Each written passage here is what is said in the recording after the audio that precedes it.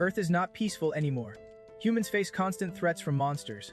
But some have awakened incredible powers. They are called awakened or hunters. After awakening, each person must register as an awakened and get their power level measured. But today, something strange happened at the Awakened Registration Center in South Korea. The system displayed 3 impossible words. When the hunter level prediction machine says it can't measure, there are only 2 reasons. Either the machine is broken, or the person's level is beyond its limits. Conveniently, the Korean Center just received a new measuring device shipped overnight from New York yesterday, and it was still powered on. Even after his shift ended, the department head came back personally to remeasure this special case. Honestly, though hoping for a miracle, he guessed the old machine was probably just glitching. After all, the equipment in Korea was pretty outdated. But when the department head opened the door, all he saw was a kid casually sitting there, slurping banana milk. "Your name is Jong-Hun, right?" the department head asked. "That is right," the girl replied nonchalantly. The staff behind started whispering, while the department head looked utterly shocked. "Sorry, but can I ask how old you are?" "I will be in 4th grade next year," Jong-Hun answered, then added a comment. "But sir, when you register as an awakened, they always ask for your age anyway. That is not an invasion of privacy." "Sorry," the department head muttered, sweating nervously and bowing his head. Underestimating kids nowadays is a huge mistake. Plus, this kid might be so powerful that she actually broke the level prediction machine. The old machine only measures up to a rank. Above AAA is ranks, and Jong-Hun just finished 3rd grade. She is only 9. If that is true, the fate of the entire country could change because of her. Many have fallen because Korea had no rank hunters. The department head knew not to get his hopes up, but he still decided to test Jong-Hun with the new machine imported from New York. In the prediction room, dozens of adults stared at the 9-year-old, holding their breath. The verification was quick, and the result came back. She isn't rank awakened. Something everyone hoped for but never thought possible had actually happened. The department head could even hear his own heart pounding with excitement. Meanwhile, the other staff stood there with their mouths wide open. South Korea really has its rank hunter now. That night, the Korean Awakened Registration Center lit up with a congratulatory announcement. The country had its first rank awakened. With this new top contender, Korea's local server status was upgraded from a regular managing nation to a leading managing nation. High-level star rankings were rearranged and placed atop Korea's Babel tower. After a few seconds of silence, everyone burst with excitement, especially the department head. "Jio, tell me which star guided you here. Hurry and invite the director. Why are you just standing there blank?" They rushed off in all directions, each busy with a task. But Jong-Hun showed no expression at all. It was like becoming its rank hunter was as casual as getting candy from mom. After the announcement, the awakened community around the world exploded. This showed just how revered rank hunters are worldwide. Jong-Hun only really reacted when a crowd gathered around her, all vying to say something first. Typical Hanoi people, the girl thought, genuinely startled enough to take a few steps back. "Mom, what should I do? Looks like your daughter does not need to worry about being #1 on the Korean peninsula anymore. To understand today's Earth, we have to go back 20 years. That is when skyscrapers suddenly popped up all over capitals worldwide. Every media outlet was buzzing about these towers. People called them the Babel Towers. But even modern tech could not uncover their secrets. Everyone was freaked out, thinking aliens must be built them. When fear and chaos spiraled out of control, the real disaster hit without warning. Space itself was torn apart by countless portals, and from those, as mentioned, monsters emerged. The attacks kept piling up, accompanied by literal monster invasions. People fought back with everything they had, but the creatures seemed unbeatable. Then, the heroes who flipped the tide appeared, those awakened, or hunters. Everyone praised. Since that day, the world was forever changed, and the heroine, Jio, was the first rank awakened born in South Korea. Years passed, and at the Giant family home on Morningstar Street #1, Jio was lost in her earbuds. She was totally focused on her phone shooting game, ignoring her little brother calling out to her. "Jio, take off your headphones and join the chat. Are you even listening? Buying you stuff is just a waste. Okay, almost done with the last round? Fried chicken tonight. Have you found our sister yet? Are you kidding? I have not even checked the channel. Rumor is someone's escaping the tower." Jio stormed over, shoved her phone in her sister's face, and said, "Look at this. See, yeah." The screen showed a news article about Americans conquering the 42nd floor of Tower Babel, but Jio barely cared, even letting out a big yawn. "Man, those Americans are terrifyingly hardworking." Her attitude made Ji-Jock snap. He grabbed his sister's shoulders and started shaking her wildly. "Come on, quit slacking off. Attack the tower already. Stop hiding at home." Years had passed, but Jio was still in rank hunter. As mentioned, the times were changing, with scientific breakthroughs taking over, and the era of hunters and awakened had officially begun. The lowest floor of Tower Babel, those mysterious towering skyscrapers, was where they were born, often called the guide. Ordinary people who got a ticket from Tower Babel instantly got the chance to be reborn as awakened through the tower's guidance. These awakened would grow in two different ways. First, risking their lives to climb the brutal heights that is the daredevil path. Second, steadily gaining experience, the escapee path. Jaeho's younger brother by just 11 months, was also in rank hunter registered at Tower Babel under the name Fake Weapon. In South Korea, he was ranked 4th and had been fiercely competitive since he was a kid. When he got his tower ticket, Jijok jumped for joy like a fish in water, and as he grew, he proved his bloodthirstiness through impressive battles. No doubt, Jijok was the prime example of the daredevil style in this country, but whether daredevil or escapee, there was one thing destroying the whole ecosystem. That was the chosen one, rarer than any lottery win, that is Jaeho, the real deal. She is currently 3rd in the world rankings, and the top hunter in South Korea known as the Witch King Go. But at home, Jaeho was just a lazy girl who defailed college entrance exams 3 times, with a terrible gipa to match. Home. As she and her brother bickered, they suddenly heard the front door open. It was Jaeho, the 3rd child in the Jaehan family, cute and stylish, a high schooler and YouTuber. Hi, you are back. Did you have fun at school? Yeah? But I think you better run and hide from home quickly, because Miss S. Park found out about the simulation test scores. Lady Park is the queen mother of the 3 of them, someone Jaeho fears even more than the monsters from the other side. So she and Jaeho decided to call a truce, because the most important thing now was to escape their mother's claws. Using her powers, Jaeho easily slipped out of the house on Morningstar Road No. 1. That is when she started scrolling through the top fan channels in the country. Looks like they are gearing up to conquer the 38th floor of the Babel Seoul Tower this week. Meanwhile, on Kowtow, Jaeho was venting her frustration. There are only 4 rank members in the whole country, but Jaeho was stuck roaming around floor 30 of the tower, making her feel like being 3rd best in the world was a total joke. Jaeho was seriously lazy when she was not gaming. She was just reading novels. If all you are doing is just breathing but still dominating, please have some conscience. Don't you feel ashamed in front of others, you lazy butt. Jaeho's messages kept coming, but she was too lazy to reply. Seeing her so indifferent, her star pack's wish upon a star gently reminded her, if Big Sis does not pay attention to her little brother's words, that kid's definitely going to be upset. Jaeho knew that, of course, but she was used to being lazy.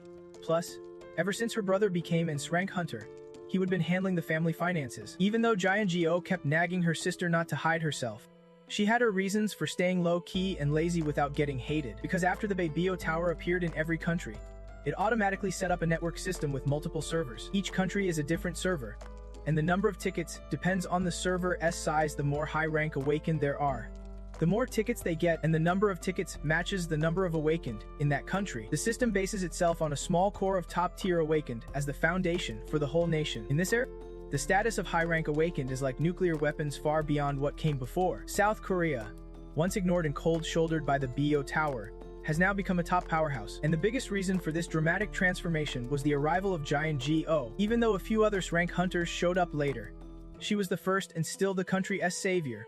So now whether she hides away or stays lazy, nobody dares to complain. Jaeho bounced between calls, thanks to her star pact's unique connection. Then she wandered the streets, having escaped from home with nowhere to go. But while wandering aimlessly, she suddenly heard a whisper from her star pact, the mysterious spirit bound to her fate. Little cat, the rift is about to appear again. The moment she heard rift, Jaeho tensed up immediately. She was standing near Seomryong Station, a busy area full of people. If the rift opened there, it would be a disaster. Not long after hearing that whisper, the Disaster Response Department sent out warnings to everyone, announcing the upcoming rift and urging people nearby to evacuate to safety. Just seconds after receiving the alert, Jaeho saw the rift appear, and of course, as the rift opened, a horde of otherworldly monsters poured out. This time it was a swarm of desert spiders. Since these monsters never travel alone, dealing with them was pretty tricky. Civilians scattered in panic, while Jaeho quietly pulled her hood up. Behind her, her fate reader started complaining. Why are you still standing here? I clearly told you there is a portal ahead. Well, someone suddenly startled me and disappeared, so I thought nothing serious was going on. Jaeho thought to herself that as long as she got home safe, that was all that mattered. Jaeho sighed. As in rank hunter, she was not really in any danger this time. Most people have already fled from here, so when the police saw her standing alone in the street, they urged her to move. Hey, student, take this rope quickly. It is way too dangerous to be walking alone right now. Even if you feel uneasy, please follow our instructions. Jaeho scratched her head, clearly not intending to go along, but then an old lady rushed over. Kid, in times like this, we need to listen to the officials, only then can we all stay safe. But my little siblings who scared of mom like she is the sky are still waiting for me at home. Jaeho kept scratching her head. If she evacuated now, Who knows when she would get back, but the old lady grabbed her hand and pulled her into the crowd. Worries piling up. Huh, you will be home soon. Do not stress. Giant Jio could be pulled away. But she did not, moved by the old woman's concern. Not long after, the rescue team arrived, led by Agent Gun. He ordered his units into position, ready to seal the gate until suddenly a citizen screamed in desperation. Don't close that gate. My child is still inside the station. Please. Save my Subit. Please. Even though the police tried to calm her down, how could a mother stay composed in a moment like this? Everyone felt sorry watching her collapse by the gate. But they could not do much until a young man appeared. Make way. I am a hunter. I am going in to get the child out. While chaos raged outside, Giant Geo was pulled toward the evacuation zone. She would received a message minutes earlier threatening that if she did not come home, her identity as a level 3 hunter would be exposed worldwide. Giant Geo wanted to reply that she would accidentally gotten caught in this mess, but her 4G signal died right then, lost in thought.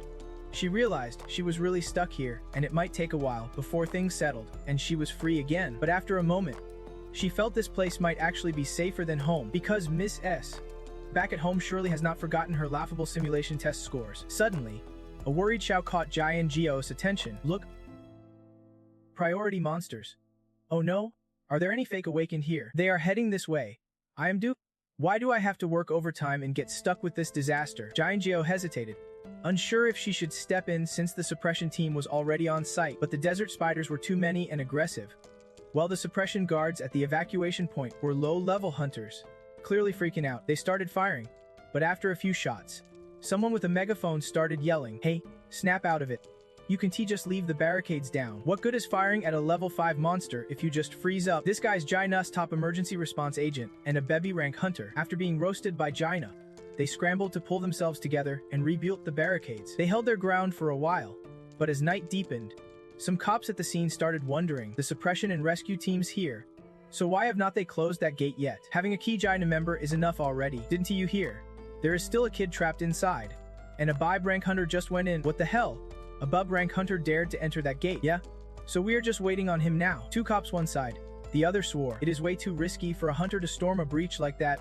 Even if this side does not close the gate, it could suddenly slam shut on the other side. If that happens, the guy will be trapped inside forever. Still, they hope he makes it out, then they would have a new hero. More time passed, and Jaina kept ordering his team to clear monsters instead of sealing the spatial gate. Some members of the suppression team could not take it anymore and started complaining loudly. Hey, Jaina troop, if he is not back by now, chances are he has already built his own grave in there. Don't you know how to close the gate right away just because one guy went missing? Before he could finish, the Jaina soldier cut him off. Then you close it.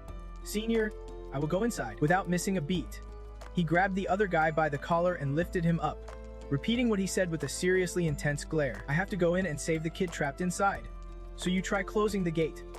Damn it. Just then, someone shouted that he is out and urgently called the medical team to bring a stretcher. The guy really pulled the child out, shocking everyone around. The moment he collapsed by the spatial water rift, he became a hero. The Jaina troops quickly let go of the annoying senior and rushed to the young man's side. They had to properly ask the hero's name after all. My name's Jong-Hun, he answered, looking exhausted and on the verge of collapse. Just like that, Jong-Hun became a hero amid the cheers of the crowd. Some were busy clapping, others were filming and taking pictures of him. Giant Geo stood off to the side, busy pretending to be a normal bystander. If the kid was safe, the gate would soon close, and everything would end quickly. Thinking that, she could not help but look around and ask, "We go home now? I miss my bed." "No.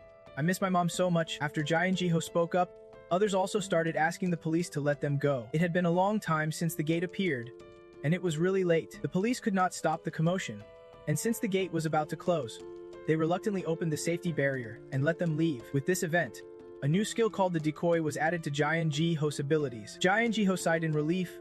She was really sleepy and just wanted to get home fast. But suddenly, hurried footsteps sounded behind her. Then someone grabbed Giant Jiho's wrist. "Hey, wait, please help me." Giant Jiho was surprised it was the hero Jong-Hun, the construction hunter who just rushed into the water rift earlier. From above, the mysterious figure watching Jong-Hun chase after Giant Jiho smirked and thought to himself, so it ended up like this after all. Jong-Hun looked extremely anxious. He said if Giant Jiho left now, the Jaina troops would die, and not just him, almost everyone here, including the hunters and civilians, would not survive. The Asian Rung area would turn into a massive grave. And the reason Jong-Hun knew all this seemed to be because he could see the future. The Manicore was about to appear, a level 3 monster, but 2 mutated ones were ranked as level 2 disasters. Jong-Hun whispered, Giant Jiho would not believe him, and he looked really worried. Don't you have any way to check if what I am saying is true? Giant Jiho was silent for a few seconds, carefully studying the young man. You seem to know who I am. Do not? Yes, I do. You are Witch Queen Jiho, he answered straightforwardly. Just as Baek Jong-Hun said, the situation in Gyeonggi was getting worse. The Jaina troops and their comrades could not close the gate and had to ask for backup. But things were still hanging by a thread. Meanwhile, Jae-Jiho seriously considered his plea. Her skill. Library. Let Giant Jiho look up info on other hunters or anything else. Of course. She used it to check Baek Jong-hun, and the info came back quickly. This 25-year-old guy was an F-rank hunter from Korea, focused on combat and specializing in brute force. His rank was too low to track, but his style was that of a brave justice protector. The current titles Baek Jong-hun holds are rank 2. Time Reverser and protagonist of the collapsing world. His abilities are not anything special, but those titles made Giant Jiho read them over 3 times in disbelief. This guy is actually the protagonist of the collapsing world, and he is only F rank but still managed to become the world's hero. Plus, judging by the Time Reverser title, he is not just someone who foresees the past, he has actually gone back in time. Seeing Giant Jiho stunned, Baek Jong-hun pressed her. You believe me now, right? We are counting on you, there is not much time left. Giant Jiho did not want to get involved but sighed deeply. Fine. But I have one condition. Baek Jong-hun nodded without hesitation. I will do whatever I can, but Giant Jiho's condition was that once this is over, they never meet again. Baek Jong-hun hesitated briefly but agreed since the situation was urgent. Giant Jiho turned away, storming off toward the station.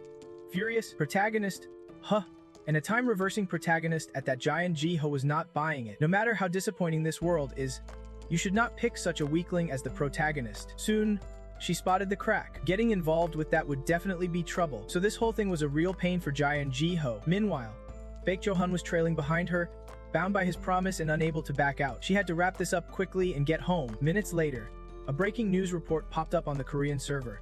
The crack at Sinryong Station dropped from level 6 to level 4, with damage rapidly being fixed. In the comments, most people were talking about Korea's top-ranked player, convinced she had to be behind the swift progress, but quite a few doubted Giant Jiho's abilities. Hey, even if it is Jiho, how could she possibly eliminate the monster and the crack in just one hit? Isn't that cheating? That must be a special skill of the essence. Even as a magic high schooler, I could not pull that off, and it is obvious the consequences are huge. Look, even the top player rarely uses that skill that tells you the punishment must be severe. Giant Jiho carefully read through every comment. It was the first time she would heard that her sister's essence power actually punishes her for using that skill. Giant Jiho muttered under her breath, that crazy guy acts like a babysitter, and my sister says she stays out of it because it is a hassle, but this time, she is probably paying more attention. Giant Jiho kept praying until she felt a gloomy atmosphere fear fill the house, and heard her mother's voice coming from the living room. She peeked out and saw her mom talking seriously with someone about her. Giant Jiho could not help but laugh, pulled out her phone,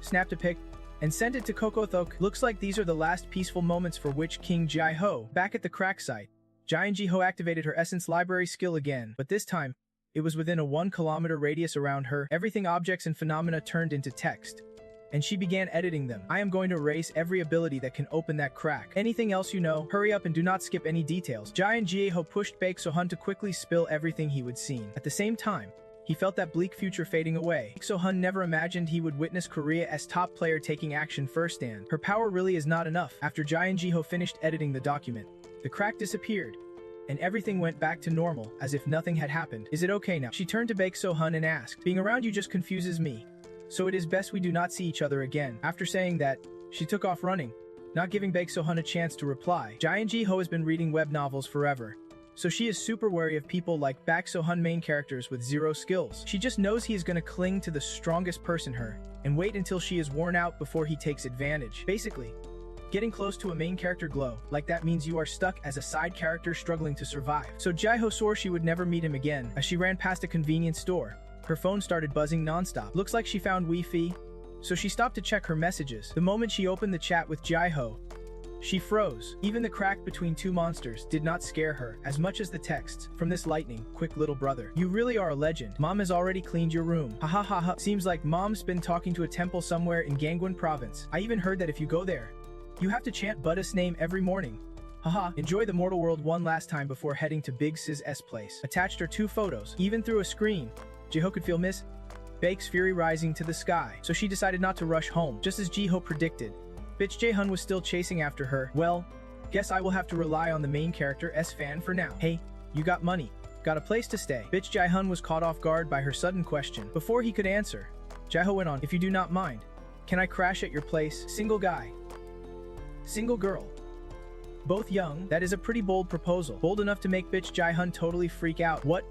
Let me stay over. Bitch Jong-Hun hid why he knew Jong-Hun's identity. Among the many worst-case scenarios he would face before resetting, one showed Jong-Hun badly injured and dying in his arms. Still, this kid had the nerve to joke around like his wounds were nothing. Bitch Jong-Hun was so worried he was fumbling, just wanting to stop the bleeding as fast as possible. Suddenly, Jong-Hun grabbed bitch Jong-Hun's collar and spoke seriously. My kind-hearted bitch Jong-Hun.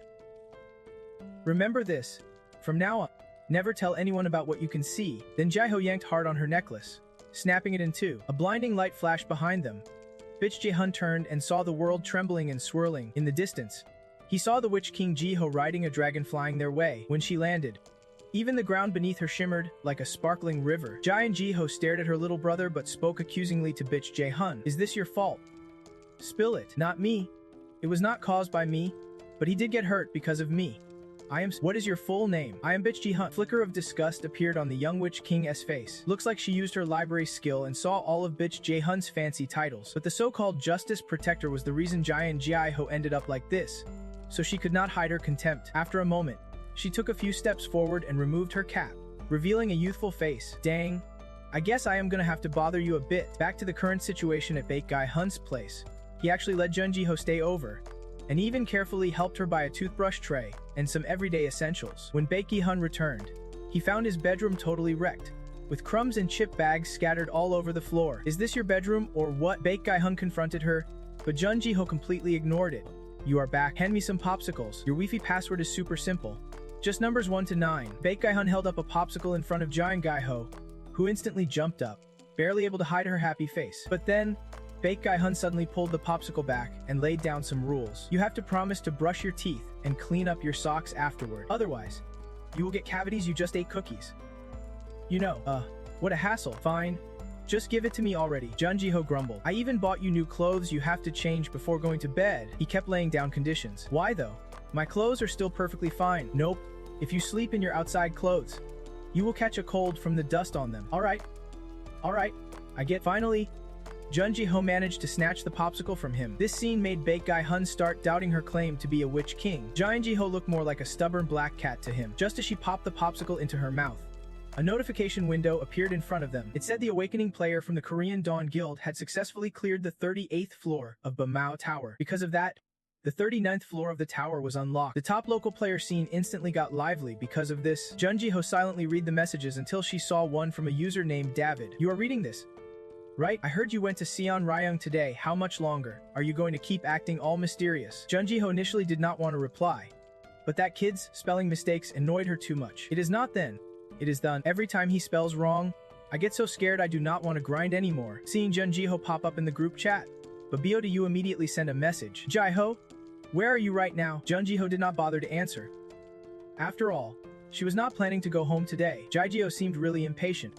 When she got no reply in the group chat, she sent a private message via Kakadok, but this stubborn cat decided to ignore it all. After changing clothes, Jai-ho leisurely got into bed. Meanwhile, Baekjo, who lost his bedroom, lay down on the floor. Jai-ho was not sleepy yet, so she started a conversation with him. It is kind of late to ask now, but do you live alone? You are not asleep yet. Yeah, I live alone. I have no siblings, and my parents died when I was little because of some thief. I lived in a housing complex until middle school, then moved out on my own. But why are you suddenly digging into my residence info? Jai-ho blinked a few times before answering. This is the house of a man I do not even know, so I figured I should know a bit about him too. You are also a girl I do not know at all. I do not even know your real name. Jai-ho looked surprised, but it was true. Baek Jong-Hun only knew her as Jai-ho, the Witch King, and that she was younger than him. Just then, Baek Jong-Hun suddenly heard a rustling sound. Jai-ho got off the bed, walked up to Baek Jong-Hun, and stared at him. Said you have reset, right? And yet I did not even know. Guess we are not that close after all. Standing like that in front of Jai-ho made Baek Jong-Hun feel tense. On top of that,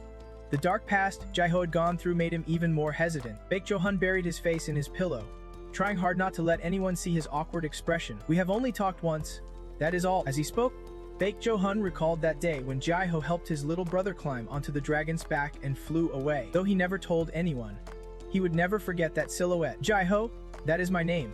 Jai-ho suddenly replied, so I guess you do not even know my name. Yeah, that is right. Baek Jong-Hun snapped out of his tangled memories, Embarrassed as he answered, he could not sleep a wink that entire night. The next morning at the Babylon Hunters Guild, Jun Jae-jok was going crazy after calling his sister a dozen times with no answer, while Jun Ga-jok was fuming. Sus, the Babylon Guild's vice leader, walked in. He was also ranked 12th nationwide among hunters. Ho, the one who failed the entrance exam 3 times, is your sister. I am so embarrassed I could disappear into the ground. So shut up, Jun Jae-jok shouted. There are worse things to be embarrassed about. So 3 times is nothing. Sejong comforted him, hearing that. Jun Jae-jok seriously thought it over and realized maybe it was not all Jun Jae-ho's fault. Even though she did not study seriously, her natural intelligence was not bad. Could there have been cheating on the entrance exam? Jun Jae-jok muttered. Sejong and the others, seeing him get worked up again, quickly moved on to start the meeting. The Babylon vice leader was smooth at changing the subject, but Jun Gi-jok was not letting it go yet. No matter what, Jun Ji-ho ran away from home, and she even went out broke without her bank card. In this freezing weather, she only wore those 3 striped flip-flops. How could her little brother not worry? So what? She has grown up now, the hunters said with tough faces. They really did not get how serious this was. If they knew Jun Ji-ho was Korea's first-rank hunter and now wandering the streets with no money, they would be even more worried than Jun Jae-jok. In his hands was the agenda for the meeting. Official proposals for cooperation among the 5 major guilds on conquering the 39th floor of Babylon Tower and recruiting new members. All important stuff. But Jun Gi-jok was not paying attention. He could not help but think to himself, working under a 20-year-old boss is seriously tough. Meanwhile, his sister, who was driving him crazy with worry, seemed to have gotten used to lounging around at Baek So-hun's place. When she heard she might be homeless for a week, she felt like the world was ending. What about my laundry? Jun Ji-ho rushed over to Baek So-hun washing dishes. Then cook it yourself. Did not I say? Then who'll buy me Haejin Daz? Jun Ji-ho would not give up. Take this chance to finally grow up. What about my laundry? Or cleaning? What about chores? And game top-ups? What if bugs jump out? Who is gonna catch them? Jun Ji-ho was seriously annoyed. She would only lived here a day and already treated Baek So-hun like her guardian responsible for her life. And this guy really could not take it anymore, because she just lies around eating all the time. If she did not do that, she would not have to wash blankets, and bugs would not be dragging her food around. And if she keeps eating and lying down like that, she will get acid reflux or even get fat. What do you mean by that? You mean you are gonna ditch me and not pay for any of this? Right? I never said that. Their argument blew up when Jun Ji-ho cried and pouted. I do not know. I hate you. Why do you say that in such a cute voice? That is called psychological manipulation. Just wait and see. No way, you stubborn old man. You can't even season the soybean paste soup right. Jun Ji-ho yelled. After she said that, the house fell silent for about half a minute. Jun Jae-ho realized she would spoken out of turn when she saw Bitch Do-hun's face go stone cold. I said it was delicious. He replied in a pitiful tone. It is Bitch's recipe. I even threw in some beef brisket. Forget it. Your soybean paste soup really is tasty. It is a bit sweet, but it is fine.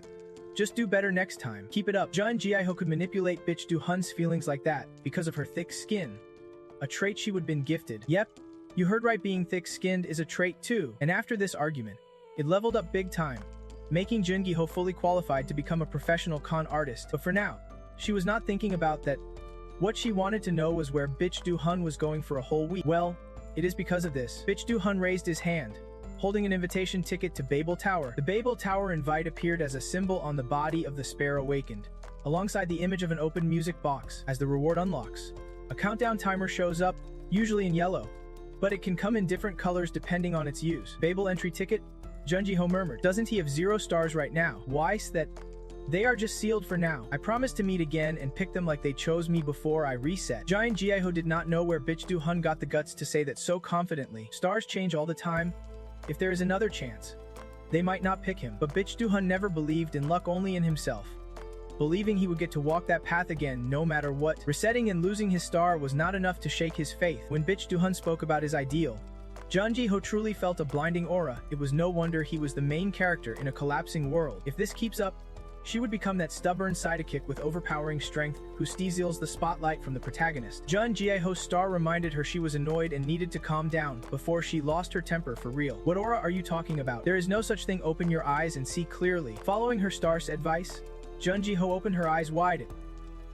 Sure enough, the aura was gone. So what was that cool vibe Bitch Do-hun was giving off earlier? Fine. Whatever. Got it. You want to log back into the guide. Thanks for the hard work.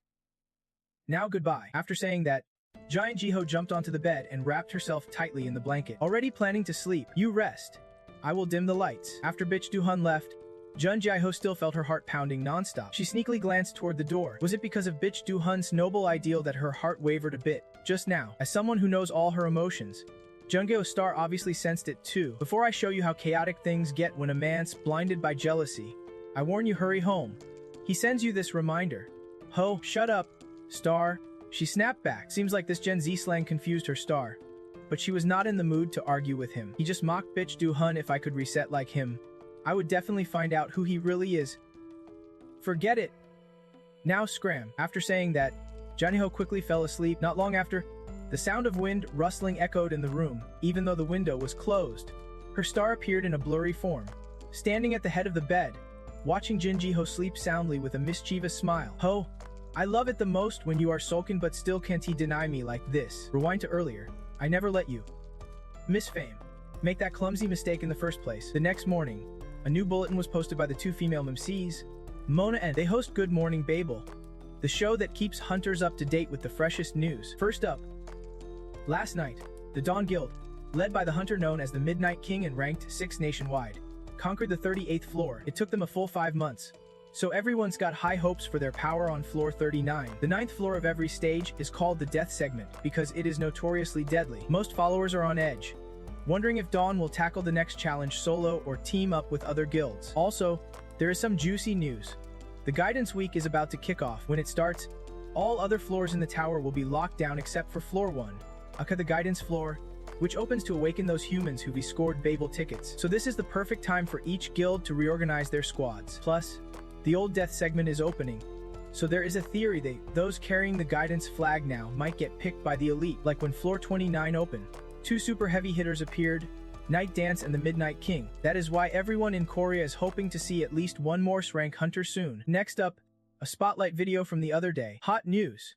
Hero Gaesun Rang saved a child's life. Jae Jae-oh was at home, lounging with her legs up watching the news, and could not help but pause when she saw that clip. Whoa, Butler bitch really looks good on camera. Huh. Right after, Jae Jae-oh's annoying text popped up asking if she would check the updated hunter rankings yet. Jae Jae-oh thought maybe he would flown off again and dragged her down, or worse, they just swapped places on the leaderboard. But when she opened the rankings, her eyes went wide because her spot as Korea's #1 hunter had dropped to #2. Hey, are you crying? I knew this day would come someday. Haha. Jae Jae-oh sent another message. Why were you ignoring me? Don't tell me you are plotting something bad. How can my sister always be #1? This is more like it finally some humanity. Texts were relentless, like a debt collector on his tail. Jae Jae even threatened to issue a wanted notice if Jae Jae-oh did not pick up, but Jae Jae-oh was not in the mood to reply at all. She would completely lost her cool after realizing she would been pushed down to 2nd place. Almost immediately, she left her house and headed to a fancy apartment complex. Then she just sat there, throwing a tantrum, ignoring the security team's efforts to kick her out. They were all awakened, while Jae Jae-oh was just pretending to be normal, so no one dared lay a hand on her. They begged her nonstop to stop causing trouble, but she stayed planted until someone grabbed her by the collar. When they saw who it was, the whole security crew gasped in horror. The vice president, a tall man nicknamed Beam, ranked 7th on Korea's hunter leaderboard. Everyone else, get back to work. I will handle this. She has been spoiled since she was little, so yeah, her attitude's a bit rough. The security team quickly apologized and left. Beam grabbed her collar with one hand and carried her off like a tiger dragging a black cat. I already gave you the access card, so why are you still making a mess down there? I lost. Jae Jae-oh snapped back. I will install the app on your phone, so you better take good care of it. Beam set her down on the sofa and casually asked, by the way, where did you get that jacket? I have never seen it before. What? This is the same jacket I have always worn. It has been a while, but you act like you know me inside out. Alright. Meeting you is harder than meeting the president. Jae-oh, Beam replied with a smirk full of indulgence. After almost 3 months apart, the kid shows up wearing a shirt that does not fit and still insists it is his own. Jae Jae-oh tries a different approach, but ends up having to deal with the whole "it is my little brother's shirt" excuse. But Beam's no stranger to the smell of martial arts, so of course he does not buy that clumsy excuse. Jae Jae-oh tries to dodge the shirt topic. After all, she came here for the ranking board issue, but then Beam says he has got stuff to do today. That is when Jae Jae-oh remembers the orientation week is about to start, just over an hour left. It is an event held twice a year just for newly awakened players. During that time, as mentioned, access to Beam Tower is restricted to the 1st floor orientation area. Of course, our Geo has to be there too, isn't he that right? Number 1. You were about to say that we're not you. Wait for me to change. Then we will head to the tower together. For now, take a break. Beam does not waste time. He starts stripping right behind Jai and Gio. As he takes off his sweater, strange glowing runes appear across his back. But Gio does not seem surprised at all. She lets out a big yawn and thinks to herself, BM really is cool as hell. But her mood, not so impressed. The big question, why does he have to take his shirt off before talking? Isn't he that basically breaking the age rating rules for this kind of thing? Honestly, Gio, if only I were 10 years older. Would not that be perfect? Then maybe I would not get rejected all the time. Yeah, even though I am just a dumb kid, at least I have got some taste. Her fate-reading companion's reply kills her vibe completely. Just minutes later, BM is dressed sharp in a sleek suit and ready to head out. Besides being the crate who once rejected Jai and Jio's confession, he is also the right-hand man of the biggest, strongest, and oldest guild of bankers. The leader of that guild is Yun Seok-won, aka Banker, a legendary figure who held the top hunting rank in the country until Jio came along. Yun Seok-won is a battle-hardened veteran, always leading the fight against disasters in Korea. Can I have my #1 spot back for a bit? I am just a kid who dropped rank and got depressed after failing college entrance exams 3 times. After all, after getting in the car, Jai and Gio starts complaining again. The ranking boards still being updated. Can't you see it is because you are lazy? Laziness is a chronic disease. It is not my fault. She snaps back. This man named BM has very little info out there, except that he was wandering until Yun Seok-won took him in. Just judging by looks, BM seems to be about 30 years old. But the thing is, since Gio was a kid, BM's appearance has not changed one bit. After seeking out a great witch in the polar region, the massive runes carved over his back prove his power. Everyone knows BM is incredibly strong with hidden abilities still untapped. He has earned a reputation as Yun Seok-won's son and right-hand man. Over 10 years ago, Yun Seok-won appointed BM as Jio's guardian, the first rank awakened player in Korea. He is one of the very few who know her true identity. Seeing Gio silent for a while, BM tries to comfort her. It is just temporary. There is nowhere else to climb after this. That is what he said when he broke out of seclusion this morning, because that was the lion's final roar before the sunset. So respect. Everyone already knows who sits at the top. Your Majesty. Jio hears the last 2 words and instantly turns red. Don't mock me like that. It is embarrassing. BM is definitely getting sharper with age. Even though he talks calmly, Jio gets tongue-tied multiple times. He keeps teasing her all the way, making Gio rush out of the car as soon as they reach the tower. I am not talking to you anymore. I am heading out. In front of BM Tower, a window floats showing the top 10 hunters in the country. Right now, the #1 spot is temporarily held by the respected ex-military. Jio sits at #2, but his identity is kept secret. #3 is a hunter known as Infa. #4 is Batch Du. 5 is Jaijo. 6 is the Night King. 7 is Beat. 8 is Choi David. 9 is Kinkia. And 10 is Hong Goya. Outside the tower, a young woman named Najio Jun just confirmed her BM ticket for coming here.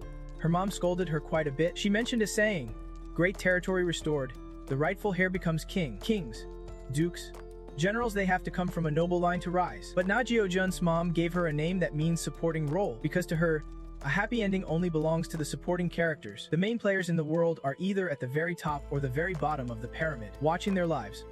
Every day is either noisy or a bloody fight, but what about the ones in the middle of the pyramid? Nobody cares about them, they just want peace and comfort. That is why she believes the supporting role is the real winner.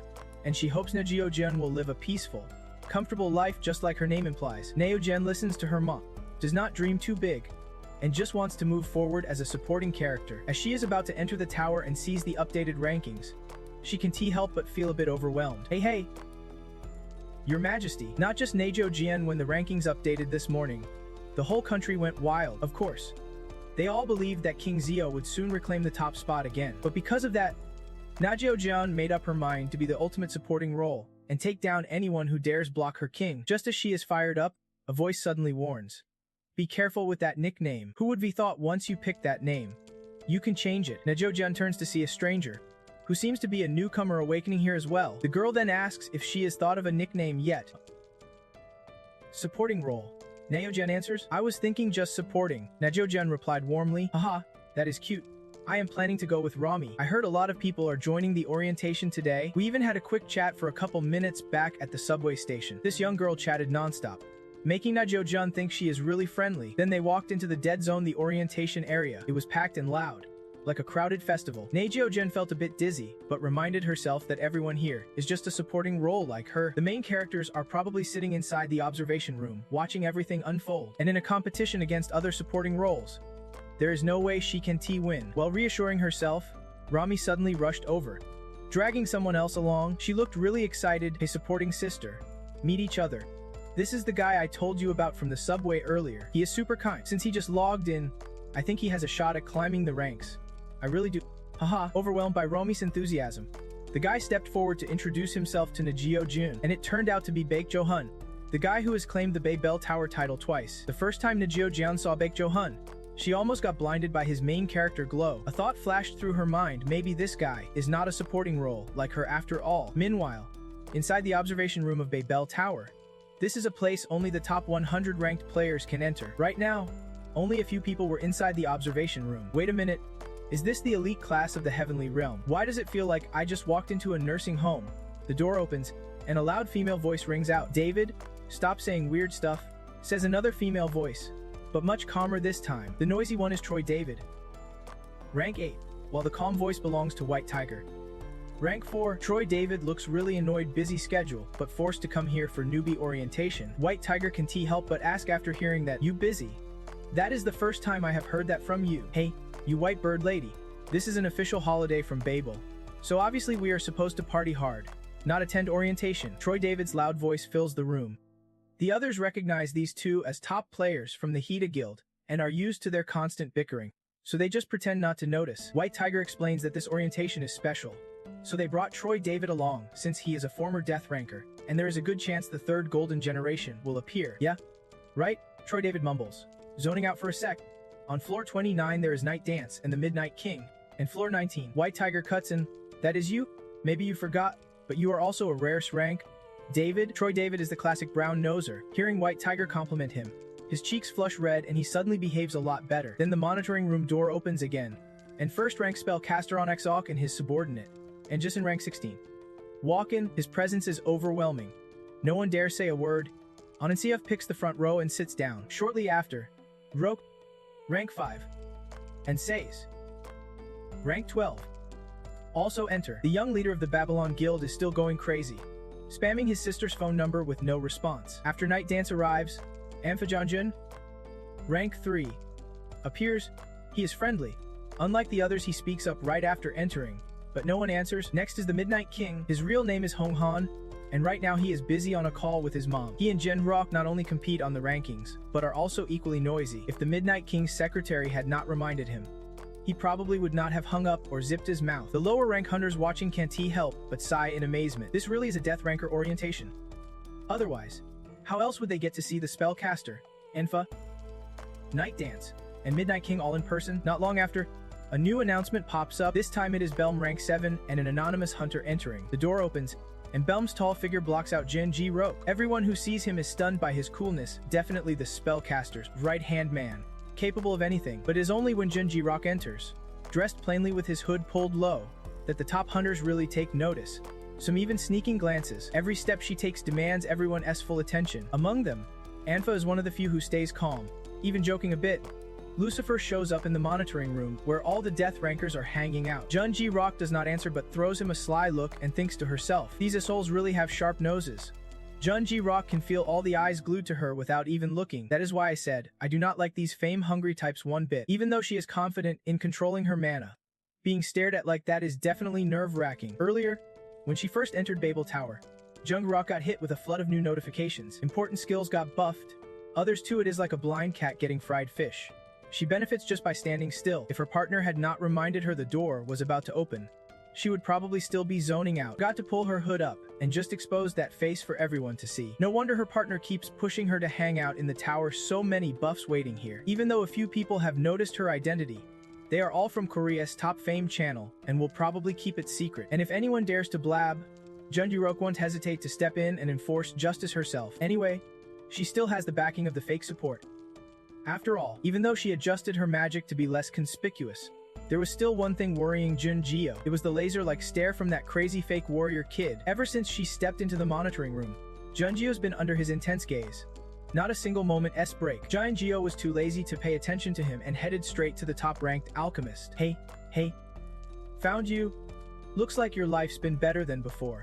Huh. Just as Jin Gio spoke, one of the alchemist F subordinates, and she jumped up. Hey, miss, I do not know who you are, but how dare you act so disrespectfully? Before he could finish, BM waved his hand, signaling him to sit down. The alchemist glanced at Jin Gio, then suddenly broke into a big smile, just like old times.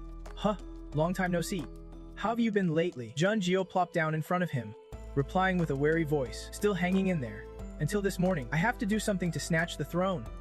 Otherwise you would not have dragged yourself all the way here. I have learned a valuable lesson in my later years. Emphasizing 2 thrones, the alchemist spoke loud enough for the hunters behind to hear. Jun-gyo still wanted to live a normal, low-profile life, so she had to stop this from happening. She snapped her fingers, creating a sound-blocking barrier around herself and the alchemist, then relaxed and started talking with him. You fake.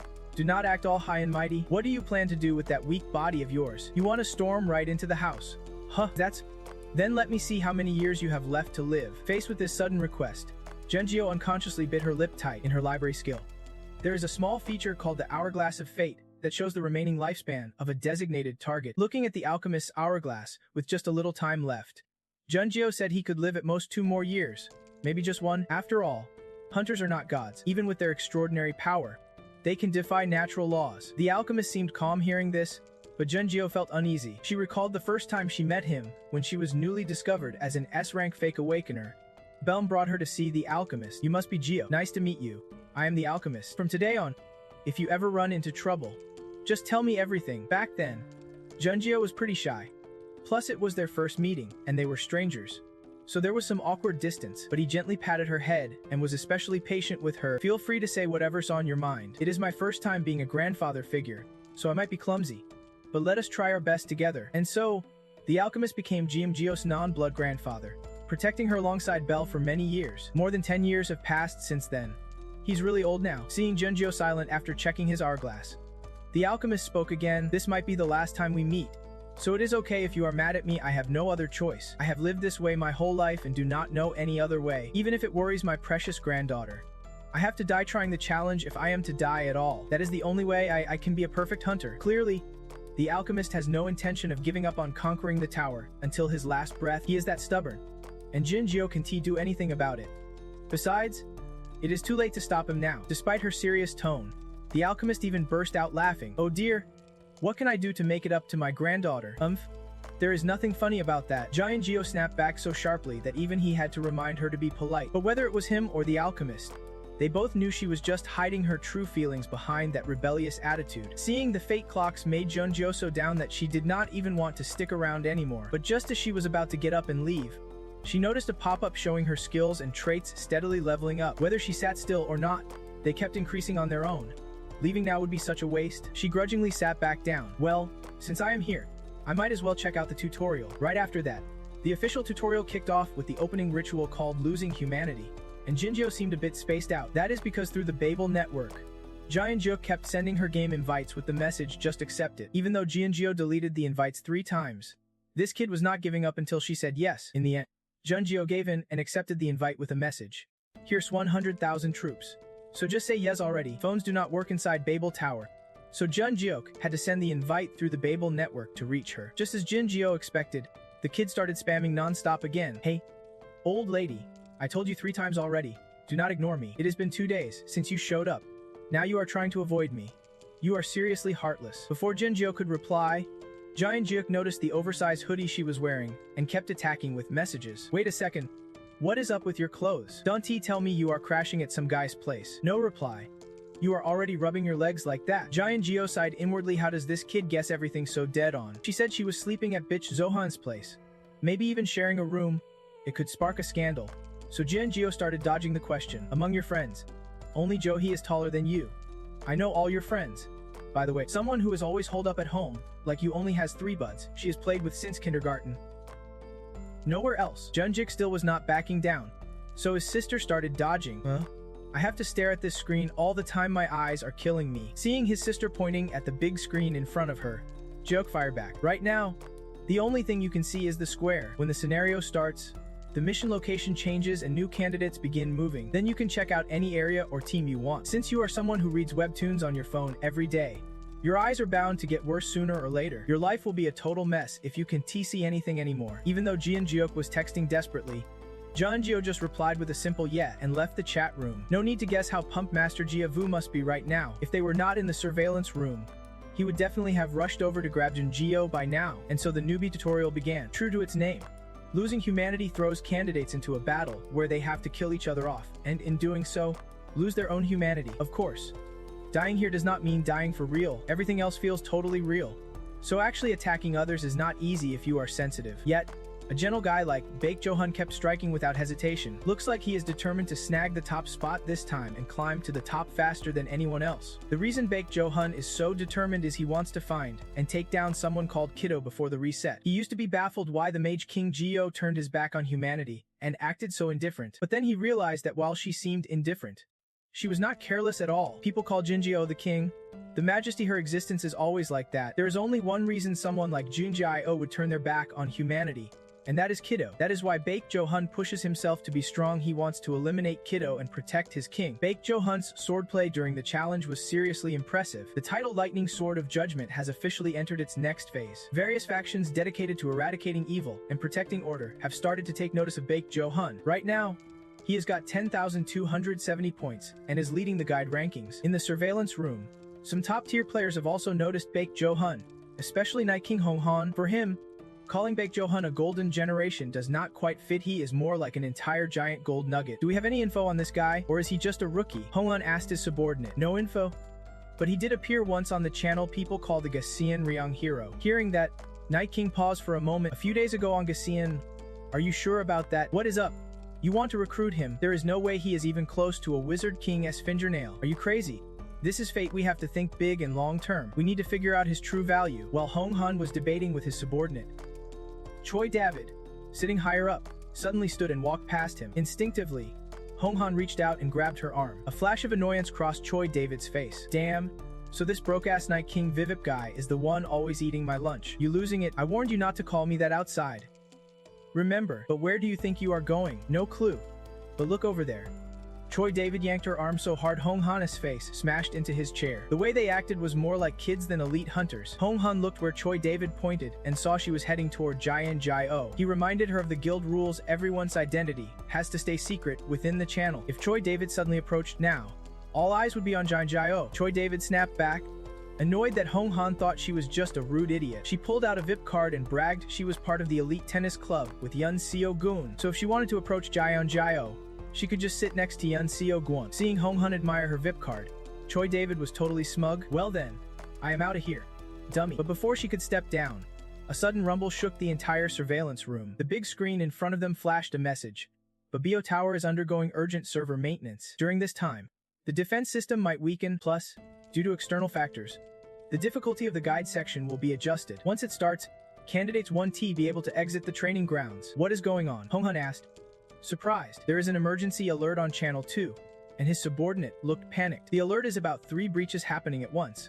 A level 4 in Nam Yangju, and 2 level 2s in Bukhansan and Suwon, and things inside Babel Tower are acting really weird right now. Suddenly, the big screen shattered like a meteor shower, fragments flying straight at the hunter's seats. In that instant, Jio, sitting in the front row, jumped to her feet. She took a few steps, and in Baek Jong-hun's memory, the space around her transformed into a whole new world. The ground beneath Jianjio shimmered like a river of stars, and the incoming shards were completely neutralized by her. The young hunting team leader behind her was stunned, and Eun Seok-woon bluntly reminded them, "Are you guys gonna handle this, or what? If not, get lost. We just have to do what hunters do best." Hong-han, Choi David, and Ju were all rookies, but facing Eun Seok-woon, they swallowed nervously from the pressure. Then, they all hurried off to deal with the 3 breaches. In the big room, only a few people remained, including Eun Seok-woon and Jai Jio. "Can you guess why there is a surveillance room in the Babel Tower?" he suddenly asked. "To spot those with potential and train them."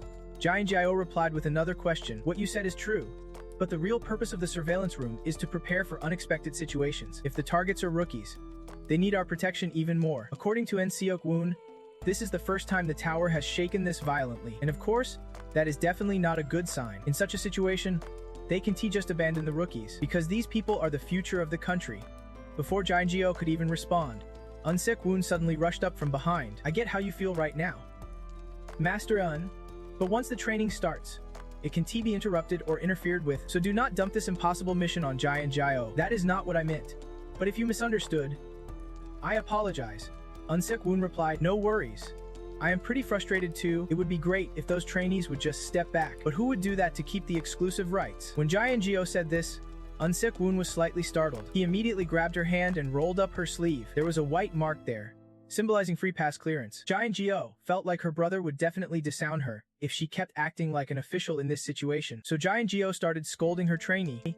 If you already gave it to me, at least hide it somewhere discreet. I told you not to use this mark. Sitting down, Duguk gently patted her shoulder and said it was time to enter the BO Tower's finance system. Right after, Giant Geo received a special mission, one only available to qualified Renko. The mission was called Help Me, Wizard King with an easy difficulty level. The main goal was to safely finish this training by eliminating any uncontrollable risks, and the reward was a 3% boost to a unique skill plus 5 growth turns. Giant Geo's eyes lit up when she saw the reward. She raised her hand, sniffed a few times, then spoke with a heroic tone. Haha, just as the elders say, no mistake there. As a scene, I can just stand by and watch my juniors face a crisis like this. Meanwhile, during the training, the rookies were all panicking because the difficulty suddenly spiked. Najaya-jun was running like crazy, trying to escape the monsters. Those man-eating monsters in the training were supposed to be just dummies for players to practice on, but these monsters that suddenly appeared were weird. They did not look like dummies at all. Najaya-jun ran crying, wondering why her journey as a side character was so tough, but one thing was clear.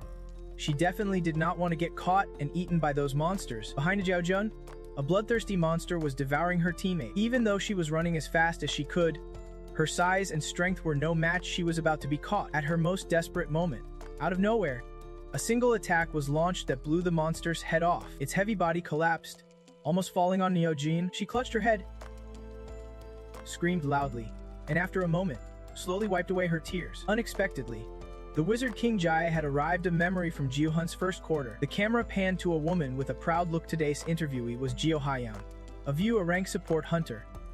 Jaya-jun, the host, turned to her and said, "First, let us ask the most anticipated question. Why did you choose to be a follower of someone when you already hold an A rank and are a top player in the Heller world? Is there a special reason?" Right now, Jong-Un is watching every word Jong-Hun says closely. Have you reporters ever wondered why everyone admires hunters so much? The host seems thoughtful, replying, "Let me see. Since hunters showed up, has there ever been a citizen who hated these heroes?" His eyes sparkle with admiration. "Yeah, me too. Those hunters are the true heroes to Jong-Hun here. I am one of the survivors of Seal's worst disaster in history. You know, when someone is saved, they usually tend to forget a lot of that memory. But just when they think it is all really over, a spark of hope suddenly appears. That hope feels so alive, like if you touch it, you are touching the sun itself." Jong-Hun folds her hands and whispers, "As a how could I ever forget the person who saved my life? If I would lose all humanity because I want to live like a normal person, not just be some cool hero." Back to the present. Inside the guidance area, Jong-Hun softly calls, Jong-Hun. She looks up and smiles at him. Jong-Hun, actually, she is still struggling with the fishing net, and the air between them falls silent. He looks at the scene and speaks. "She must be starving, I get it." Jong-Hun blushes, stammering to deny it. "It is not that, it is just—" He can help teasing her, saying, "You have got some serious survival skills there." Hearing that, she quickly hides the net behind her back, voice cracking like she is about to cry. "This is not for me to eat." He raises an eyebrow, stays silent for a moment, and says nothing more. Jong-Hun quietly steps into the water to help. "All right, let me help you. Has anyone forced you into this?" She replies nervously. "Definitely not. It is just—" Before Jong-Hun can finish, his eyes sharpen. Could it be that Jong-Hun is hunting something he does not want to eat? Did someone order her to do this? She pulls back and whispers, "Jong-Hun, really? No one is forcing me. It is just that I do not know either. My body just acts on its own." While they are talking, the fish on the shore still struggles. He raises his brow, thinking, "That is creepy." She knows I do not believe her, so she quickly insists, "It is true. Don't insult her, okay?" But inside, he is still thinking, that guy probably brainwashed her too. Suddenly, Jong-Hun relaxes and says calmly, "All right, since you have a lot of luggage, I will help you carry it to your place." She is still suspicious, warning softly, "But promise me you won't insult him when we get there." On the way, he keeps frowning, thinking, looks like that guy's using Jong-Hun as a psychology expert. What a pain. I will study his face carefully before taking him out. A parasite, who only knows how to exploit others. A moment later, Jong-Hun sees someone rush over, nearly knocking over the fish pile. "Hey, it is Joe." Joe lazily props his head up. "What is this? I do not like fish at all. Seems like the environment here is not great." Jong-Hun collapses to her knees, crying out, "The supporting role is so bad. I really am a terrible side character." Joe sighs helplessly. Okay, stop it." She sobs. "How can you be so kind?" Jong-Hun freezes, then finally reacts. Psychology control? Huh, I would forgotten all about it. That woman was in the first news episode. Jong-Hun, the lead of someone else. Jo is speechless and just guesses. Her body acts on its own and she does not even understand. I bet it is her instincts telling her what to do. Jo waves when he sees him. Hey, bitch, you are here too. Jong-Hun's sharp gaze immediately shifts to him. What is this about? He knows Jo, and Jong-Hun sweats, wondering why she is staring so hard, like she sees through the way he said his name. He quickly changes the subject, ignoring the hostile looks. It is freezing, are we just gonna sit around like this? Let us get a fire going. I will go find some firewood first. Meanwhile, Jong-Hun, you rest here, you are kinda useless. Jong-Hun suddenly jumps up, eyes wide. What did you mean by that last part? Jong-Hun tries to make an excuse. You are mean. I mean, you are a bit too violent. Meanwhile, Jo yawns, quietly thinking, I'm so sleepy. Cut to some grocery store.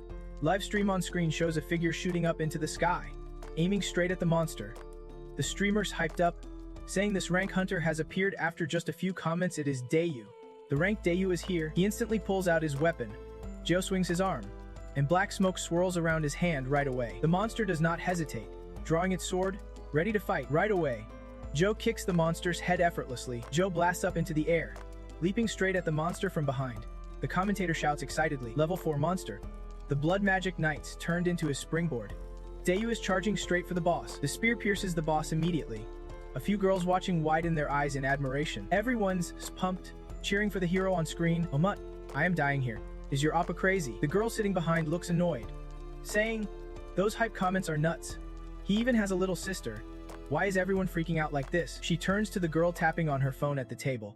This is so embarrassing. Jo-Hun, just pretend you did not hear anything, okay? Jo-Hun is a high schooler and the third kid in his family.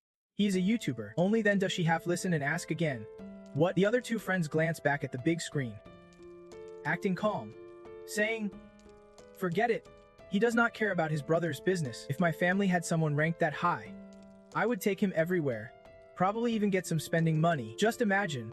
Jo-Hun's music is amazing, and his brother's a top-ranked hunter worldwide. I heard their dad's a hunter too.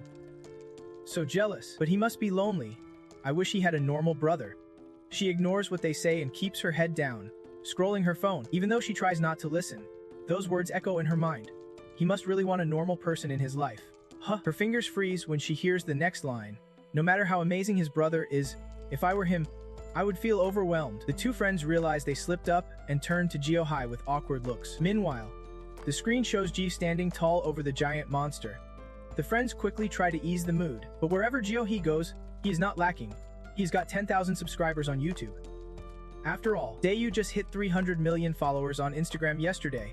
With his pull, Jong-Hun could max out at 30 million subs easily. Suddenly, a rough hand grabs her hair. She holds onto Jia-Jia's short hair tightly, saying sharply, Jia-Jia, think before you speak. Even if it is true, you do not have to say it out loud. Well, you were verbally violent to me, so I am just matching you. I know getting grabbed by the hair hurts, but seriously, you are a jerk. Jia-Jia's face twists in pain as she quickly apologizes. Jong-Hun, I am Hearing this, she lets go and speaks calmly like nothing happened. Alright, let us head to Bukhansan Mountain. Jo should show up there soon. She smooths her shirt and stands up slowly. If we are lucky, we might catch him on his way home. Outside, she lets her thoughts drift silently. A normal older brother. That is a joke. Is it even right to call this an annual event? Why are they even human? They should have been cats in the countryside or something. Meanwhile, the monster gasps its last and collapses. Back in the guidance room, Jo-Jin hides Bi-Jiun, while Jio looks thrilled. It is expanding. It is really expanding. Soon, the three arrive at a large cave. The lead says, if we go deeper, we might fight the boss. She walks at the back, thinking to herself, but I have not done anything yet. That'd be convenient, but I still want to keep some dignity. I do not want to abuse this. Suddenly, a water dragon rushes at them. Jo quickly creates a protective barrier. Jo walks gracefully on the water, thinking, that is enough. It is more believable that Jio walks on water. Like Blessed Tai Chi 3:16. Jo-Jin's eyes shine as he looks at her, clearly excited. Amazing. Jo, did you study at the Magic Tower? She points at him. Dung replied, if I started talking about my little tricks, I would just make him sad. As for Jong-Hun, he is tough and silent, quietly groaning, his shoulders stiff as a board. The three of them arrived in front of a massive stone door, guarded by statues of knights. Someone asked, After this door is the second boss monster. Right? Joe took the lead and calmly said, I thought about it, and it is better to save the final boss for you. Bitch. Even though there are a lot of monsters, I am happy to give it to you. In Ju's eyes, Joe had this glowing aura around her. Oh mutt, how can someone be that generous? You are so talented, strong, and cool. You made a bomb at 3 and could cross a river on foot by 10, so cool. Meanwhile, Jong-Hun reluctantly stepped forward and quietly said, let me open it. The old gate creaked loudly as he pushed it open. A thick red mist immediately spilled out. He looked up and adjusted himself. This is blood fog. Suddenly, her panic scream reached Jioa. Jong-Hun immediately spun around. Joe knelt beside Ju, hands gently touching her. Jioa, snap out of it. Nearby, Kamsao slapped his own head in frustration. A system notification popped up. Kamsao, due to your inaction, the Fate Reader is fed up and says you forgot to boost your attack power to resist mental effects. Memories flooded back. He softly called. Joe tried to open her eyes to see who was calling her. Inside the warm cabin, he sat beside her, gently shaking the little sleeping child, our princess. You have to wake up now. An announcement blared. This is the forest station at the university. The last stop on this train. Please check your belongings before you get off to make sure you do not leave anything behind. She grabbed her father's hand and whispered, Dad, I am not a princess. Joe's face was firm. I have told you so many times I am the king. He gently squeezed her hand. Isn't he the most beautiful person supposed to be the princess? My daughter is the most beautiful. But Ju stubbornly replied, I like being a king more than a princess. They both sighed like an old woman. The king does not have to do anything, but is still the strongest. Everyone should just respect him. He sighed helplessly. My daughter, are not you being a bit too stubborn? The two walked toward a traffic light. Joe kept going. Mom's out. She said Dad is a silly bear, so we have to be smart and find our own way. He carefully wrapped his coat around his little daughter. Softly, oh my, I know already. My little king, put your hat and mask back on. She stubbornly protested. It is stuff. I do not like it. He looked at his daughter with tender eyes. Joe, you still have a cold. If you drink more, Mom will scold me and won't let me visit Jin's house anymore. Honey, Mom said you are helping Dad because if she takes you along, she will be gentler. Joe suddenly remembered a familiar moment at Grandma's house, when Grandma kept praying without stopping. Dad, you are a hunter. But is it really that hard to give your mother-in-law a little pocket money? She wants to go hunting like everyone else too. Your dad, she said. I raised him like my own since he has no parents. Suddenly, Joe burst through the door, face full of frustration. Mom, what are you saying to her? The memory faded. He looked up at the sky, his mood sinking. She must be lonely too. That is why she acts like that, alone and lonely. Who knows what that is like? Be good, Joe. Understand Grandma a little, okay? Meanwhile, at some big building, Joe's grandmother held a paper. You came at last? I have been waiting a week. Jiwa's dad, come out here with me for a moment. He looked a bit worried. You just got here, and now Mom wants to go somewhere. She did not even care. Storming inside, ahead was a huge new Korean medical clinic. They say the director is really reputable. If you register as a member, you get free acupuncture and services like foot baths. Joe muttered. Grandma is spoiled, he nervously explained. That is your mother-in-law. Starting this year, Joe he will go to daycare, so things at home have not been going so smoothly lately, if it is not really necessary. Then before I could finish, Grandma Joe cut me off sharply. Clearly annoyed. All the elderly neighbors said they would go, so you mean I am supposed to just stay tucked away in the house? Joe's eyes widened. Secretly disappointed. Grandma, he hurried to explain, mother-in-law, it is not like that. But she dodged the subject and sneered. Fine then, I am not asking you to buy a yak like some mother-in-law.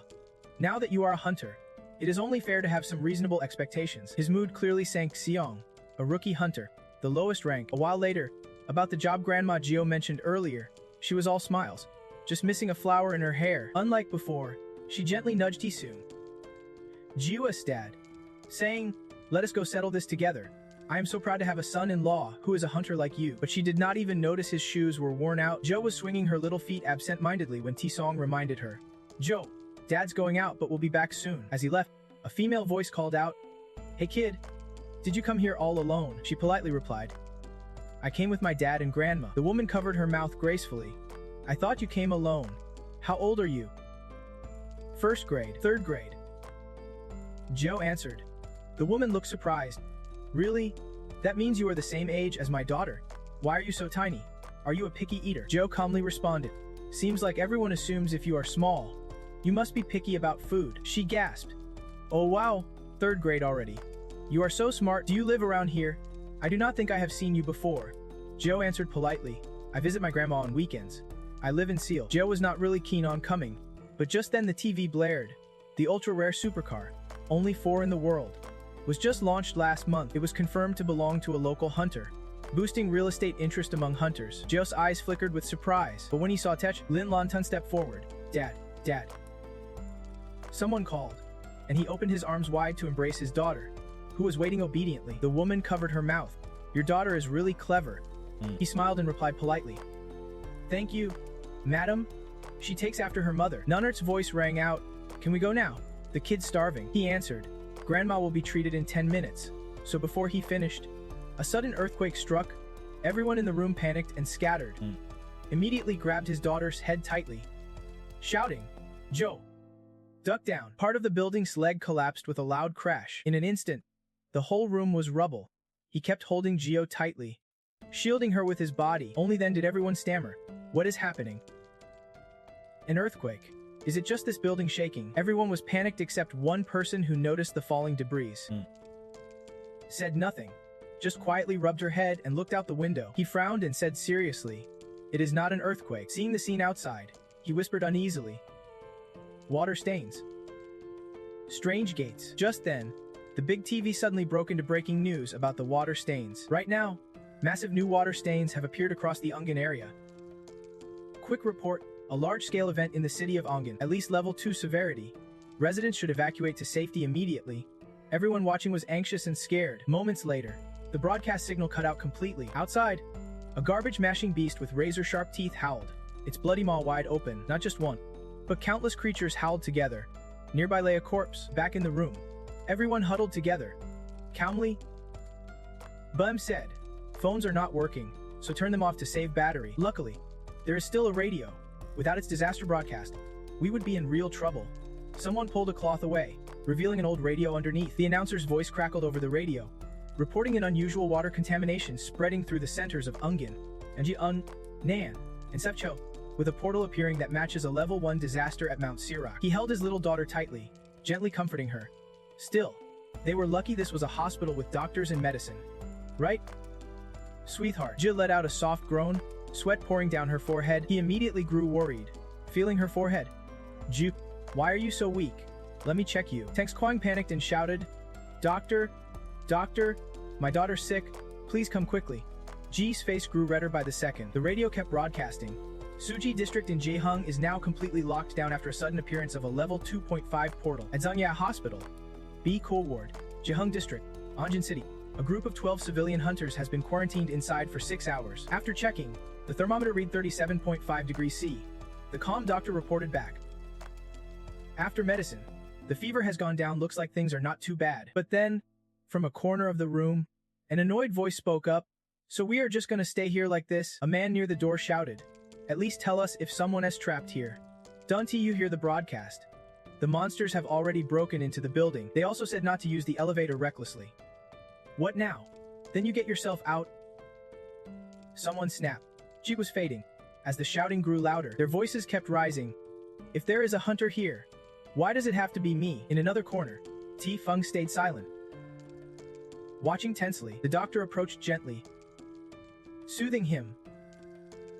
Jika's father, everyone's panicking right now. Please stay calm. You are responsible for the child and your wife.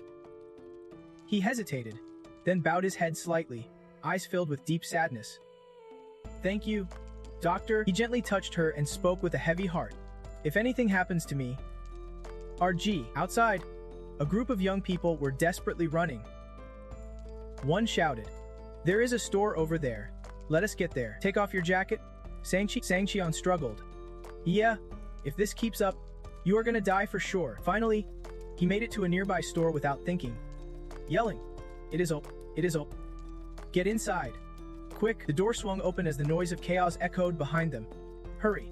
It was March 24th.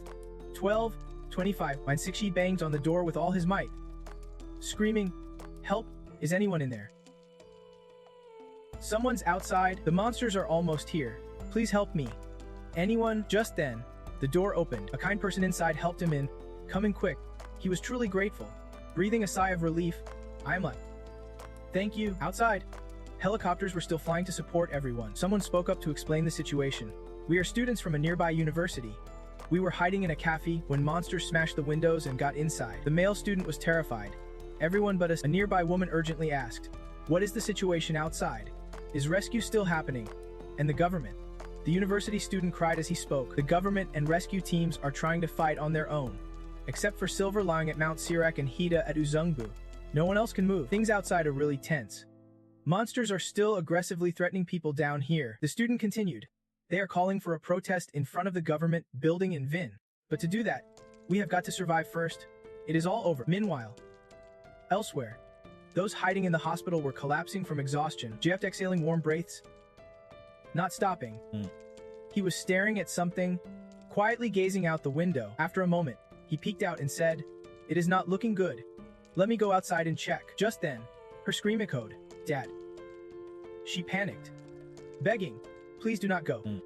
He rushed over to comfort her. "Jayo, I am not going anywhere. It is someone else hiding in the building said.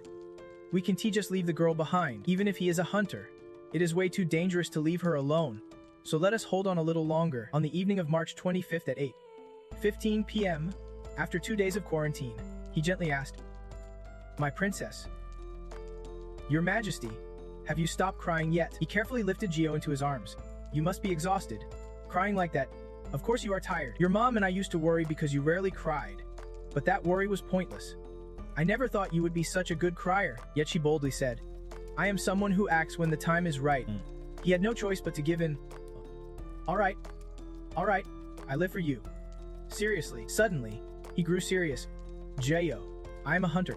Hunters are given power by heaven to protect humans from monsters." Jayo had proudly said she was proud of her dad being a hunter. "Right, but heaven gave me very little power." Now you are opening up. Truth is, you have just been pretending to be strong. You are really scared. You hate that grandma came here, and you hate those who stare at me strangely. You are scared of the monsters out there. You hate everything, but as long as I am here, you can bear it all. So do not leave me alone and go away, Dad. She pressed her face into Batsi's chest. He whispered, "Don't leave me alone." His heart was caught off guard by her action, taking a few seconds. Then his hand gently moved, reaching to hold Gio, waiting for a response. She grew impatient. "Dad, answer me. Hurry up." "That is an order." Dad guided. "Yes, Dad." Finally, he hugged her tightly. "Whose daughter is Gio to talk like that?" She answered confidently. "Everyone says you take after your dad." And hearing that warmed Batsi's heart, didn't it? "Jayo, my daughter, having you here feels so peaceful. My precious treasure." Later, she lay asleep in bed, but kept calling out, "Dad." Then suddenly she sat up and called, "Dad." Seeing her grandma, she immediately asked, "Grandma, where is Dad?" But grandma stayed silent, so she switched targets. "Doctor, where's my dad?" Still, no answer came. Jayo kept calling out in vain, "Dad, Dad." March 26th, 10:15 m. After 3 days in quarantine, Hunter support rank Egion C. He volunteered to leave to request rescue because there was no one else available. Worried voices echoed nearby. "Jayo, Jayo, wake up." Grandma was extremely worried. "What can we do? It has been too long. Jayo, can you hear me?" People outside added, "If she keeps sleeping like this, it could be dangerous." She pleaded helplessly. "Jayo, I was wrong. Please open your eyes." While others kept whispering, "At this rate, when does she die? Hey, answer me. Poor kid, what should we do?" At that moment, she was struggling to breathe, but the voices outside kept echoing in her mind. That is why I said do not chase her dad away.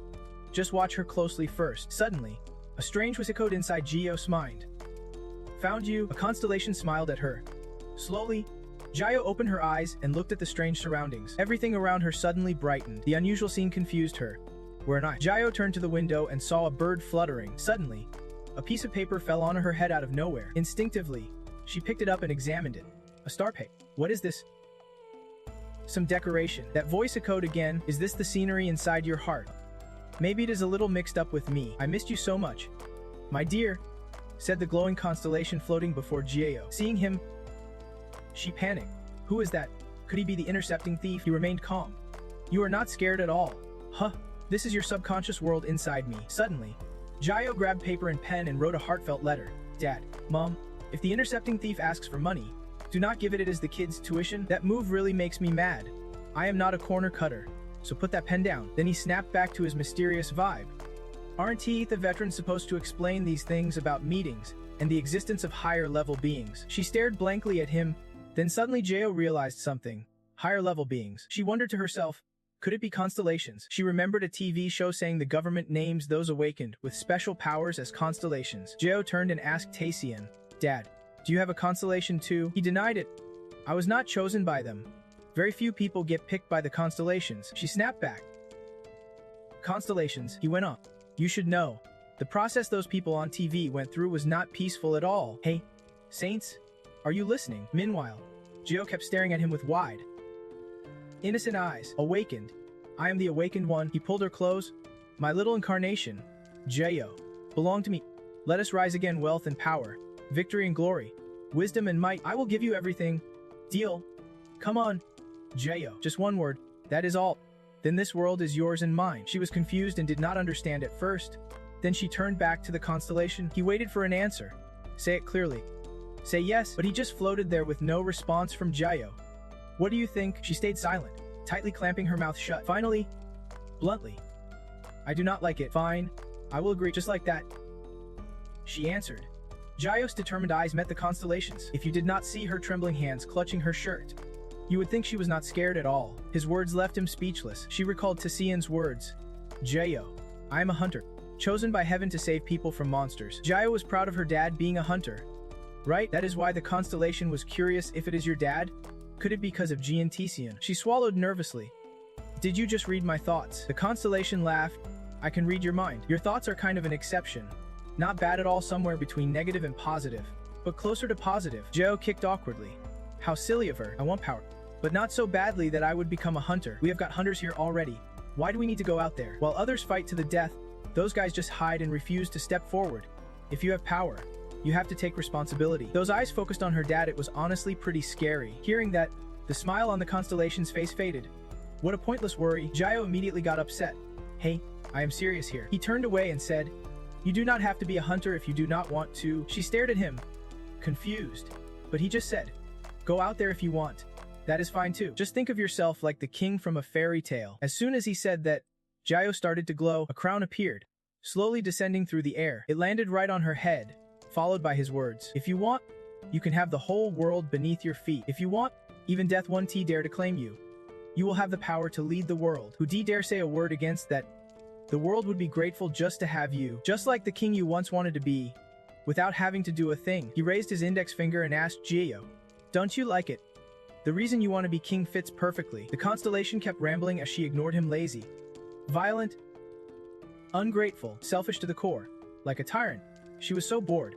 She did not even bother listening this guy's talking nonsense, but he boldly instructed her to eat and play every day. Though she must visit the tower occasionally, there will be some restrictions there. Jo blinked and asked. Restrictions? Like what? The constellation knelt on one knee facing her, explaining it would take quite a while to talk like this in person. Once the contract is sealed, we will connect through Babel. The fairy wondered aloud. Why is that? He replied casually. Because of our level. The constellation emphasized. It is different. To Jo. He suddenly seemed to glow, and silence fell between them. Then he clasped his hands, breaking the quiet. If you seal the contract with me, whether you awaken or train, you can escape the hellish competition you have been running from your whole life. Until you die, you will be the undisputed top, no comparisons. You can do whatever you want, except what you do not want to do. Seriously. This blew Jo away. Really? She wanted to be sure.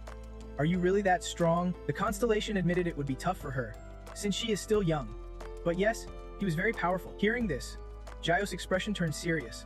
Then she bowed her head, lost in thought. He laughed, knowing she was shaken. A notification popped up. Constellation X accepted a contract with the server. Babel network is verifying special contracts outside the system. Accessing target's personal info to approve the contract. Access denied. Insufficient privileges. Stopping operation. Verification for approval with Constellation Authority under review. Contract stamping in progress. This chaos confused Jo. Stopping operation? Really? Suddenly she looked down. At her feet, a shimmering light gathered in her eyes. Chains suddenly shot toward her. What is happening? One chain wrapped tightly around Jo's hand.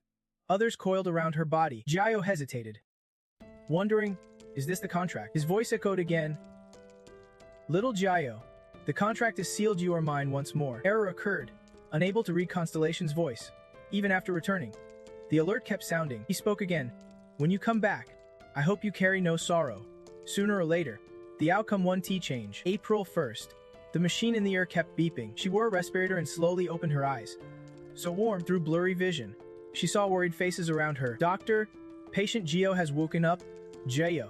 Your mom will be here soon. Sanjo rushed closer. Mom's here now. Jayo. My daughter. My child. My baby mom's here. Jayo.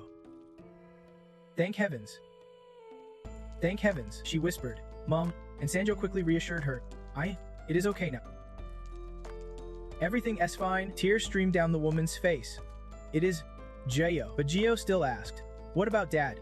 How many people had to sacrifice? Savitla, the military commander, lost and countless comrades were buried in the blizzard. The one who single-handedly defended Yuzi Ungbu announced a temporary shutdown and delegated the chairman role to his niece. Every day, members there held press conferences to apologize to the public, apologies for the tears of despair. People called it the March Nightmare. The wind howled, passing over the faces of the fallen, an invisible sorrow making the scene even more heartbreaking. Taesiong was among them, surrounded by cries of "Oh God! Oh God!" Jayo stood silently with everyone. Juwoo. Oh God! My child. Painful memories flashed clearly in Jiayo's mind. Taesiong, estimated time of death, 10:40 am. March 26. 2 notes were found on my father's body. The call was to rescue a group trapped inside a traditional medicine hospital, including a little girl isolated there. The sound of crying echoed. Oh God! My sister-in-law Choi. Moonji, Minna. Jayo held a chrysanthemum. Head bowed, her eyes hidden behind her hair, filled with deep pain. She bit her lip, whispering, if I wake up, I will climb that tower. I swear I will reach the top floor. Tears finally broke free and streamed down her face. Jayo spoke firmly, determined to understand why this was all happening to them. After a moment, Gio slowly let go, and as the chrysanthemum dropped to the ground, so did her resolve solidify. Sanja, Jayo's mother, silently held her husband's photo at the front of the funeral procession. She muttered in a daze, that damn Jin Taesiong, what was he thinking? He called himself a craftsman, a failure who can't even earn enough for a normal life. Why did he have to come here? I told him not to come. What right does he have to force me to care for someone who does not even see me as their mother? Suddenly, she spoke again. Jayo, she said gently, do not live like this. Do not be like me. Alright. As time went on, her words grew more scattered and unclear. The last thing Jayo clearly remembered was her mother's soothing voice asking, do you understand? Jayo, emotionless like a machine, answered briefly, yes. Even though she agreed, her husband replied to Gio that it was not possible. She clung to her husband, crying, begging him again. What can I do? Her husband, the fate reader, said it was simple to hide certain memories, so they would not surface again. Sanjo cleared out everything related to Jaeon Taesiong and burned it all. 6 months later, in Jaeyo's family drawing her mother, herself, her younger brother, younger sister Ji Hong Hai, and father, she put a question mark over her father's face. Strangely, she could not remember what he looked like anymore. In a hazy red glow, a door slowly opened. Gio lay unconscious on the floor, her brows furrowed as if haunted by a nightmare. She looked around the red spider lily garden in confusion. Where was this? Why did her husband bring her here? Seeing he was about to become the villain in her eyes, her husband quickly explained, with my skills, there is no way I would bring you to a terrible place like this. Jayo instinctively looked up, searching for the voice. Her husband calmly explained, this is a hill on Gyeongsan Mountain. My Gio, it is a space used by spiritual beings to cast magic. It brings up painful memories buried deep inside you. Jayo thought about it for a moment. Memories. Pain. Her husband teased gently. You must have been sleeping so soundly nobody dared to wake you. You probably had a sweet dream. Huh? She asked absent-mindedly. Husband, I already know. He chuckled. She knew he was teasing her, so she turned away, but he kept smiling, saying he was just making it easier for her to talk. Jayo huffed angrily and turned her back. Ignoring him, she picked up a red spider lily and condemned her husband's actions. So in the end, innocent Gio was crushed by his words, and he had the nerve to erase all her memories of her father, watching the flower drift in the wind. He said, and the one who always searches for answers to everything, that was you back then. Jayo, can you change how you feel by finding your memories? But Jayo stayed indifferent. Strangely, I do not feel anything. Probably because I do not remember. Because I do not remember. All the promises I made to my mom still feel right. Facing dark memories and challenges is actually a great chance for me to prove myself. But I am no king or hero with a cool story to tell. Telling everything now feels kind of... Saying that, she closed her eyes and called, library, transform.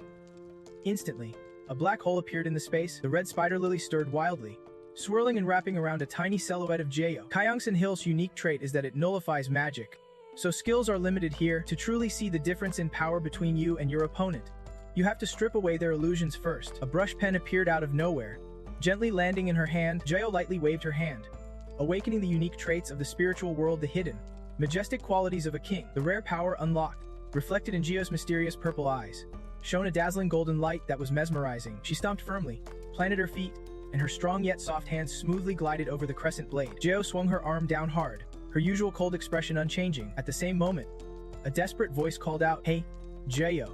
Someone in reality called her name. Jaeyo spun her training sword. "Makin, this steel sword dares to touch me." Just then, a timely notification popped up, reaching a perfect score, responding to the king's majesty and evolving into the spirit of the legendary lion. She smiled arrogantly. "Now I get why the constellation kept telling me to come to this tower. It has been a while since we talked like this. Honestly, I am kinda enjoying it, but I still can break through." Meanwhile, in reality, Jaeyo suddenly twitched. Her subconscious self kept deftly spinning the crescent blade. One swing destroyed hundreds of red spider lilies. If this keeps happening, she might just rank up every time. Too intense? Huh. Jaeyo's tone was strained but could not hide her pride. This time she had boosted her power many times over. Outside, the constellation had quietly taken a seat beside her without her noticing. He gently brushed her hair. Jaeyo anxiously shook her, trying to wake her up. "Jaeyo. Come on. Wake up, Jaeyo. Jaeyo." He grew even more desperate seeing she was not waking. "Wake up. Right now you are facing a monster, and only Jong-Hun is here with you." He struggled to hold his sword in defense, blood streaming down his face without him noticing. In front of him stood the stone mountain keeper, originally just a ghost appearing on the last 20 floors of the tower. Jaeyo anxiously asked again, "Jaeyo. Jaeyo. Still not awake?" She helplessly replied, "No matter how I call, he just won't wake up." The stone mountain keeper gave them no chance to plan, unleashing fierce beasts and venomous snakes to attack. Jaeyo quickly swung her sword at a charging tiger. One slash easily cut the slimy tiger in two. The black gooey mess writhed before sticking back together. It formed a huge mass that lunged forward. Jaeyo panicked, shouting, "Jaeyo." That shout caught the stone mountain keeper's attention, causing it to split part of the black goo toward Jong-Hun. He dodged skillfully while thinking, "This is not the kind of monster that should appear in the tutorial. If I die here, I might really die in real life." He stopped right in front of the stone mountain keeper, ready to face it head-on, but at the critical moment, something wrapped tightly around Jaeyo's leg, freezing her in place. He froze for a second, then tried to move but could not. The thing wrapped around her leg struck hard, making him fall face first. The stone mountain keeper laughed out loud, full of satisfaction, now trying to open the destruction menu, but the system showed an error. Invalid access. This area does not match the scenario. Unable to interpret enemy language. At this, Jong-Hun suddenly yawled like an angry cat. "That ugly bastard is mocking us," Jaeyo asked irritably. "So what are you gonna do about it?" He did not catch the sarcasm in his voice and kept complaining. "He is just messing with us." Hearing that, Jong-Hun instinctively tightened his grip on his sword. He turned around and reminded her, "Keep trying to wake Jaeyo, but do not use any spiritual power to do it. Using spiritual power to wake someone in this state might make them never wake up. If you do that, Jaeyo might be lost forever." He got up, battered and bruised, eyes full of worry. "We might all die here." He started thinking about the theory. Yang blood, a spiritual attack used by the stone mountain keeper, has a density inversely proportional to the opponent's strength. The thick yang blood covering that person proves this, and if she stays unconscious like this, remember, because Jong-Hun was deep in thought, his guard was down, making it easy for the poison snake to strike him. Its force was so strong that Hyen flew straight into the wall. That single hit wrecked his internal organs and made him cough up blood. Jong-Hun shouted in horror.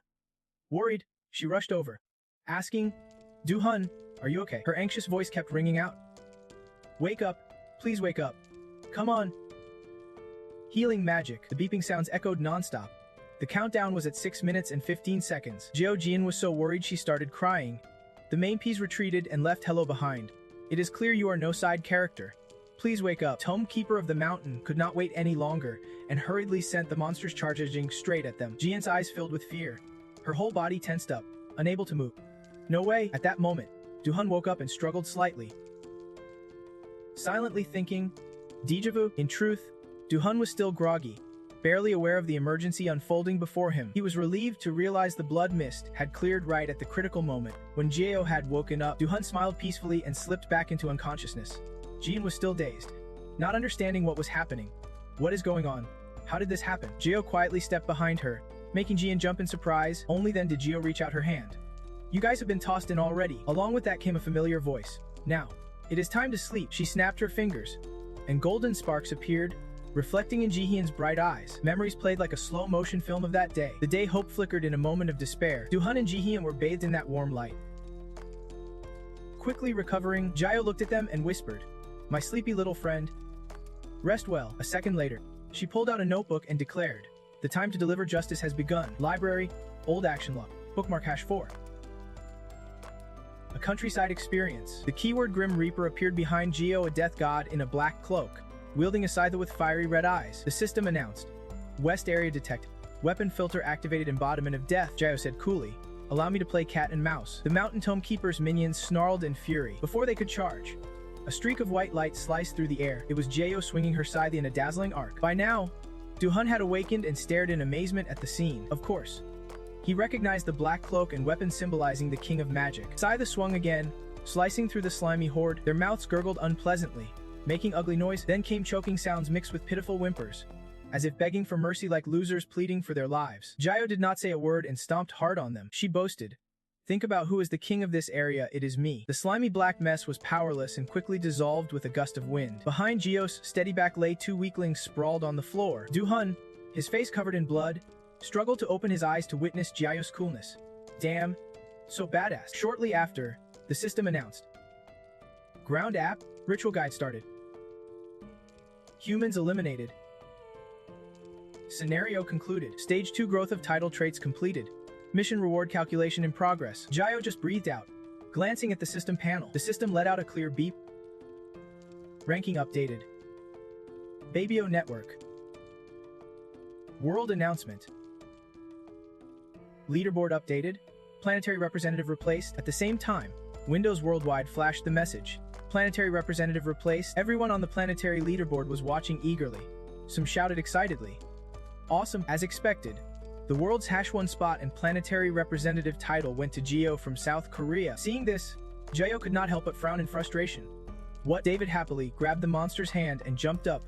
"See, they say Geo is #1 in the world." The driver calmly replied, "So that is how it is?" Jae could not help but chuckle quietly, thinking the former top nation must be in total chaos now. A huge sign appeared on the tower announcing to the world, "Geo ranks #1 globally." Passersby stopped to watch the commotion, and everywhere buzzed with excitement. Kiddo leaned against the door, smirking. "Too bad." Timothy, contrary to his guess, Timothy's eyes shone bright and hopeful. "Too bad? No way, not all. My friend, on the contrary, I am even more eager to meet that Geo at least once." And the handsome blonde guy with blue eyes who said that, none other than Timothy Lily White, the top-ranked player in the city. Kiddo saw Timothy's expression and gave a quick, typical nod. "That is just like you, Timmy." From morning till night, the tower displayed only one message. World ranking, Geo #1, individual rank up 3 spots. After the guidance ended, the scenario window disappeared. The crowd below buzzed. "All right, those who finished the guidance, please gather here. Now, I will explain how to register as an awakener." After participants receive their star constellation choices from the sky, they will enter the national training grounds. Geo quietly observed, though this had nothing to do with her. Just then, a familiar sound rang out. Surprised, Jae turned to see a car stopped right in front. The door opened, and a stunningly handsome guy stepped out. It was B. His flawless face and the bloodstain only added to his cold charm. She could not help but ask, "Huh? Didn't you guard the gate?" He answered perfectly reasonable. "I closed the gate first, then came here. Since I brought you here, I have to take you back." Then BM warmly took Geo's hand respectfully. "Come on, you have worked hard." "Your Highness." His smile was bright like spring flowers, utterly captivating, but she retorted bluntly, "Why do you have to do all these dramatic things? Where's the silver lion?" Still smiling, he held her hand firmly. "He also sent his sincere congratulations to you. You even grabbed the #1 spot worldwide. That is a huge deal for the country." She seemed annoyed but probably had a lot of fun. Jae looked toward a tall tower glowing in the distance. "I was just climbing over there," BM asked. "You aimed for first in class but ended up first in the whole school. Aren't you surprised?" She kept a serious face, pouting. "Not all." BM looked at Geo and could not help but smile softly. He gallantly opened the car door. "Anyway, congrats on reclaiming the throne." Joe did not answer but looked up seriously, maybe at BM's smiling face, maybe at the sky. Her mind filled with unanswered thoughts. They say when people die, they turn into stars. If this were an era where kings and gods only despised their people, I would not believe their superstitions. but her gaze lingered on the sparkling stars far away. She wondered if it was okay to believe that, even if just for one day, car carrying Gio had driven off some distance, unaware that someone had been watching quietly for a while. With a somber,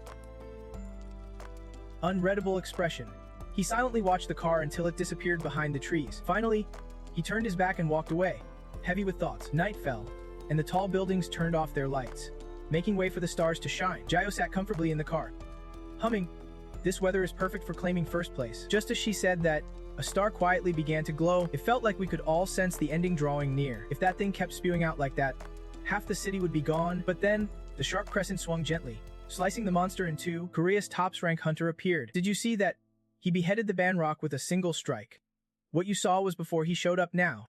Look at this. That is Gio, currently ranked #1 in the world. Everyone in Korea is celebrating this news. Even people who do not usually follow the news are sharing it, saying, "Check this out. This video's topping the charts on YouTube right now." Reporters are scrambling for interviews and sensational headlines. Timothy, the world's top-ranked player, visits Korea for the first time. Timothy, how does it feel to be here? He smiles awkwardly. This is Gio's country, right? Yes, I am Timothy Lillyway, formerly world #1, now ranked 2nd. Many students wave their national flags excitedly, beaming with pride. At the National Certification Training Camp, everyone watching the broadcast was hyped up. It was insane. Like, how does Gio manage to be so perfect and cool? But every time this happens, I get really curious about who Gio really is. Since Jong-Hun just stood back, watching quietly from afar without joining in, he pondered deeply. Memories of Gio slowly surfaced. Jong-Hun had held up an ice cream and said, "I will bring you some clothes, so you can change and get some rest." Gio stubbornly replied, "Huh, the shirt I am wearing is comfy enough." He sincerely explained and advised, "If you sleep in your clothes outside, you might get rhinitis from the dust." Unexpectedly, she seized the chance to grab the ice cream. Yeah, I know already." In his mind, the king of mages back then was like a cat crazily chasing catnip. Gio, having grabbed the ice cream successfully, looked very pleased. "Just behave and give it to me," he thought. The more he thought about Jong-Hun, the more awkward he felt. To him, Gio was basically just a slacker. This was training to adapt to the awakening abilities in Gyeongsang City, Gyeonggi Province. Everyone just calls it Mars, and it has been around for over 10 years now. Hunters who abandoned their duties and used civilians as shields. That was the nightmare of March, the event where Song sacrificed himself. Back then, the views just locked their doors and ignored the fate of the people outside. The government realized the need to control awakened individuals after that incident and pushed for mandatory training before registering them. The special law requires anyone 14 or older with preliminary awakening to complete training documentation. Now, after the briefing ends, they naturally proceed to Mars as the next step. The quiet campus was suddenly shattered by a desperate scream, "Help! Please help us!" Amid a crowd gathered around, a student lay convulsing under a framework, frothing at the mouth. The worried crowd called out, "Is there a support or healer here? He has fallen again." Just then, Josine rushed over. "I am a healer," she said. Someone gasped, recognizing her as Josine. Ranked 2nd in the briefing, she assessed the situation and instructed, "This is his 4th seizure this week. Quickly notify a teacher. He will probably be transferred to a special zone." Then Josine turned to the crowd, asking, "Can someone assist me in helping him?" Suddenly, in the crowd, she spotted Jong leaning back, watching everything. Josine startled, whispering, "Jong-Hun?" But when she looked again, no one was there. She doubted herself, wondering if she would imagined it. Later, at Tirikev, she saw Jong-Hun sitting there and went over to confront him. "Hey Jong-Hun, do not you have anything to say? Acting so cold." Jong-Hun just gave her a confused look. Josine pressed on, "Your roommate, you know he passed out earlier, right? You were there, were not you?" He looked genuinely surprised. "What? I just heard about that now. I was in class at the time." Hearing that, she furrowed her brows, thinking maybe she really had been mistaken. Jong-Hun expressed concern. "He fainted. I hope he is not hurt. He has had 2 episodes like this before." Even as Josine withdrew, she was still just a trainee, and those 3 words hit her pride hard. She snapped angrily, "The rescue team praised my emergency skills." He calmly replied, "I never said you can't do it, Josine." This time, Josine was truly fired up. "Don't beat around the bush. Do you think I do not get what you mean?" Just then, John's phone beeped. He cut her off. "Hold on, I got a message." She flared up, guessing it might be Zio. Jong-Hun, not understanding her worry, just sighed. She said it was the training center's management team notifying him about a new roommate assignment. He smiled, looking at the message on his phone. "So the name is." Meanwhile, in the cafeteria, a suspicious voice popped up. He said, "Wait, The guy who just asked his name is Hija, an apprentice hunter. He still could not believe what he would heard and asked again. Really? Is it true? Jong-Un is actually going to be my roommate. The friend next to him gave a thumbs up. Exactly. I heard it straight from the teachers. Hija's voice softened a bit. Honestly, I am kinda scared of him, Satai, who was chatting with Hija, could not help but ask. Why? Are you afraid he will ignore you just because you are from Wula Nugo? Hija immediately fired back. It is Yusin. You are the one ignoring me. You country bumpkin soon. They said he scored the highest ever in instructor history, first time anyone s broken 30 points. Stang Tut started understanding Hija's worries and added, he will probably get matched with a pretty strong constellation. I heard because of his connection with Zio, he might be sent to Silver Lion. At that, the golden eyes behind Hija's thick glasses suddenly lit up. He unconsciously squeezed his glass tighter. Silver Lion, splash? Sung Tut got water all over his face and snapped. Why the sudden rush? Huh, startled. Hija awkwardly tried to ease the tension. Sorry. My goal is Silver Lion too. He pushed up his glasses and calmly explained. That is where Zio has deep teas. If I get in there, maybe I can finally see him in person. But if Hun wants to join Silver Lion, it is going to be tough. All training and legal matters are handled by Silver Lion. Skong Tut reassured him. Think of him as your rival. Like I said, classmates do not always mean friends. You can tell just by looking he is definitely in a tier. It is written all over his face. Wiping his face, Sung Tut advised. Right after registration, the police lined up, shouting Jong-Hun. Jong-Hun, instead of getting mad, try to make friends. He want to talk to you first. Suddenly, Si Kwangtit fell silent. Spotting something, Hija, confused, turned to ask what was wrong, but his gaze accidentally met the handsome, smiling face of Jong-Hun. Inside, he screamed to escape this awkward moment, but outwardly he calmly replied, yes. Jong-Hun greeted warmly. Nice to meet you. From today, we are roommates. I'm Zio. Looking forward to working with you. Then he held out his hand for a handshake. Hija could not refuse and hesitantly shook it. I hope you will be kind to me. Jong-Hun smiled. Pleased, recognizing Hija's golden rule from past lives. The tiny shattered pieces of the world once broken, but Jong-Hun was determined that this time, before they break again, he would bring him to the little beloved king on a sunny beach under blue skies and white clouds. A clear, sweet melody floated through the air. The voice belonged to the charmingly handsome Kiddo, but the peaceful vibe did not match the annoyed scowl on Kiddo's face. Damn it! That jerk! A sun-kissed teen grumbled. Why all the sudden cursing? That is ridiculous. Kiddo shrugged. Eyes distracted. Just felt something weird. Really uncomfortable. His friend got even more frustrated. I am more annoyed than you. You sound like a total villain. Kiddo burst out laughing, pulling his hood over his face. Crazy guy. We are the real bad guys here. You still do not get it. He gulped down his drink. There are different kinds of bad, but you are just cowardly and sneaky. Kiddo said, sounding fragile. That is harsh. You are hurting me. His blue-haired, well-built buddy pulled off his mask. Stop pretending to be weak, demon. I just feel a little guilty. That is all. Suddenly, the phone on the table buzzed, interrupting their chat. Kiddo signaled for silence. Phone call. His friend eyed him suspiciously. Donnie, tell me you are gonna dodge again. Kiddo held up the phone to prove, it is my boss. He instantly switched to a cheerful tone. Hey Timothy. Yeah, I got the info you sent. Calm down. If you show up out of nowhere, he won't like it. After a brief silence, he softly continued. If that is the case, I will try to find a way, or maybe approach that country directly. Stay confident. You are Timothy Lily White, the guy the whole world loves. I am always by your side. If you go, I go. Kiddo lowered his voice.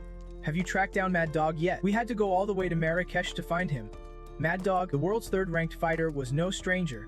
It was Jiang pretending to be innocent, scheming behind his back. Kiddo kept up the act. No luck finding him. My brother, do not lose hope. It is we will find him slowly. That is right. See you in New York. Mad Dog flicked his tongue. Gotta love, huh, gross. Kiddo. Jealousy does not suit a man. Mad Dog, you are not my type anyway. He grumbled. Are you serious? Anna? Is this really the plan your brat drew up? Come on, tell me what is going on. Kiddo replied softly. Alright then, how do we get back to work? Mad Dog spun around, looking rushed. Hey. Month 13.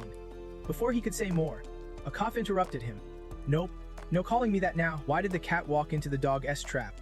I planned to take him out before we met, but things got weird. Hearing his lies, Mad Dog slammed the table angrily. Damn it! What are you talking about? Please just say something I can understand. Kiddo reached up and took off his hat. smiling brightly.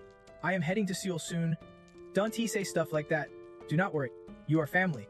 We will get lucky. When Kiddo took off his hat, hundreds on the beach were drawn to the dazzling scene. He smiled mysteriously. A tyrant like me will become unstoppable. You know, Mad Dog grew more confused. What the hell does that mean? Hey, just then, a crowd of fans rushed over.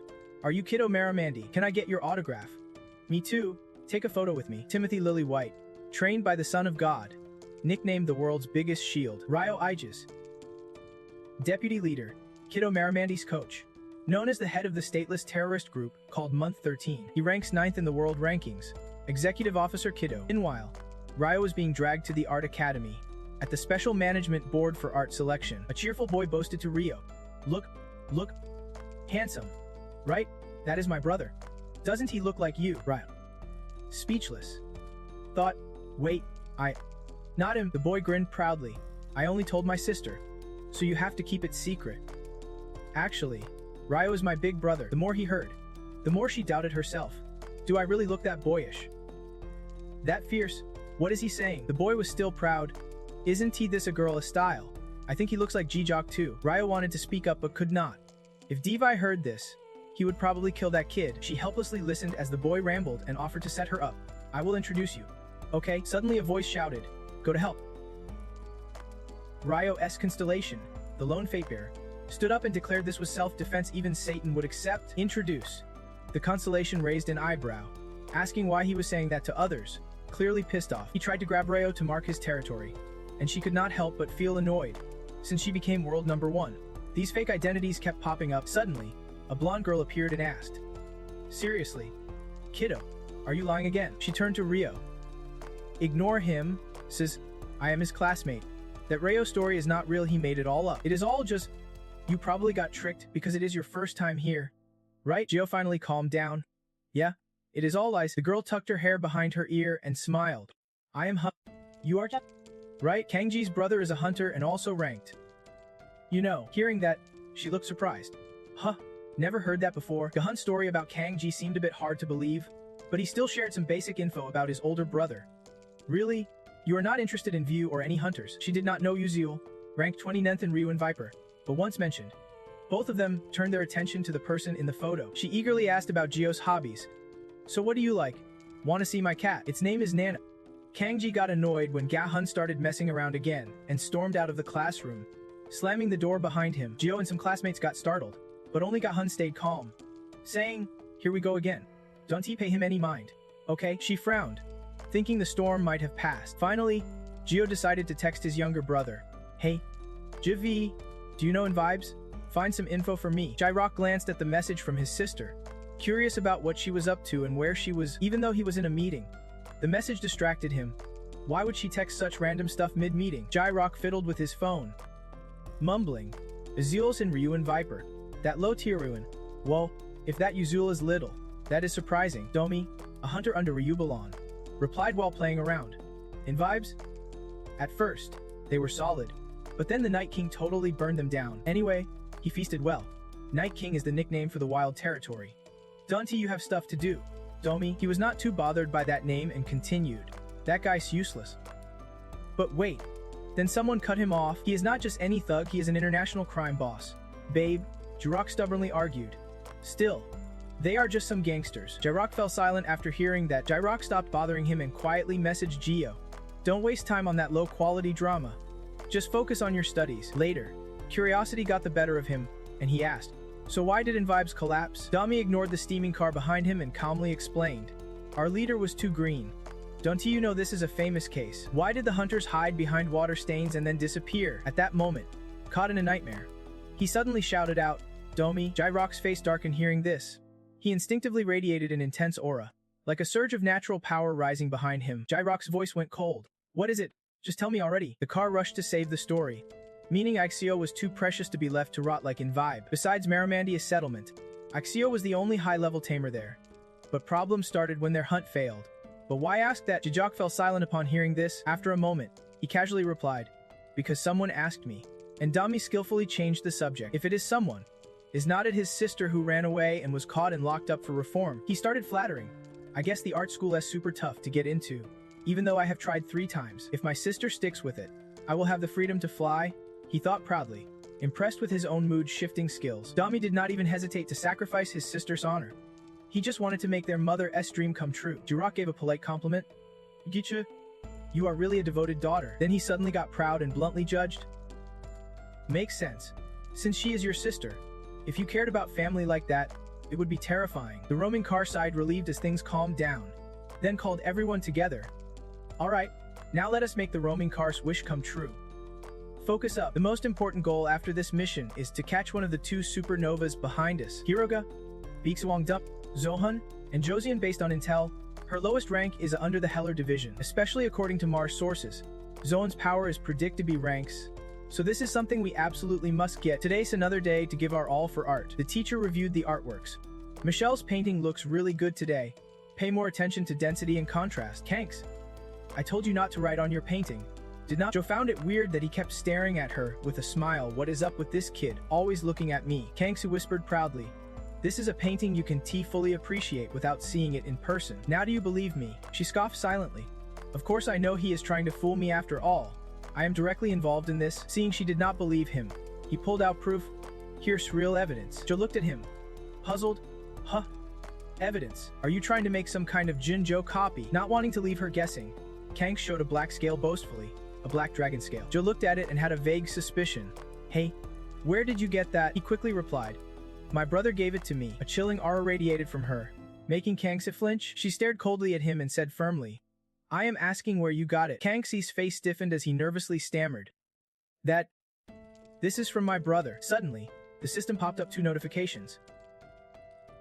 Your constellation, the fate reader whispers. Stay calm. At a glance, it looks similar. But I advise you to check again because it is clearly a fake. Jiho took a closer look and sighed in relief. That 5-color pattern is not Niachis. Just then, the teacher called on Jiho, who jumped a bit at being named. Jiho's heartfelt painting dominated by red immediately caught everyone's eye. Her theme was the monster wave star. The rough and abstract strokes left the teacher speechless. Smiling as she guessed the meaning, Jiho stayed silent, too shy to explain it was a self-portrait of the Mage King. Later that afternoon, a shadow darted across the sky and landed on a rooftop, its huge tail hanging over the edge of a tall building. After school, Jiho walked down the street, sighing in boredom. She thought gloomily. The sadness of an artist always runs deep. Even the constellation admires her level of self-love. She calls herself an artist. Huh. As she was lost in thought, a car pulled up beside her. She did not need to look to know who it was. Sure enough, BM rolled down the window and started chatting. Hey, girl, why are you walking down the street hugging a scroll of paintings all alone? Jiho got goosebumps from irritation. Why do you sound like some creepy uncle? It is annoying. He could tell she was in a bad mood and asked with concern. You look even more down today. What is up? She pressed the scroll to her cheek and put on a gloomy face. Leave me alone. Today I want to be a heartbroken artist. He traced a circle in the air playfully and teased. Just heartbroken. Huh, get in the car. Good girl. Let us. Seeing the blue flames urging her to get in, she reluctantly agreed. Alright, let us. Joe glanced curiously at BM, wondering where he was going. He carefully fastened her seatbelt and said briefly, it is not a fun place, but it is necessary. There are only 1 or 2 people there. Jiho looked up, about to say let us go, when suddenly their lips accidentally met. BM's inner thoughts stirred. His veiny hands struggled to stay calm as he quickly clicked the seatbelt shut. The warmth from BM seemed to flow from his head down over Jiho's whole body. Making her flustered, she quickly coughed and tried to deflect. We are heading to the center, she asked. He simply replied, something like that. I have a meeting with the center director at a Korean restaurant. The Korean Adult Affairs Bureau, also known as the Center, is an association parallel to the Korean Adult Affairs Bureau, representing the rights and interests of adult workers. When Earth faced a critical moment, many chose justice and mission beyond expectations. Among them, the place where the best talents gathered was outside the Emergency Response Bureau. A girl stood tensely by the door, startled by a sudden call. Gina, Emergency Response Bureau. A voice whispered beside her, relax your shoulders. At his prompt, she obediently loosened up. Yes, sir. And this is Gina. Gina is a Baby class hunter at the Emergency Response Bureau. The man beside her is Kim Si-hun, the team leader, ranked 9th on the leaderboard. Seeing her still trembling with fear, Si-hun encouraged her. A protector who is scared is less useful than the one needing protection. Gina could not stop fidgeting, nervously replying, I have no choice. The captain seen me a few times, but today's my first day. He rolled his eyes thoughtfully, then sympathized. Who is it? That person's scary. Gina was surprised, even the captain's afraid, looking up at the sky. He confided, I dislike recklessness and chaos, that is why I became a civil servant. Nothing is scarier or more annoying than dealing with someone unpredictable like that. But the top expert in that field is from our country, and even the whole planet. She calmed down a bit and could not help but exclaim, that is terrifying. Jong-Hun calmly replied, only government workers would truly get what that is like. Suddenly, a sharp knocking sound echoed as the door opened. He whispered, Sha, they are here. A pair of quick footsteps entered, startling Gina, who turned pale. In the dim light, a man's silhouette appeared. This aura, it was not his, but the one behind him. With every step Jiho took, the aura grew stronger. Beam whispered to her, pull your aura in. Why so tense today? Jiho made an excuse. There are too many people here. Closer she got, the more nervous Gina became, sweat dripping, trembling, whispering in panic. Seeing the new face, Jiho stepped closer to check was this Kunaju's successor. The unconscious aura radiating from her made Gina's face twist in discomfort. Jiho felt strangely intrigued and reached out toward her face. Her small hand gently touched Gina's forehead. Gina immediately stumbled backward, while Jiho admired her resilience. Not bad at all. Soon she sat at the table to enjoy some fine food. Jiho happily praised, the ribs at this restaurant are amazing. In-hyun, sitting across, eagerly joined the conversation. Right? Take your time eating. You two probably do not want a long intro, so let us get to the main point. She bluntly declined. He struck a handsome pose and said something silly. I refuse your refusal. Jiho glared him in annoyance. What is that? He laughed. I learned that from the internet. Anyway, finding a top-tier American Lily White, the SH1 is coming to visit Korea. She is not just an individual, but a White House representative. Let us treat her as an official ambassador and welcome her with Jiho's congratulations. Jiho sipped her food and asked, should I congratulate her on her determination? According to math, they are the ones who created English. Right? Quick fact check, America did not create English. Jiho, she kept chewing and shared her view. English is my enemy. Even if Timothy's grandpa showed up, I would still refuse. And he awkwardly pulled something from his jacket. I have thought a lot and made some suggestions, because it is hard to show you this otherwise. He pushed that thing toward Jiho, who stared at the blinding photo with suspicion. A selfie? Are you kidding me? The man spoke up. Looks like Bill Theop checked the back. Jiho flipped the photo over obediently and read carefully. The more she read, the darker her expression grew. Minutes passed, but Jiho only made out the word Daya. Bem glanced over to help. I will be heading to Korea. Who is gonna bring Jiho to me? Jiho angrily crumpled the Bill Theop photo. This arrogant brat is Tenka. No wonder someone with a level 9 English skill gets so mad reading some guy's English he swore he understood. Jiho declared with certainty, I am gonna punch this damn jerk. Who is the one that needs schooling here?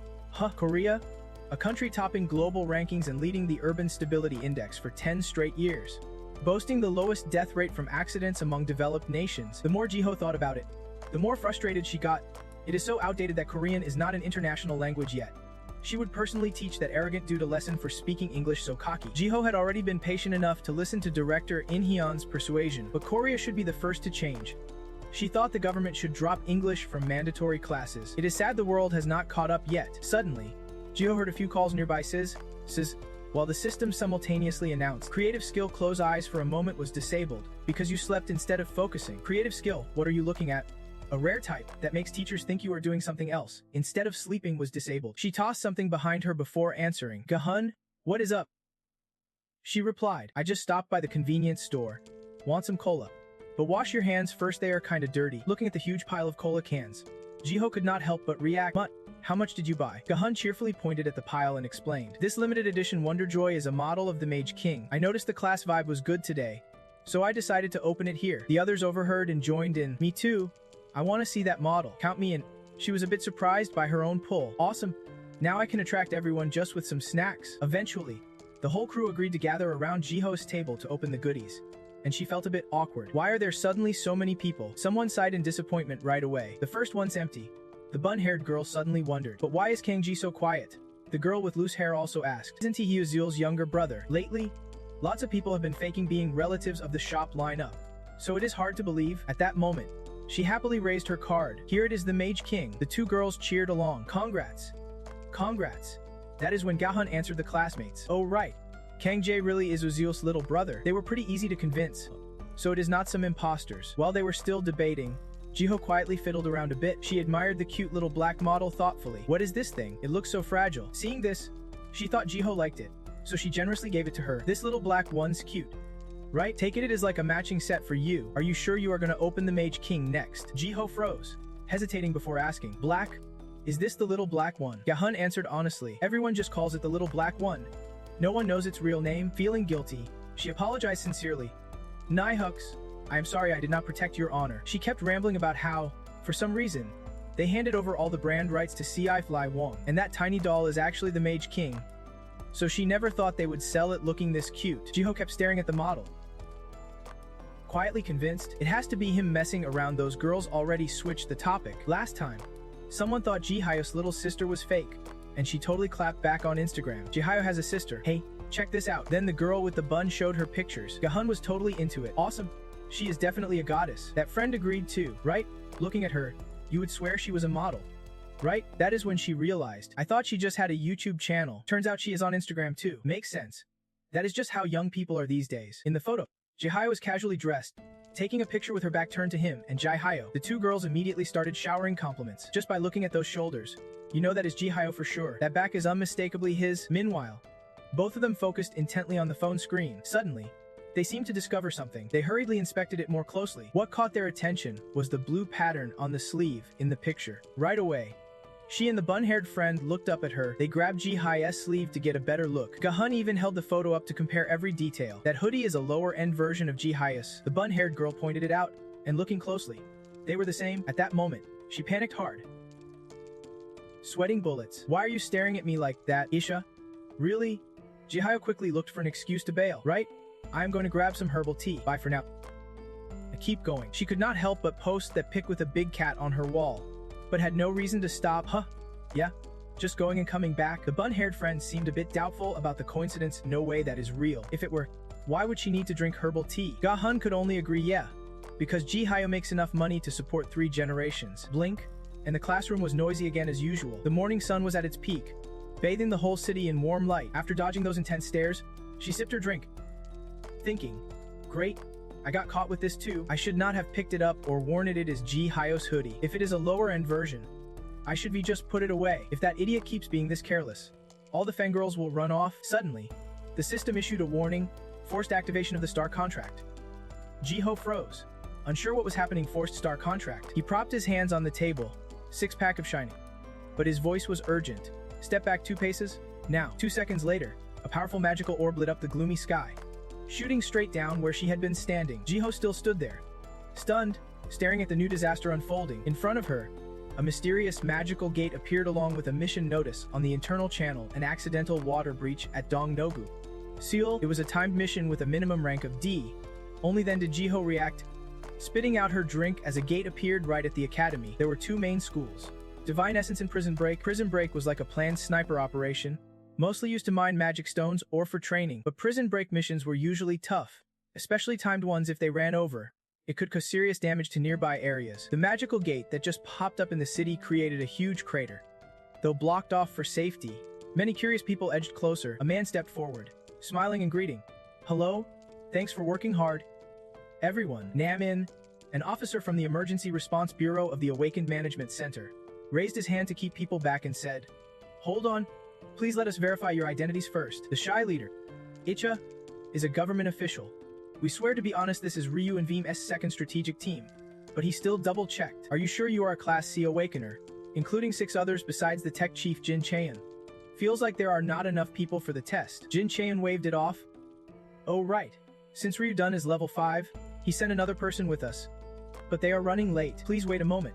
Namin firmly declined. You think we have a ton of time? This gate has a deadline. When he saw Namin turn his back and walk away, he muttered, damn, why so strict? Aren't we all funded by taxpayers? One of his underlings suddenly pointed somewhere. Hey, check that out. Jin Chaeun looked over suspiciously. What now? Then the guy proudly called him over. Hey, agent? Come here. Namin followed Jin Chaeun's direction, where Jia was wrapped up crying. That kid's on the assault team too. He stepped beside her and warned, watch your words. She is from the group of missing civilians. The guy still was not convinced, but why leave her here? Why not take her to the hospital? Jiho knew it was her moment to step up and stopped crying like a good girl. She opened her hand to show a black stream model and explained, because of this, its info shows up to a rare item. Poor stream, not knowing the beauty of true bonds. It is a special task item. Unlimited use. Meant to record achievements, it holds the beauty of true bonds, creating a permanent link with others. Its power lets you track their location when you share the item. Namin added. This connects with the gate when it leaks water, and it belongs to Geo. It guides those trapped inside. Actually, it is the key for this mission. The group stopped questioning. That is how it is. Jin Chaein suddenly asked, what are the terms? Any restrictions or bindings? She replied briefly. I was just about to explain that if there were limits, only owners or qualified people could use it, but this item has no limits. Gio barely finished before a man shouted to the group. Too late. The guy came running, drenched in sweat, pausing to catch his breath after a moment. He continued. Sorry. This is an Invibe E-cell.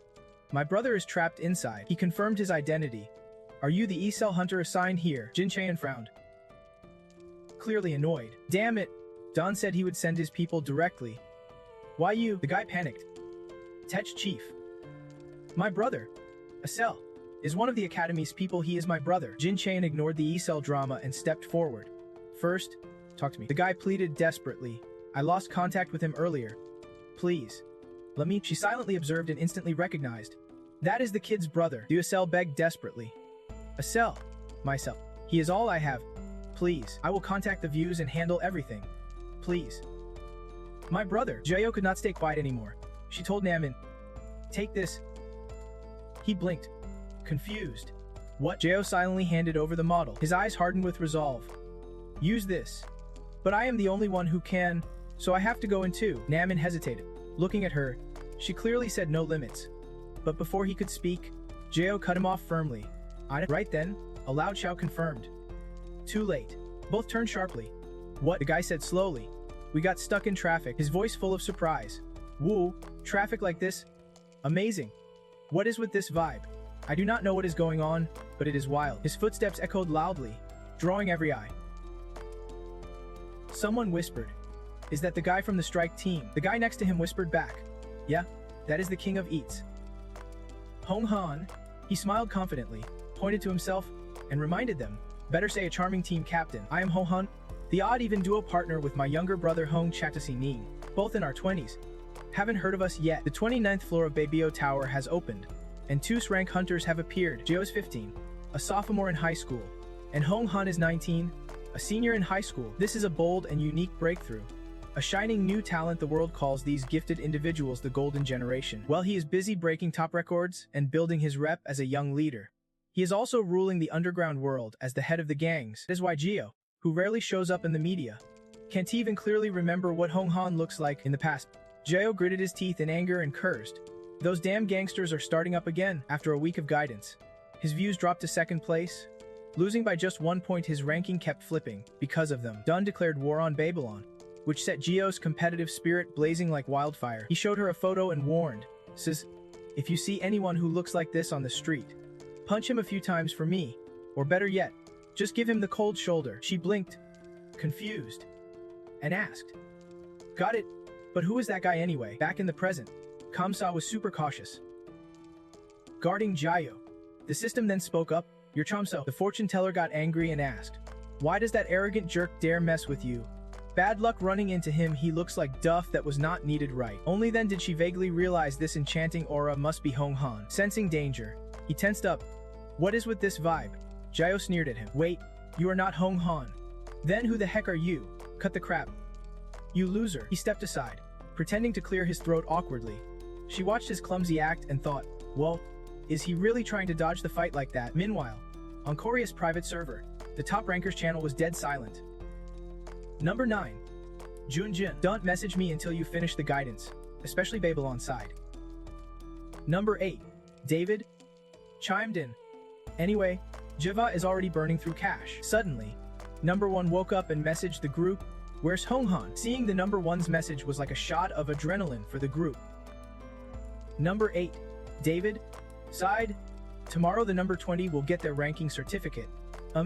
Number 44 Lisi Guggo. Number 35 Ki Dengin Si. Well. Number 27 Sia Chupi Kun. Number 5 Javi. Question mark. Jong-Han went silent in front of the squad. It was unclear if he was excited, scared, or just stressed out. Sweat pouring down his face. His cheeks red. He could only scream silently. Number 6. quickly replied. 37 degree 34 19.1 in comma 126 degree 59 15.3e. Another message popped up, reporting the exact location of Jong-Han Jong-No-gu. Seoul, right at gate 1. Jio read the message and cursed under her breath. Damn it! As the channel founder immediately added an anonymous user to the group, Jinshin voiced his displeasure. Are you kidding me? Who is this anonymous? Don't you know the rule of the strategy group? Use real names. This is not some picnic. Unexpectedly, the channel founder added the anonymous user again. He was furious. What the hell now? Once was enough. Namin tried to calm everyone down. Relax. Jinshin. This attack team includes civilians. Their nicknames will be randomly changed, so do not worry. When members' nicknames switch randomly, they will coordinate with each other. Bell will pick the most fitting nickname and update it. This system feature protects the privacy of anonymous players and manages naming on the battlefield. The way nicknames are assigned is kinda funny.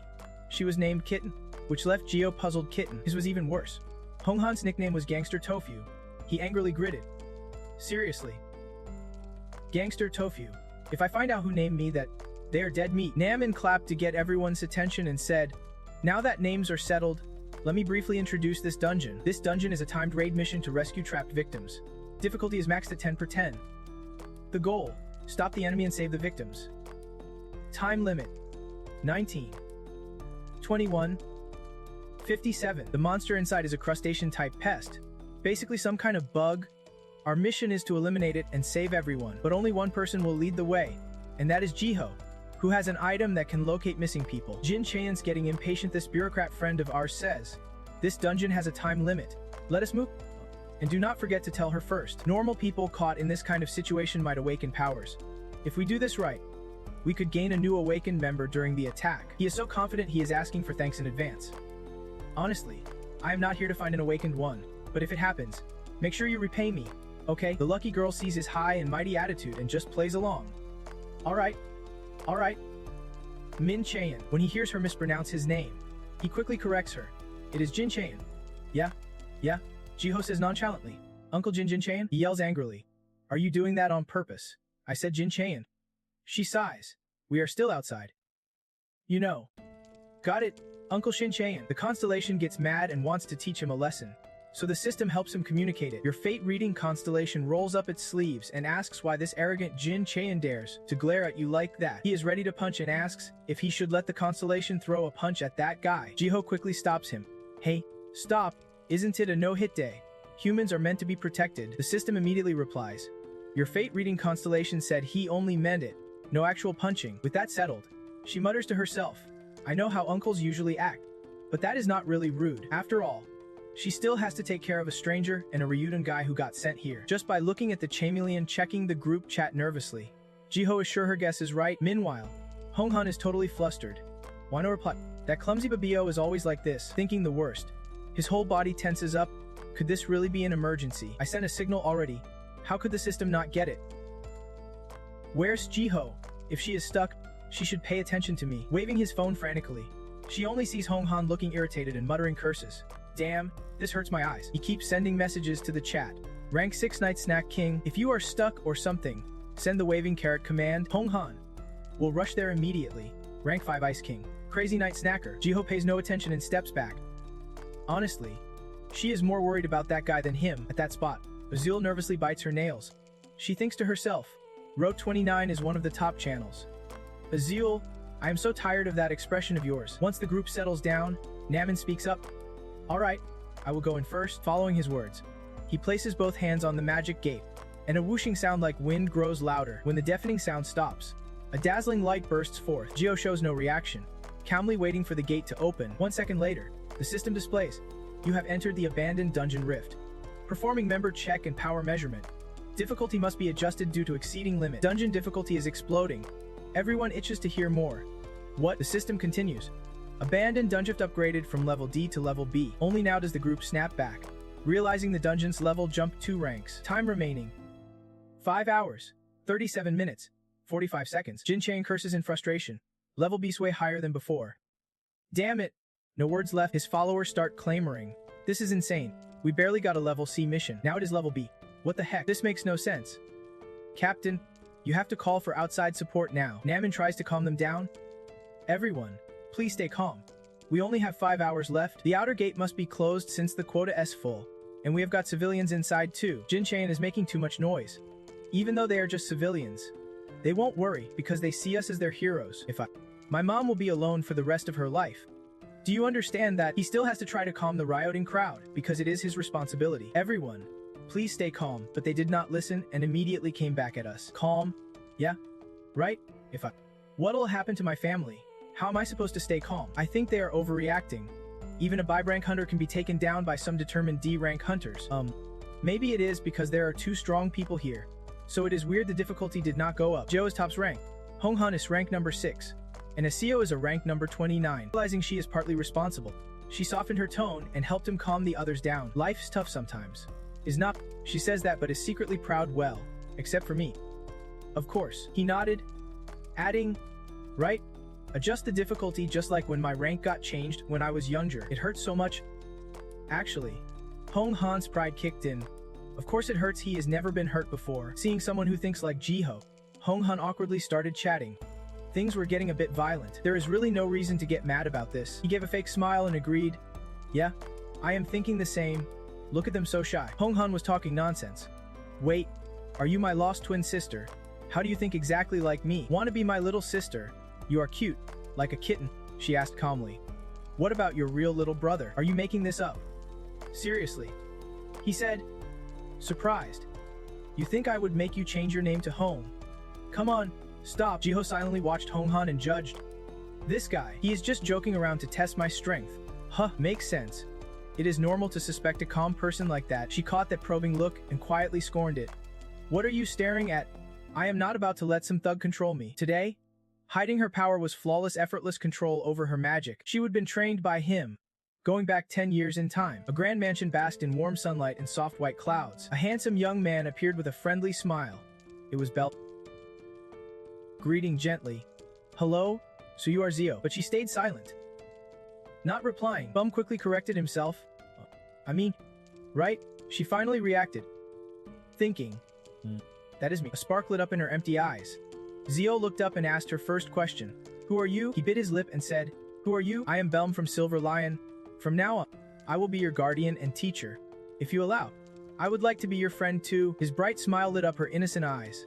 Zio unconsciously repeated his name. Rule 8. Part of the law for the awakened. Awakened citizens of Korea must be loyal and undergo ability training through government agencies. In this law, there is a special exception for awakened under 14 years old. The sky was starting to turn late afternoon colors. She sat on a swing with her eyes closed. Sighing, I know what you are planning, but I do not need training for this.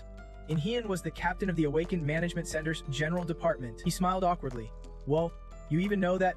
Kid, you have done your research. Huh, but your case is a bit different, you know. It will be dangerous for you if everyone leaves you like this. It could even be dangerous for you and your loved ones. That is why I hope you will join the training. She kept swinging and answered firmly. I know myself well, and I will keep hiding it. I already told my mom I do not like this stuff. Hearing this, In-hyun got even more flustered. Of course.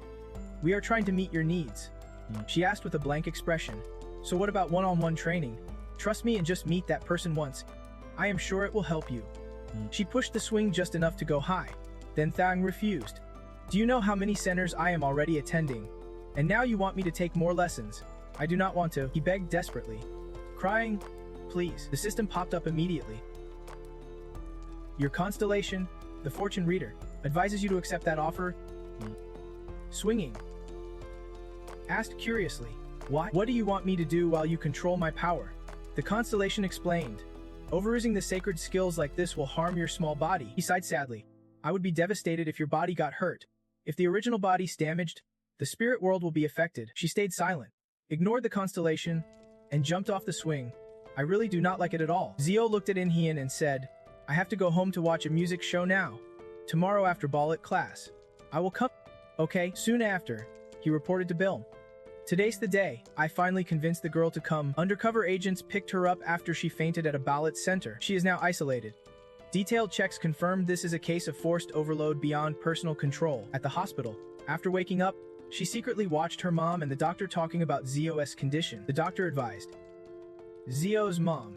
After the March nightmare, many kids have suffered symptoms of TED. She is a similar case and needs long-term hospitalization for trauma treatment. supported by the government. Luckily, before this, she had reminded him many times, no matter what happens, you must keep this secret from everyone, especially from my mom.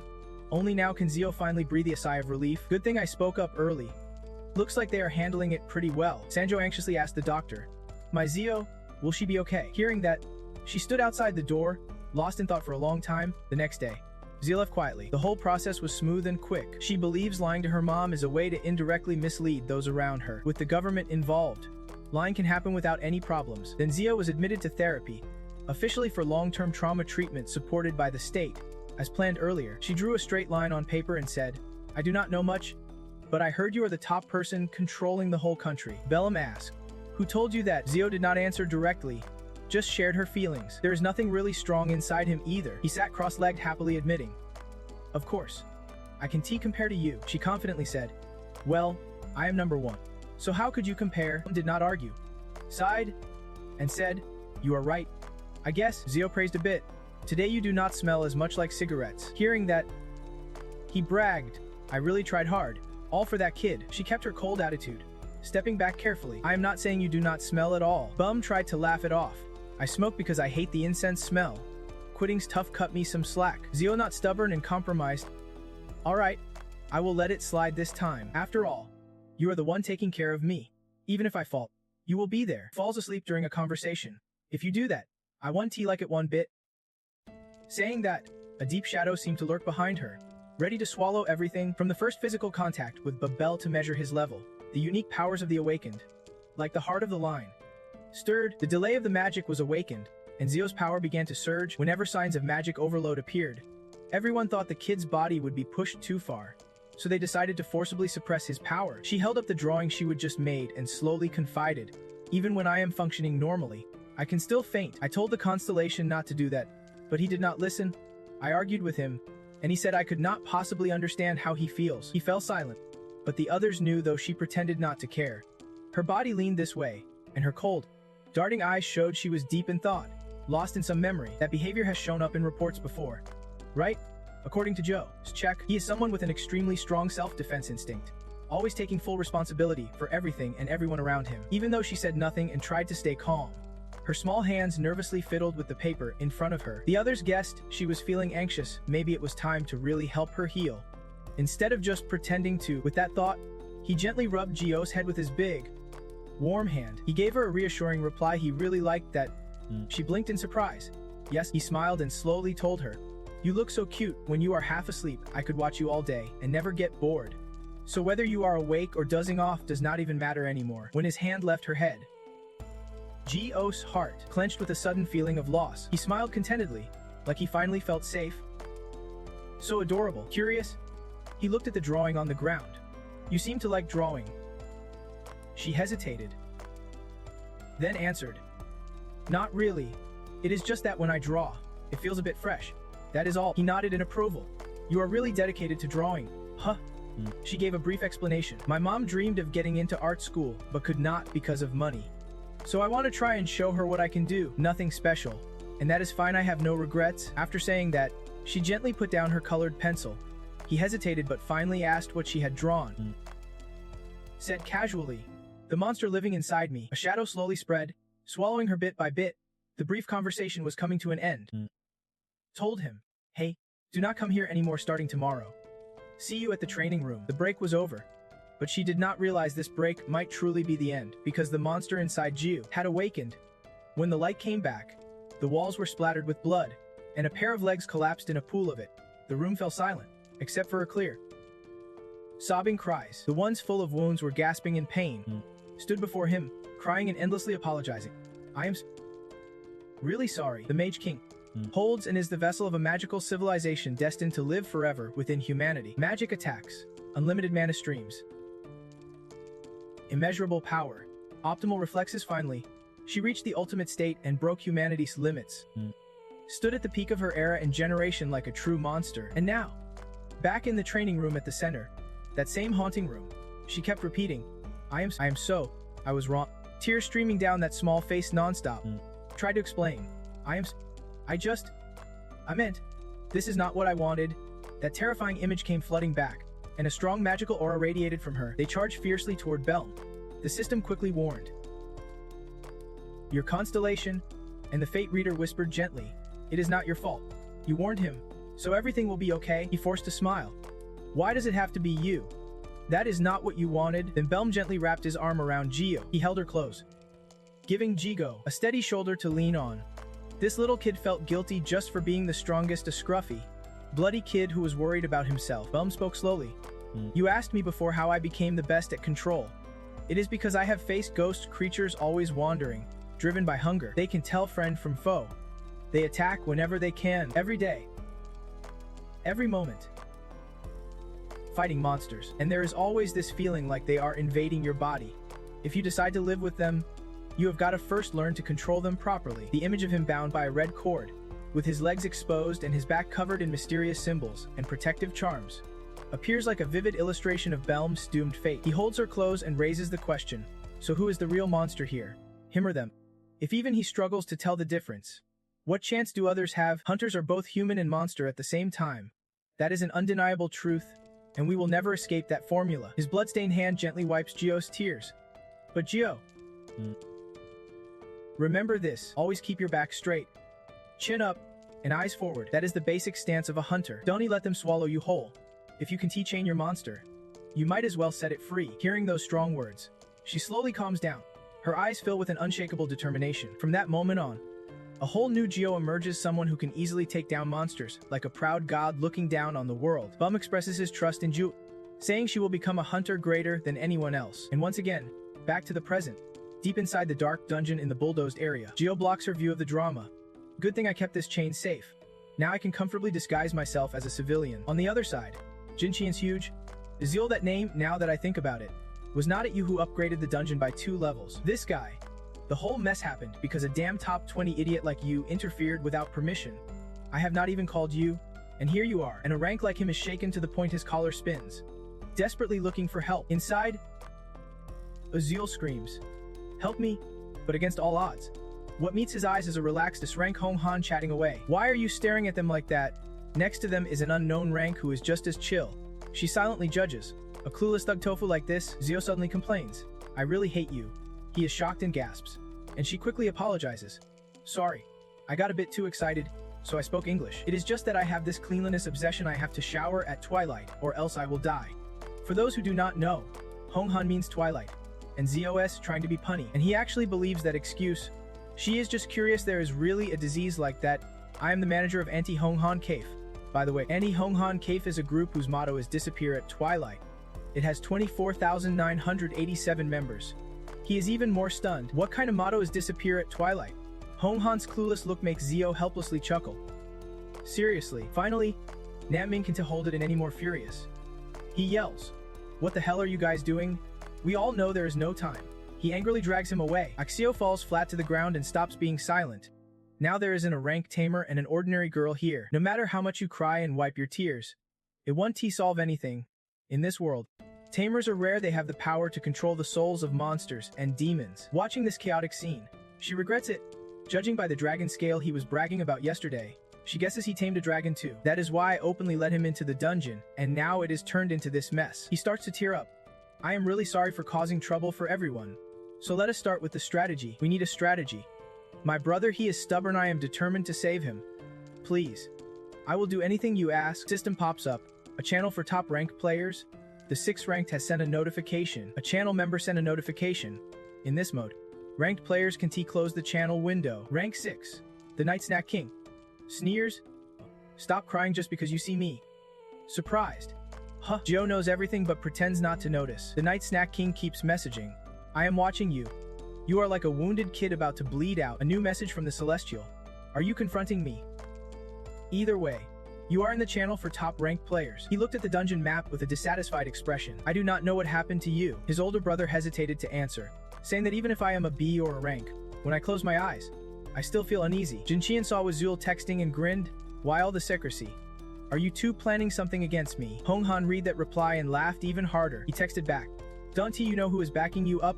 Then Jong-Han pushed up his glasses and spoke out loud. "If I did not know, I would probably faint right now." At the same time, a message popped up from Team. Rank 6 Night King says it is Jong-Han. "Azul," he declared to his brother in a commanding tone. So straighten up and only say good things. Straightening up and raising his weapon. Facing forward, that is the basic stance of a hunter. Old memories flashed back. She froze as BM had said similar things before. Rankings are individuals, not groups. Now Azul had regained his composure. Standing up, he declared, "Whatever happens, I will take responsibility, though it is rare, because I guarantee no one will die. So let us keep with the plan. Surely someday they will all gather." And Azul's statement proves that he is Uzil from View Invite, national rank 29 and a rank hunter, part of Korea's elite top-ranking channel. If Jong-Hun's message in the top-ranked channel was like a stone causing ripples on a still lake, then the innocent cat-like emoji sent by Mojo was a breeze steering the whole surface without touching the water. Rank 5 Strange Wu sent a question mark. Rank 3 Ampha said, "This is recent Jong Jill." Azul, rank 8 David laughed loudly. "This is crazy." The flood of messages grabbed both their attention. Rank 4 Waybert chimed in. "Here's Waybert." Azul, rank 12 Sang Sang. "That is his ride." Azul, rank 8 David said, "This is the great David. Nothing's more embarrassing than being toyed with by a whole top-ranked crew." Rank 29. "Also him." Pleaded miserably. "Please stop." But David stubbornly denied. "I did not do anything. No way. Oh God. Seriously. I am telling the truth. I am not interested in this stuff." Rank 4 Weebert teased. "Don't he go crying now. He is a real person, not a pup." After the Jinshin group's chaos, the time left in the level B dungeon area was about 5 hours. Specifically 4 hours 44 minutes 30 seconds. Most of the remaining monsters in the dungeon were bugs crawling on their bellies and laying eggs. The group was still safe so far. Namin had just smashed a monster's pet, blue blood splattering everywhere. He warned everyone, "Be careful. No matter who you are, these monsters will soil you." Jeo sat quietly eating her golden bowl, but was overwhelmed by the stench. Covering her mouth and nose, Namin stopped, explained why, and asked her to guide them, saying, "If we do not rescue them quickly, no matter how much we attack, it will be useless." "Girl, can you show us the way to them right now?" Jeo slowly pulled out a small Denza model. A tiny arrow appeared on the toy's body. He focused and followed the direction. "It is up there. Let us move." She silently cursed to herself. Idise, harder to do, because right after, another monster appeared and blocked their path. This time, he was the one who swung first and killed the monster. The blue blood sprayed, making her disgusted. She closed her eyes and pinched her nose, feeling nauseous. Jinshin grumbled while collecting magic stones. "Isn't it tough enough, every time they die? They spit out this terrifying stuff." "Anyone got a towel?" Nam replied. "Nope. If you have magic stones, use them now." Suddenly, he turned to check on Azul pacing nearby. "Azul, what is up? Are you okay?" His face turned pale. "I lost contact with the scout team I signaled earlier. From the 4th floor. My view is much narrower. I can check why. But it looks like they got eaten by those things." Hearing this, everyone fell silent in fear and all looked toward a door. Jeo touched his chin thoughtfully. "That must be the level B dungeon. Isn't it a bit too easy at this point? This has to be where the game really starts. Right? No way." Everyone's slowly moving closer to the door. The running symbol looks just like an emergency exit light. Jong-Hun laughed. "No way," he joked while grabbing the door handle. "Don't go too hard on the monsters. Okay?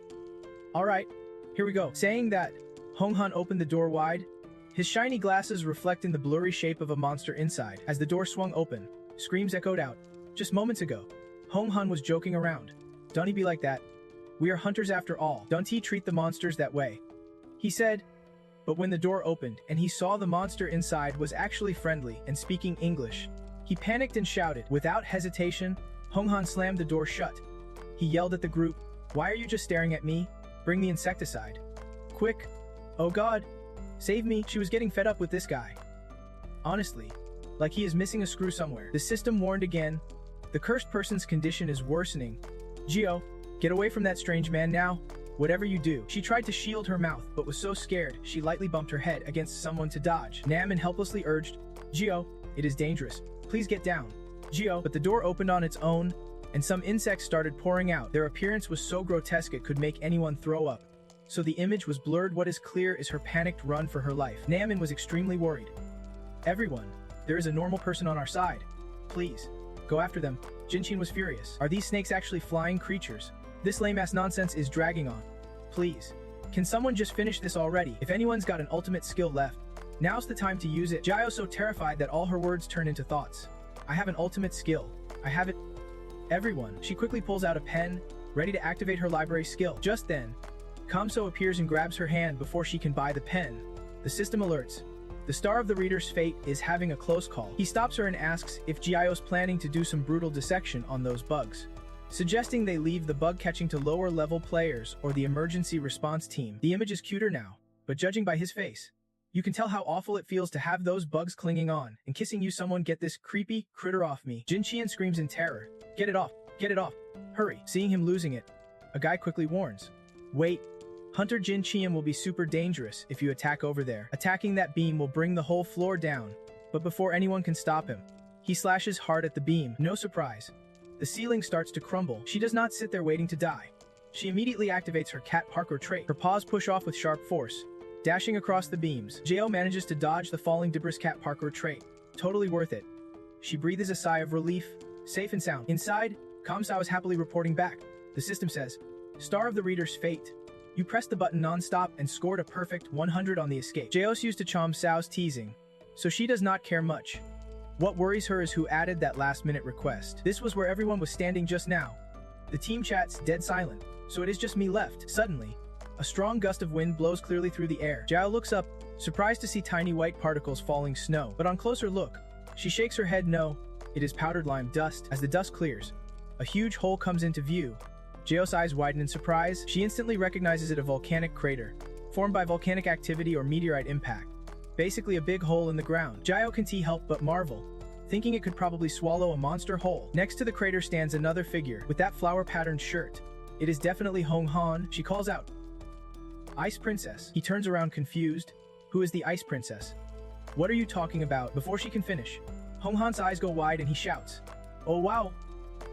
Gangster cat. No one was there just now. Jaeho silently sizes him up.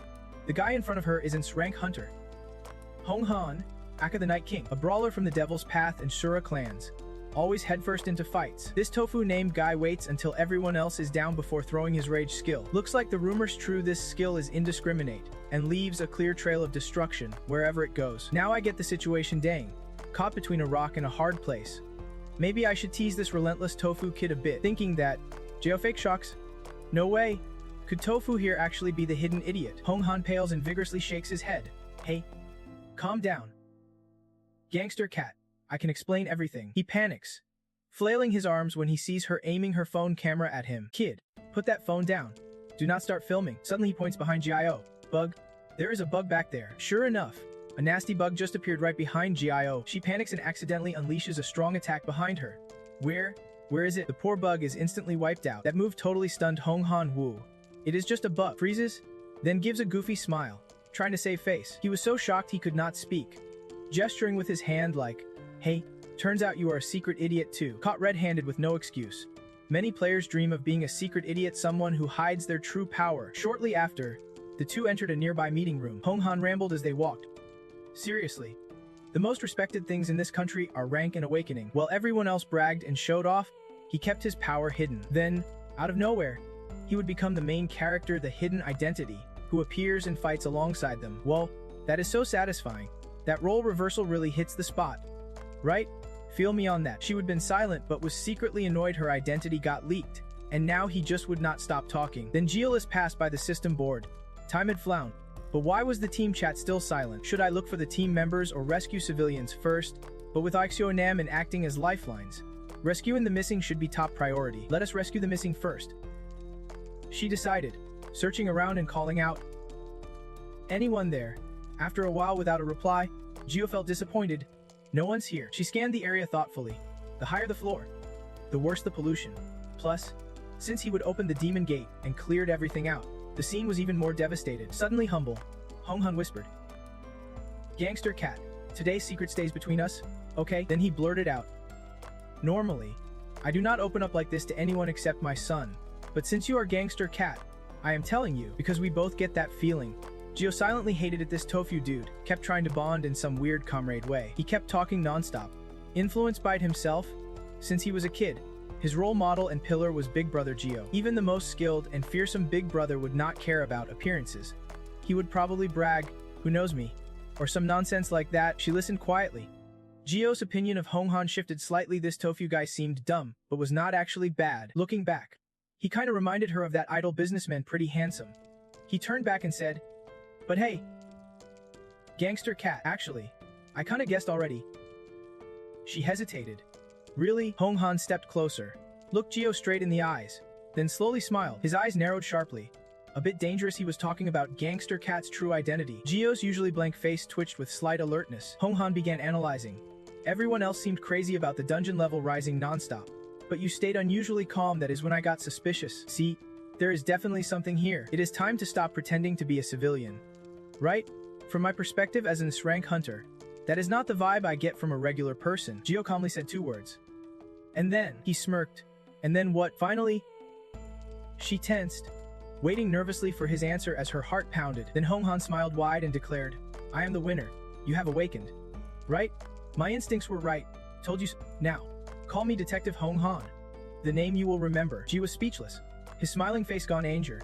Disgust? Fear? Sadness? Surprise all 0%. Only happiness hit max level.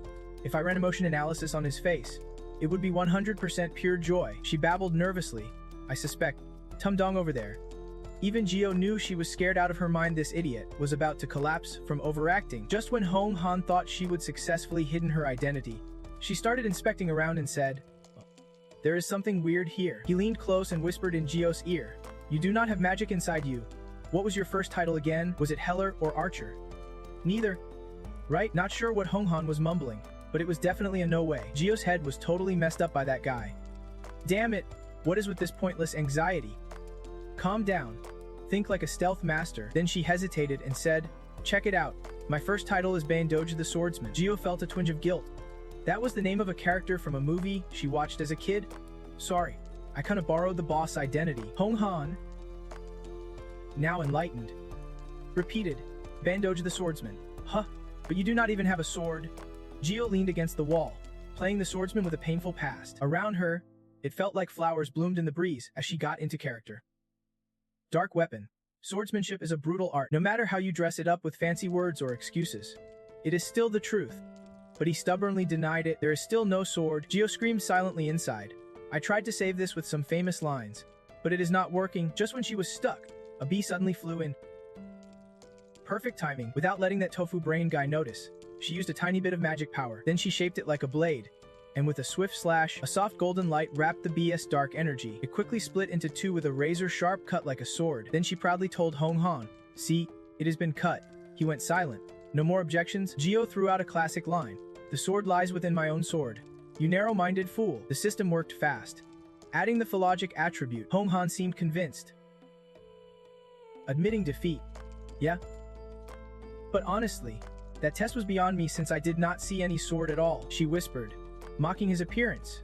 Such a waste of skills. Now I have got no weaknesses against him anymore. Jong-Han's first title is Lord of Decay, like a pact linking demons and Azura through darkness. Basically, by many standards, he is nothing like a mage or swordsman, or even Heller. Besides, the top guy is fooling everyone anyway, so it is no big deal. He has no clue what is going on in Gio's head and stands there confused. Can I use skills others can TC? Finally, Jong-Han said firmly, right? You thought the swords were inside our swords. I learned something new today. Bandoja.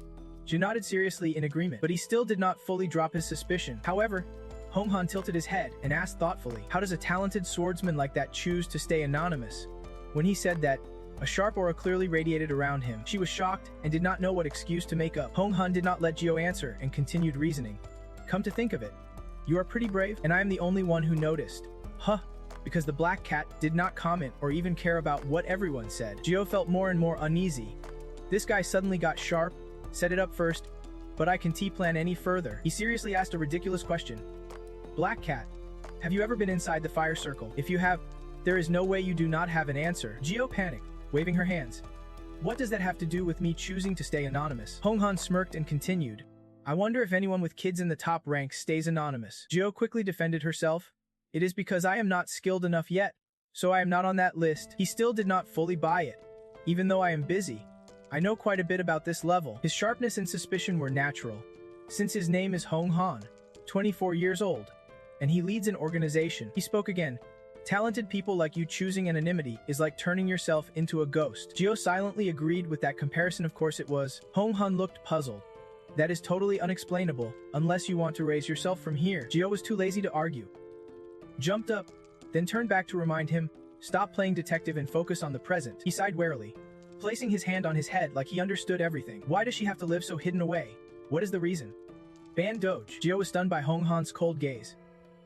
Face frozen. Eyes wide. Why did her words create such a heavy atmosphere? The lies kept piling up. Ban Doge's excuses getting more and more elaborate. Based on what he knew, the current image of the skilled swordsman Ban Doge is one of either great hiding skills, a mysterious loner who avoids the spotlight, or just not that great at fighting. She is really frustrated. Struggling with herself, seems like she is about to break down. I need to take her apart and put her back together. Where's the logic? Why is not it clicking? Even squeezing my brain dry won't fix this. I can't keep beating my head against this wall. After thinking, Jio slammed down hard, startling Jong-Hun, who looked up in surprise. She spoke clearly. First, we need to find the missing person. The reason I chose to hide my power is simply because I feel ashamed. That answer kept repeating in my head. Just because I am ashamed, the system immediately updated your info. Your Destiny reader says he feels awkward about the situation he just witnessed. He tried his best to stay serious, but could not help smiling at your adorable, hard to fake honesty. Jio blushed embarrassed, thinking, this guy is pretty smooth, looks like we have wrapped this up here. He quickly jumped up to follow her. Yeah, that is right. Jio turned back, awkwardly asking, what is that about? Jong-Hun is sparkling. Patient expression was painfully eye-catching. What even was that? Like she was giving a compliment. He said sincerely, nowadays the world's full of people ashamed of their own fame. Yet here's a pro like you quietly stepping up to help others, instead of chasing the spotlight. Hearing Jong-Hun add more details made Jio doubt himself. Wait, I never added anything to my just because I am ashamed reason. He patted her shoulder admiringly. I am seriously impressed. Ban Doge the swordsman. Jio just stood there dumbfounded. This guy's way too into it. People say no matter how hard you work, passion beats you every time, and this guy proved it by summarizing someone else's whole vibe in a minute. Jong-Han suddenly switched to giving a lecture. But little Black Cat Jr., you can keep going like this. You are human, you have got to care about yourself and your life. You can let those sacrifices be for nothing. You can just keep dying without being found. Jio looked at him with a bit of, oh, this serious tone is new to me. Honestly, his game is about making sure the opponent does not suffer any real damage. He is the king of the underground world. Alright, no need to risk your life because of this guy.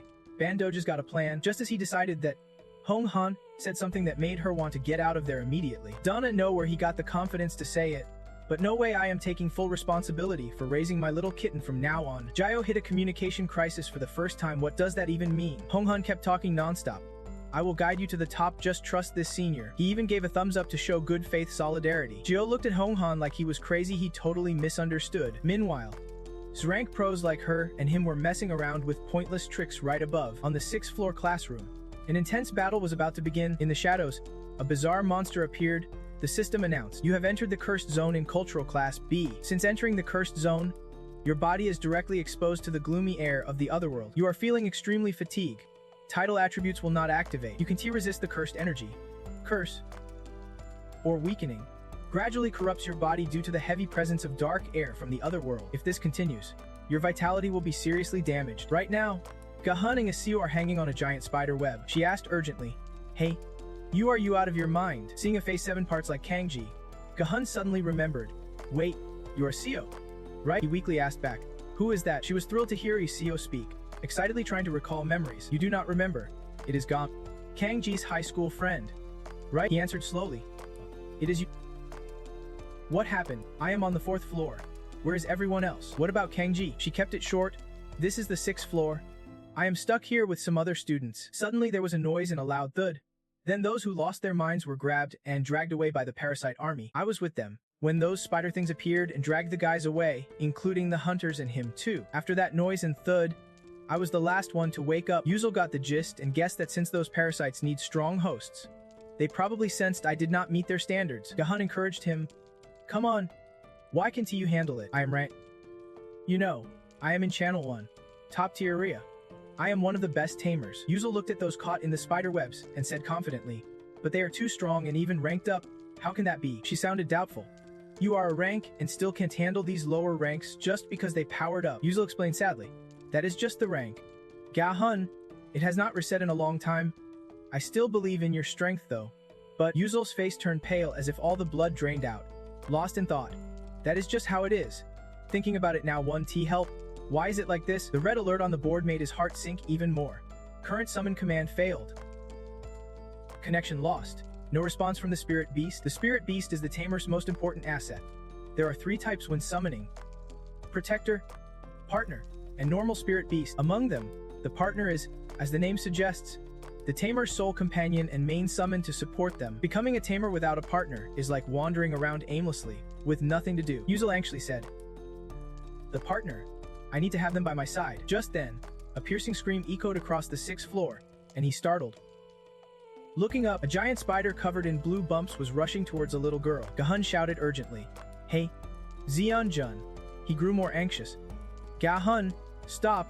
You are just drawing more attention. This web covers the entire cultural room." She remained worried, but Yusul's friend could only try to calm Jong-Hun down. It would be bad if something happened now. Too many people have already been taken. Meanwhile, his spirit beast, a snake, successfully freed his limbs from the sticky web. She was a bit surprised. "Wait, how did your hands and feet get free?" Yusul sat down and explained briefly. "Jong-Hun, your spirit beast came through. Wait, I will free you too. We have to get out of here without being spotted. For now, just you and me escape." She still felt uneasy. "What about my other friends?" He answered quietly. "Your condition is the most urgent. You even have mushrooms growing on you. That means the infection has spread badly." Jong-Hun, confused, asked, "So what should you do?" "Then what?" Yusul stated her goal clearly. "There is someone from the emergency response team named Nam in here. We need to find him." But in his heart, he had another thought: someone else he needed to find even more. The Midnight King's words flashed through his mind again. Jong-Han, Yusul, he felt uneasy too. "I am not sure if I can reach him. Even though we are both Channel 1 ranked, there is a huge difference in power. He is also the leader of Dun, even higher than in Vibe. I am afraid if everyone around me." For some reason, Jio's shadow appeared too. Thinking about it, Yusul stopped himself. "God, what am I even thinking?" He turned to Han and asked, "Can you walk on your own?" "Wait, your blood is not flowing yet. We have to move as slowly as possible to avoid detection." Yusul silently scanned the spider behind them and calculated. The bigger the monster, the better their detection. If we carefully move through their blind spots, I might be able to save those trapped in cocoons. Thinking that, he whispered to her, "Can you drop low and crawl to stay out of the spider's sight?" Jong-Hun seemed not to hear. Just as Yusul turned around, "You and him were still confused." She suddenly pointed behind us. Yusul felt something off and slowly turned her head around. That spider somehow sneaked up close to both of us, drool dripping down in a small puddle. I clenched my teeth in horror, but instinctively stepped forward to shield Jong-Hun, while she froze and hid behind Yusul. At the last second, she jumped out of nowhere. The wind cut through the air, a loud slash sounded, and the spider was sliced in two. Both Jong-Hun and I were pushed back by the force Jiho created, raising our hands to shield ourselves. She calmly stood up after taking down the monster. Behind her now only lay the blue blood-stained spider carcass. She quickly recovered, and I thought it was all over. Once upon a time, there was a swordsman who could not use magic or a sword. At this point, someone interrupted. "Hey, if he can use a sword, how is he a swordsman?" Jong-Han turned around and said, "Wait, let me finish." But the person hurriedly tried to stop him. "Hold on a sec," but he kept going. That swordsman was desperate and powerless, trapped in long loneliness. One day, a kind-hearted mentor told him, "Nothing is impossible." From that day, the swordsman started doing 100 push-ups, 100 sit-ups, 100 squats, then ran 10 kilometers. That sounds just like Saitama from One Punch Man. Someone else chimed in, "I think I have heard this story before." Jong-Han sternly shouted, "Quiet down." The black-haired guy panicked and backed off. Meanwhile, Jong-Han calmly continued. After all that grueling training, the swordsman finally found an incredible power, the invisible sword. But during his training, the world changed drastically. Ranked hunters appeared in beer commercials, starred in films by directors Kim and Shook, or just focused on climbing the ranks. Confused by the changing world, the swordsman decided to live and protect others invisibly, just like his invisible sword. And that is the end of the biography of the Rank B swordsman. Cheers, and applause filled the room. Turns out Jong-Han was just telling his own story and got carried away, praising himself nonstop with waves of emotion. He really is the unsung hero of our time. That spirit rising from the depths, that is something special. Everyone fell silent, too shy to comment, while Gio looked really embarrassed. Jong-Han reminded everyone, "Anyway, keep this quiet, okay? If not for this emergency, Bandoja would never reveal his power." After some more chatter, he ended with, "In the end, it is all just darkness." Her words kept echoing in Jong-Han's mind. The sword lies within prejudice. "You idiot," he seriously said. "That is the swordsman's true bias." Gio did not know what to say anymore, even starting to pity him as his blood turned to machinery. That idiot, not too dumb after all. She and Jong-Han successfully rescued a group of people, heading to a room on the 7th floor, where most victims were taken. Inside, countless huge cocoons were twitching. Namin was trapped inside one cocoon, pinching his nose to avoid suffocating from the green fluid. Utterly panicked, the cocoon showed no signs of tearing. He was suffocating now, just as Namin thought he would suffocate. An outside force slashed and ripped open the cocoon. He was pulled out, covered in green goo, greedily gasping for air. Gio no. Bandogia accidentally made a loud noise, but was not detected. Namin was deeply grateful. "Thank you," he said, as she lightened her weapon to make it slice through like the wind. Gio cut the cocoon while grumbling about her luck. "What the heck is this? And rank hunter, and a rank hunter, a rank hunter, and so and more. This is how you fight to drain all the magic in your sword, so no one can see it. It is as hard as taking a single bean and carrying it through Vesai's electricity." While she worked hard, the system popped up. An invisible raid. Enemies only remember being slashed by something out of nowhere. You, yourself, need to let go of your worries and face reality.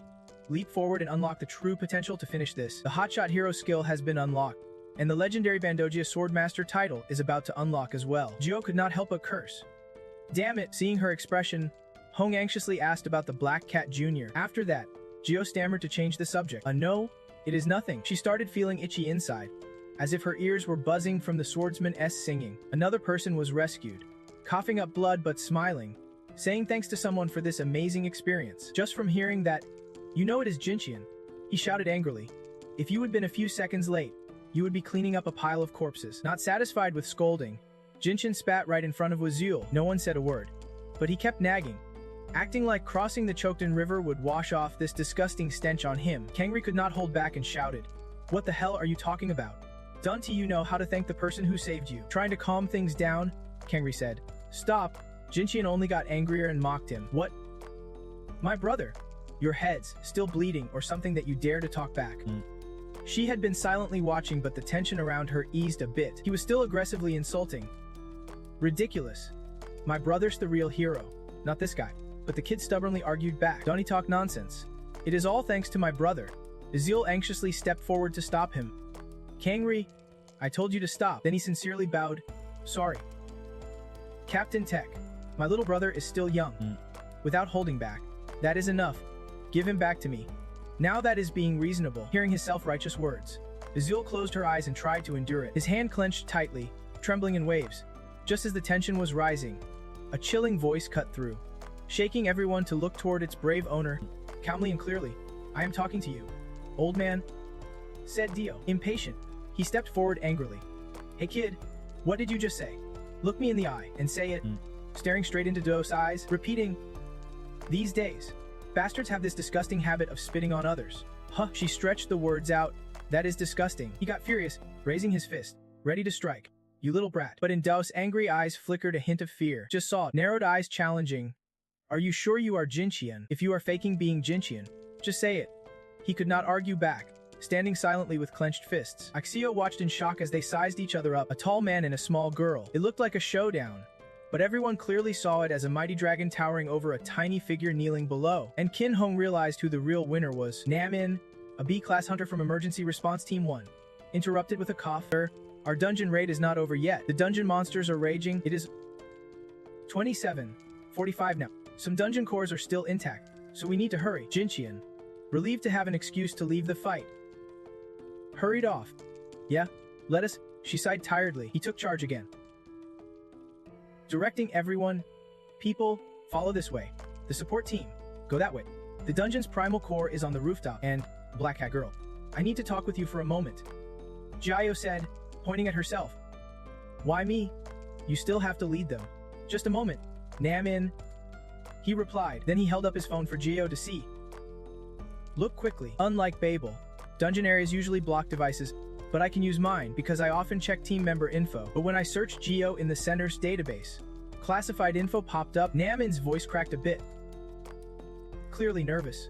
"It is the first time I have seen this. Seems like it is not just on the surface." "Who exactly are you?" Jiao listened to all his questions and paused thoughtfully. She shot him a cold glare and warned, "They say curiosity killed the cat." "You know." Namin stiffened and stumbled over his words. "I did not mean anything by it." Jiao just silently stared straight into Namin's eyes. After a few seconds, she sighed in frustration and rubbed her head. Suddenly, Jiao asked, "What do we do now to break out of this prison?" He quickly explained, "The primal core including the heart. The prison's origin? and the monster still exists. You have been through so much because of this dungeon. Thanks for sticking with us till the end. Jiao stayed silent again, but her heart stirred.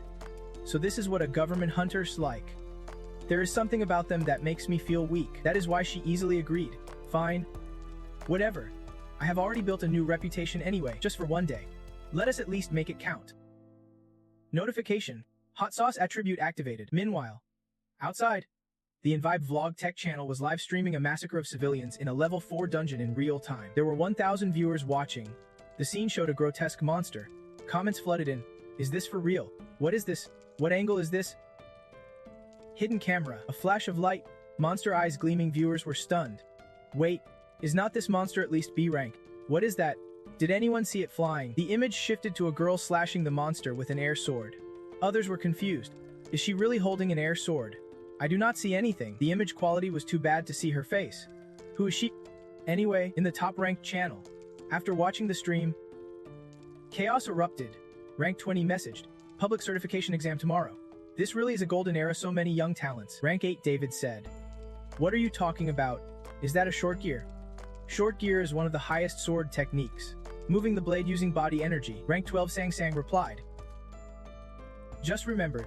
The Ryudon leader is also stuck in the dungeon. Rank 16 Sam said. What? Rank 5 Jiv said. Seriously. Rank 20. About the public certification exam tomorrow. Replied to Jiv.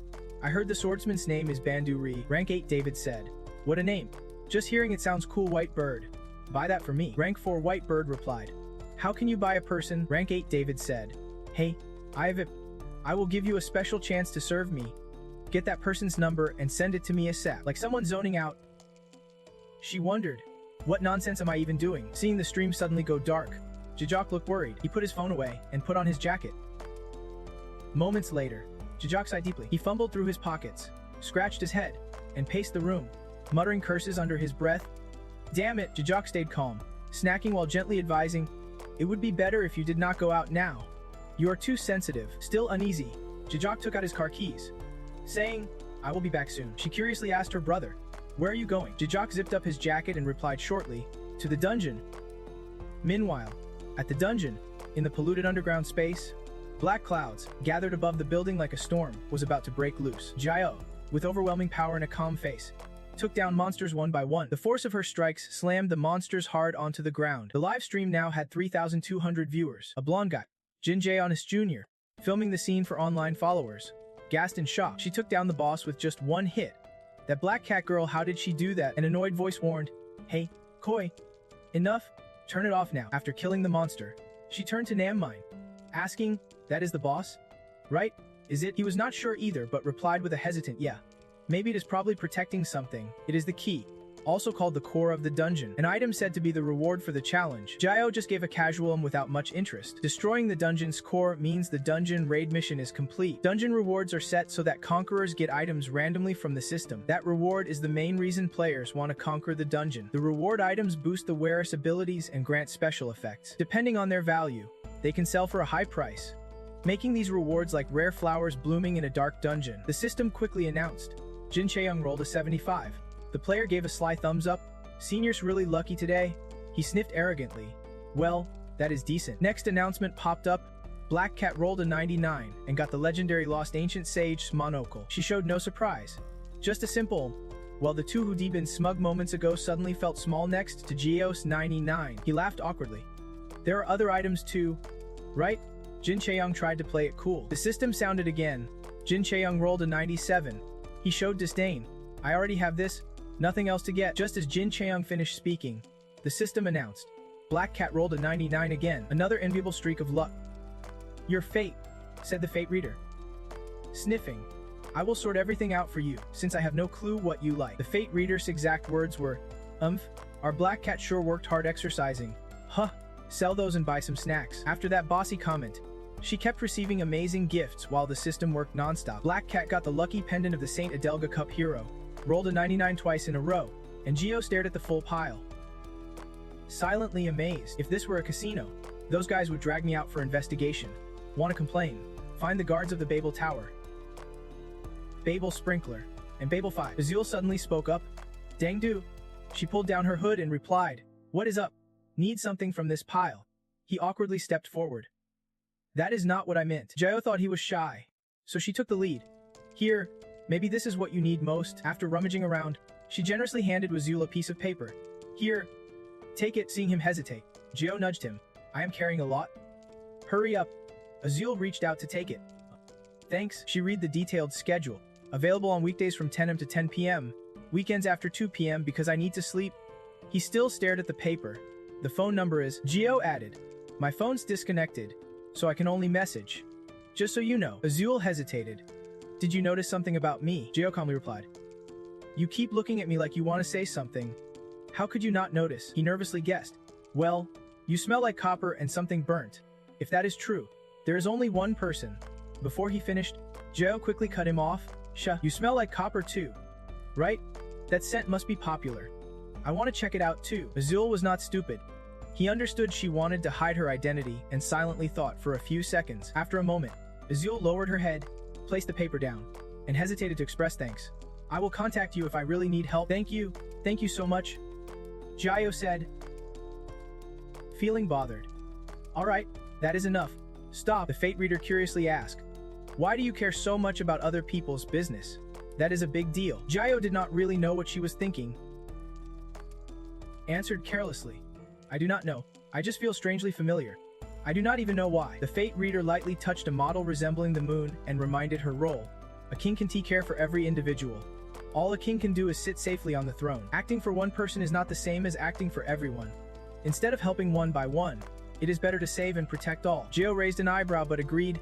Sometimes in life, we have to do just that. At this moment, Jong-Hun happily approached with a magic stone. Greeting today's winner, the Black Cat Jr. What did you say to Ixio to get so close? Jio did not hide it, she just gave her phone number. What about your prize? He let out a breath and smiled like someone with knowledge, experience, and wisdom. Does the junior get that? Let me say a bit about this magic stone. Hold on. Jong-Un suddenly realized she also had a magic stone, and hers looked even cooler than the one he held. Trying to hide his surprise, Jong-Un asked to confirm, all that stuff, is it all yours? Black Cat. Jio looked at him like he was an idiot. What about Jin Chaeyoung's stuff then? In just 3 short seconds, he went from surprise to doubting himself, and finally to speechless shock. After the unpredictable emotional roller coaster, Jong-Un quickly accepted it and awkwardly held out both hands. Please sell it to me. She flat out refused. Dream on. Those 2 words hit him right in his tender soul. Jong-Un, 24 years old, was the first male Azura contestant ever to be rejected. He pulled himself together and set a condition. Jio did not want to sell it for money. Jio was baffled she would have been so clear, yet Jong-Un kept pushing. Maybe he is just into me. He was so shocked he turned pale. Wait, what is Jio talking about? Is she leading me on? Is this getting out of hand? Jong-Hun's face suddenly flushed bright red like a tomato, pointing wildly in all directions. Maybe from earlier. Or maybe Jio just lost control out of nowhere. They are just close friends overcoming challenges together. Jio could tell right away from his reaction no dating experience. He might as well have been single since birth. He shyly scratched his face but said, if you are into dating, Jio, I am not wasting any more time. He swayed and slipped past her. Stop messing around. Get out of the way. Jong-Un was surprised but played it cool. Alright then. Namin raised his hand to signal. We will lock down the dungeon now. Thanks, everyone, for working hard. He tried to call her back. Hey, the main mission goal was to reach the dungeon core. The mission ends when the orb deep inside the dungeon is destroyed with the team's power.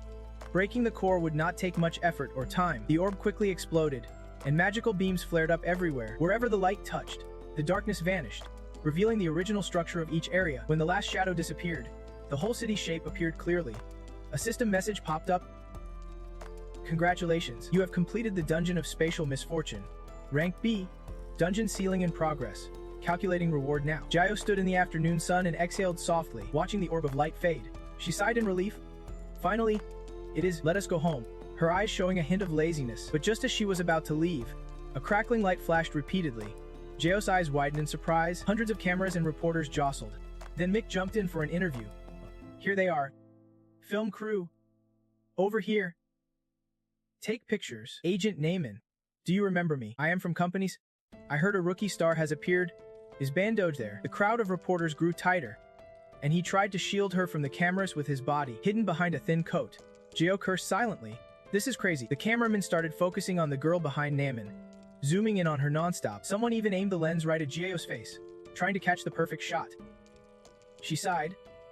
wondering, did you hear that voice? That means I am stuck playing the supporting character for longer. Reporters are everywhere, gathering in groups, and the most important person to them is the one who defeated that monster. This means at least one person was at the scene and is watching the live stream. Jiao ignored the noisy reporters because she had her own focus, the editorial library, also known as the editing tool. It works by gaining editing rights over an area and archiving it. It can even change the content. Future developments like the gas flare scene, Jiao tried to use it to blur her presence in everyone's minds. But seeing the cameras working at full blast, she hesitated. If she triggered it here, it would just turn into chaos. Just as Jiao was unsure what to do, a motorcycle engine roared. The nearby reporters wondered, what is that sound? Jiao appeared dazzlingly, like the main character in a story. Without a word, he revved his bike and did a smoky sharp turn right in front of the reporters working. Jiao stopped the bike and took off his helmet with a cold glare. He threatened the reporters. Put those cameras away before I smash every single one. Everyone whispered, both shocked and scared. That is DV, put the cameras down. Everyone knows he is super sensitive about his privacy. Jiao snapped and threw the helmet to her, then got on the bike. What pointless thing are you doing? She caught the helmet, confused. Change it. The hero strode ahead to clear the way. Why so much stuff? We already cleared out the dungeon rewards earlier. She trailed behind, all cleaned up. Golden hands. Golden hands. The reporters could only fall silent and get out of their way. Jiao relaxed and told her brother, I was pretty annoyed by the cameras. But now that you are here, it is all good. Is this the true flavor of an escort service? As she climbed on the bike teasingly, Dad, let us... Jiao gave an annoyed look. Are you crazy? Without hesitation, he sped the bike away from the crowd. The people left behind finally dared to speak up. Omut, what was that? First time seeing DV in real life, he is nuts. So that means we can use today's data. Right? No one else? He is very disciplined. If you interfere in his life, he will. After the crowd dispersed, someone hurried over calling out, Young master. The visitor was Yu Sanam, second in command. Jong-Hun asked curiously, what is up? He looked a bit surprised. Isn't he out? What is all the fuss about? What if his identity gets exposed? That is why I said no. Jong-Han cut him off without care. Hey, drop that nagging. Sang. Then Jong-Han got on the bike, respected by his underlings. He told Yu Sanam, I need to investigate a few things. First about Yuzil. Find out what he is up to. I feel like my insides are rotting away. Yu Sanam guessed, you mean the Babel chairman? Jong-Han flatly denied it. That fake V has long been a thorn in my side. And he even stole the cute black cat. We need to look closer at what he actually owns. Saying this, he smiled with a sinister excitement. Meanwhile, Jiao was still sitting behind Ji-Jok's bike, her mind already miles away. She had been riding motorcycles since middle school. Right after getting her National Hunter certification, only those 16 or older could get a license. But certified hunters were an exception, so they could move quickly to any crisis spot. With her amazing driving skills, she was soon back home. Jiao took off her helmet while munching on a snack. This is so inconvenient. My butt's totally numb. Ji-Jok, that has gotta hurt. It was an insult to her. She needed to apologize to Christina fast. She looked like she would just tasted something nasty and asked, this is the Christina you are talking about? Ji-Jok answered plainly. Besides Jiao and Christina, there is another one. Jiao could not help but complain. Even their last names are Jiao. She explained seriously. Because she is my sister. Of course we share the last name. She could not help but think, this kid talks about Christina every day riding together. Gifts for Christina. I thought he already had a girlfriend. Then Jiao suddenly stopped daydreaming and looked up. And before she knew it, she would arrive home, opening the door. She thought, even with neighbors nearby, no one knows this is the home of its rank hunter. Though a bit rundown, it was truly a paradise, her family's place, where her dad's absence was felt. Her mom worked hard raising 3 kids in tough conditions. After awakening, Jiao's family improved thanks to government aid and Silver Lion's support. And things got even better when Kiddo debuted as an rank hunter. He warned her as soon as she stepped inside. Just take off those winter clothes and come inside. She only paid attention after hearing that, glancing at the items she was holding. Feeling hesitant, then Jiao cheerfully handed everything to her little brother. Here you go. Little one. Jiao gave a slightly suspicious look, like, what is up with your face? Suddenly giving it to him, she quickly explained. My constellation said it would help him out. He seemed to see through Jiao's plan. Your storage must be full. Huh, it is basically a dump, or better yet, a battlefield. She tried to defend herself. I gave it because I really love my little brother. Jiao sighed helplessly, ruffling his hair. Maybe I should give you a smack. Jiao thought about his home again. Many times he would try convincing his mom to move somewhere better, but his little brother, nicknamed Night Dance, was like a young deer, rough around the edges but gentle at heart. Mom seemed reluctant to spend the money earned while her son fought on the front lines as a hunter. She often lost sleep when night dance was at the tower, so her 3 kids always pretended to be normal siblings. At least the 3 of them agreed never to mention anything about hunters at home. Jik pressed the storage password and reminded, "Don't just dump stuff in my storage all the time. Organize your own. Will you, by the way, did you call Mom when that incident happened last night?" Gio answered obviously.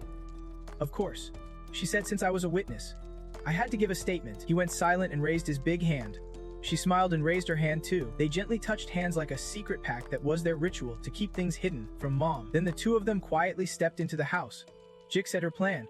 She would sell some of Gio's stuff at market price. Meanwhile, handsome Gio slipped quickly into his room. Gio leaned forward, trying to minimize his presence while observing. Biam and Sanjo were chatting without any tension at all. At first, he just agreed to Senor's request, but I swear he was sincere. Following that story, a joint sponsorship program was set up when you need to hide something. The whole team has to act together. That is the collaboration between Senor and Ryu from Silver Leon, officially as partners. Hearing that, Jik glanced around and spotted a pair of menace shoes. Only one person usually comes and goes in this area. Her guess was right. Biam was chatting with Sanjo. He casually asked, "Are you taking your meds regularly?" I told her to listen, she said, smiling brightly. No wonder she is feeling better. Vice President, I always felt bad about her failing the exam. Biam laughed and replied, "If you say that, I would be really sad." At that moment, the 2 of them also walked by. Sanjo called the 2 over. "The kids are back. Gio and Jik, come greet the Vice President." "Kids." He smiled and looked back. She blushed and said, "Excuse me." Finally, Gio gave in and put her hands together in front of her stomach. She bowed respectfully like a junior. "Greetings, Vice President." Inside, Gio wanted to scream, "What the heck is he doing?" She forced a polite smile and asked, "Hope you have been well lately." But really, Gio just wanted Biam out of the house, telling him to take the conversation outside. She signaled with her eyes, but he acted like he did not notice. This family really is something else. Biam suddenly praised, "You have done really well. It has been a while since I saw Gio. She seems much more mature now." Hearing that, she grumbled, "You are making me proud, but he is still such a kid, always acting like a child and complaining about food." So even though she had 4 scars, she was still very active. He looked worried and said, "Don't he complain about them anymore, okay?" She just stood there listening to both wardens, feeling deeply unsettled. Meanwhile, handsome Gio had already slipped into his room. Gio leaned forward, trying to minimize his presence while keeping an eye on things. Biam and Sancho were chatting with no hint of conflict. At first, he just accepted the Senor's request, but I swear, he was sincere. According to that story, a joint sponsorship program was set up when you want to hide something. The whole group has to act. That was the partnership between the Center and Ryu from Silver Leon. After the March Nightmare, a one-on-one supervision system was established for kids affected by Silver Leon. She was a bit worried then. "What about Gio and my Gio? I am grateful to Ryu from Silver Leon for protecting us, but I wonder if my kids will end up like those awake people there." Biam politely replied, "Don't feel troubled about this. We at Silver Leon are trying to take full responsibility for what happened that night. So please consider this sponsorship for the kids affected by the March Nightmare as part of the compensation." Sancho hesitated a bit, but then a loud cry came from the room. She hurried in, "Mom, wait a sec." Sancho hugged Gio gently, showing affection. "Sorry, but my youngest is a bit weak. My work's been overwhelming, and inside me." He hesitated. "Can I hear more details about that, please?" That is how the 2 Gian siblings grew up under Silver Leon's care. Her childhood was with Ben Biam. It is fair to say Gio spent all her time at the Siakwon mansion. For her, who had always struggled alone, being treated sincerely by her benefactors felt natural. After a moment, he politely stood up. "All right then, I guess I will be off now." Sancho quickly invited him. "Oh come on, it is late. Why do not you stay for dinner with us?" Beam put on his jacket and glanced her way. "You know I am not good at formalities.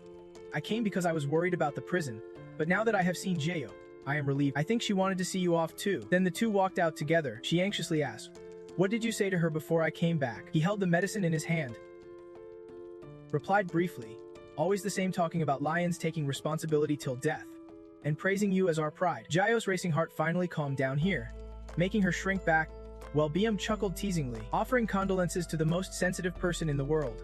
"Huh, and he thinks the Bandor swordsman thing is kinda outdated." She shyly defends herself.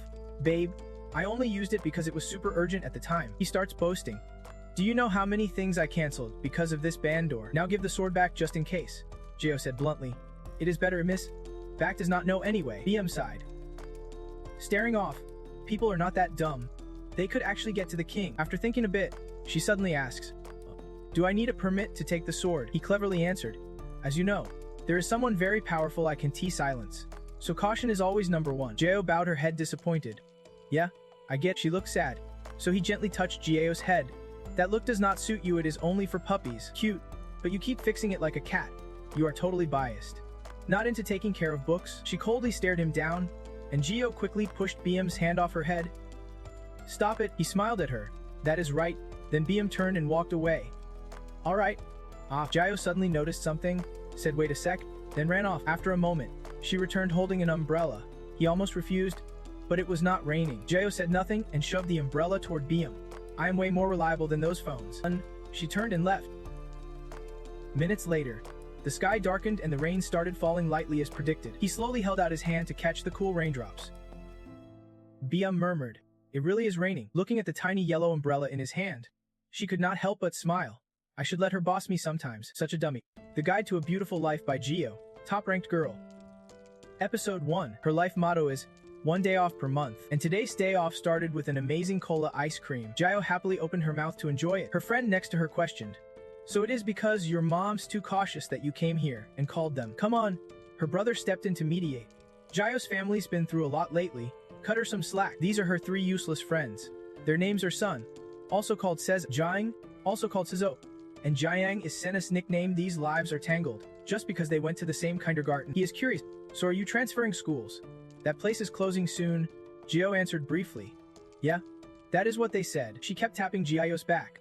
"Of course it is closing." Jio got sucked into it. "Terrible. Seriously awful." Sezo was kinda proud. "Our country's awesome too. Heroes always show up in crisis. Like Jio. And now Banj too." Sena totally agreed. "Right, they are all amazing people. Hey, why are you eating so fast?" These two probably have no idea that the one devouring ice cream is Hero, Jio, and Bandoj in their eyes. She was patted until tears flowed. Upset, she asked, "When is Seza coming?" Sena seriously interrogated. "You are just looking for allies to say nice things about you, right?" Seza sweated nervously, trying to save face. He said he got off the bus already, so should be here soon. Just then, she opened the door and came in cheerfully. "Hey, speak of the devil." Seza ignored the teasing and joined the convo. "Guys, oh man, by the way, is not your brother dating?" Jio immediately replied, "If you mean Christina, I already explained that, but she denied it. I mean your brother Yuji Umi. Apparently, he's a foreign guy. I saw him right after getting off the bus stop." Hearing that, she immediately turned pale. Jio's hand went limp. Dropping her ice cream all over the floor, she hurriedly ran out of the ice cream shop. Her friends panicked. "Hey, where are you going?" "Yeah, Jio at 20 is totally a siskin. Obsessed with her little brother. Her little brother is like a sore thumb to Jio, a constant worry she can't ignore." When she was little, Jio asked her mom, "Mom, why am I Dad is, but my brother is Jio Umi." Dad tried to explain simply, because her body was weak. They had to give her an old-fashioned name to make her stronger and live longer. After hearing that, she simply kicked back and said, "Got it." Jio was born on New Year's Day, January 1st, and on the last day of that year, December 31st, her brother was born. Even though their ages were close, the little brother's place was already set before Jio was born. About 3 years later, a tiny premature baby was born who had to stay in the hospital and needed constant care from mom. Dad was always worried, asking, "Jio, hi, what is wrong now? Are you still hurting?" He was really anxious, saying, "Jio, mom has to go to the hospital for a bit. Dad will be home soon, so be good and stay at home. Okay?" She obediently answered, "Yes, sir." So from then on, taking care of the siblings mostly became Dad's responsibility. After waking up, both kids were left in the care of Siver Lyong. They did not show any childish jealousy about being away from mom, nor did they lack attention or feel bitter about it. But if you asked Jio if she loved her sister, she would have a hard time answering back then. Somehow, that little sister felt like a stranger to Jio. That is what she sensed. But only until that day came. One day, when Jio was 13, she was anxiously listening on the phone. "Jio, hi? Mom said she is sick and is on her way home." The cough was terrible, and Jio could tell her voice sounded awful. On the other end, Jio thought, her voice sounds really bad. Suddenly, 2 boys showed up and called out, "Hey Jio, wait, come play arcade games. This time, I am gonna beat your team captain." She hesitated and said, "Not now," and both boys looked disappointed. Oh man, it seemed like she overheard everything because Jio Umi paused and said, "No need to come home." The boys waved goodbye. "We are heading out first." while Gio stood there confused. Then she snapped, "It is no need to come home. I am really sleepy. I am going to bed." She looked at the phone, totally confused by her sister's words. The two boys nudged her again. "Gio, you coming or not?" She stopped worrying about her sister and agreed to go out. Yeah? Gio was 13 and Gio-Omi was 10 in age when friends easily distract you, because her sister kept saying she was fine, no matter the pain or what was wrong. But it was already too late for Gio to realize the truth. Something was clearly wrong at home, and she froze in panic at the hospital, on the hospital bed. Gio lay weak, trapped in the fog of sickness and pain. Gio bent down, blaming herself. Acute pneumonia. She died because of it. That illness. I could be beaten it with no problem. But she kept asking Gio, "You said you were fine. Said no need to come home. Why did you say that?" She vaguely heard a faint voice, trying to open her eyes. A weak voice softly said, "Is that why you scolded me?" Gio stubbornly asked again, "Why did not you call me sister?" Gio struggled to breathe, staring at her, and Gio. She bit her lip and said with determination, "How could I? I am not your sister." According to Gio's sister, it seemed she had endured terrible loneliness. Gio and G-Doc were inseparable, but Gio-Omi was less connected to them. Even Dad often came to discipline the two who had awakened, but she seemed like an outsider. A heavy responsibility fell on Gio's shoulders. That moment was the first time she truly became Gio-Umi's sister. Blue skies, white clouds, golden sunshine. The Gio household was completely quiet. She was still lying on the sofa playing on her phone. Seeing her sister absorbed and ignoring her, she hesitated. "I have done well running around, but if she is lying there like a lioness, how could I dare speak up?" Later, Gio he noticed her sister had come back but was just standing there awkwardly, so she asked. Then, Gio broke into the cutest expression ever, her eyes sparkling like stars as she looked at her little sister. She looked confused. "Why are you lying there like a toast again?" she teased, calling her golden nugget. Gio could not take it and snapped, "Can you please stop?" Suddenly, the system popped up, conveying Chom Sao's panic. "Your fortune reader said you should only be cute when necessary.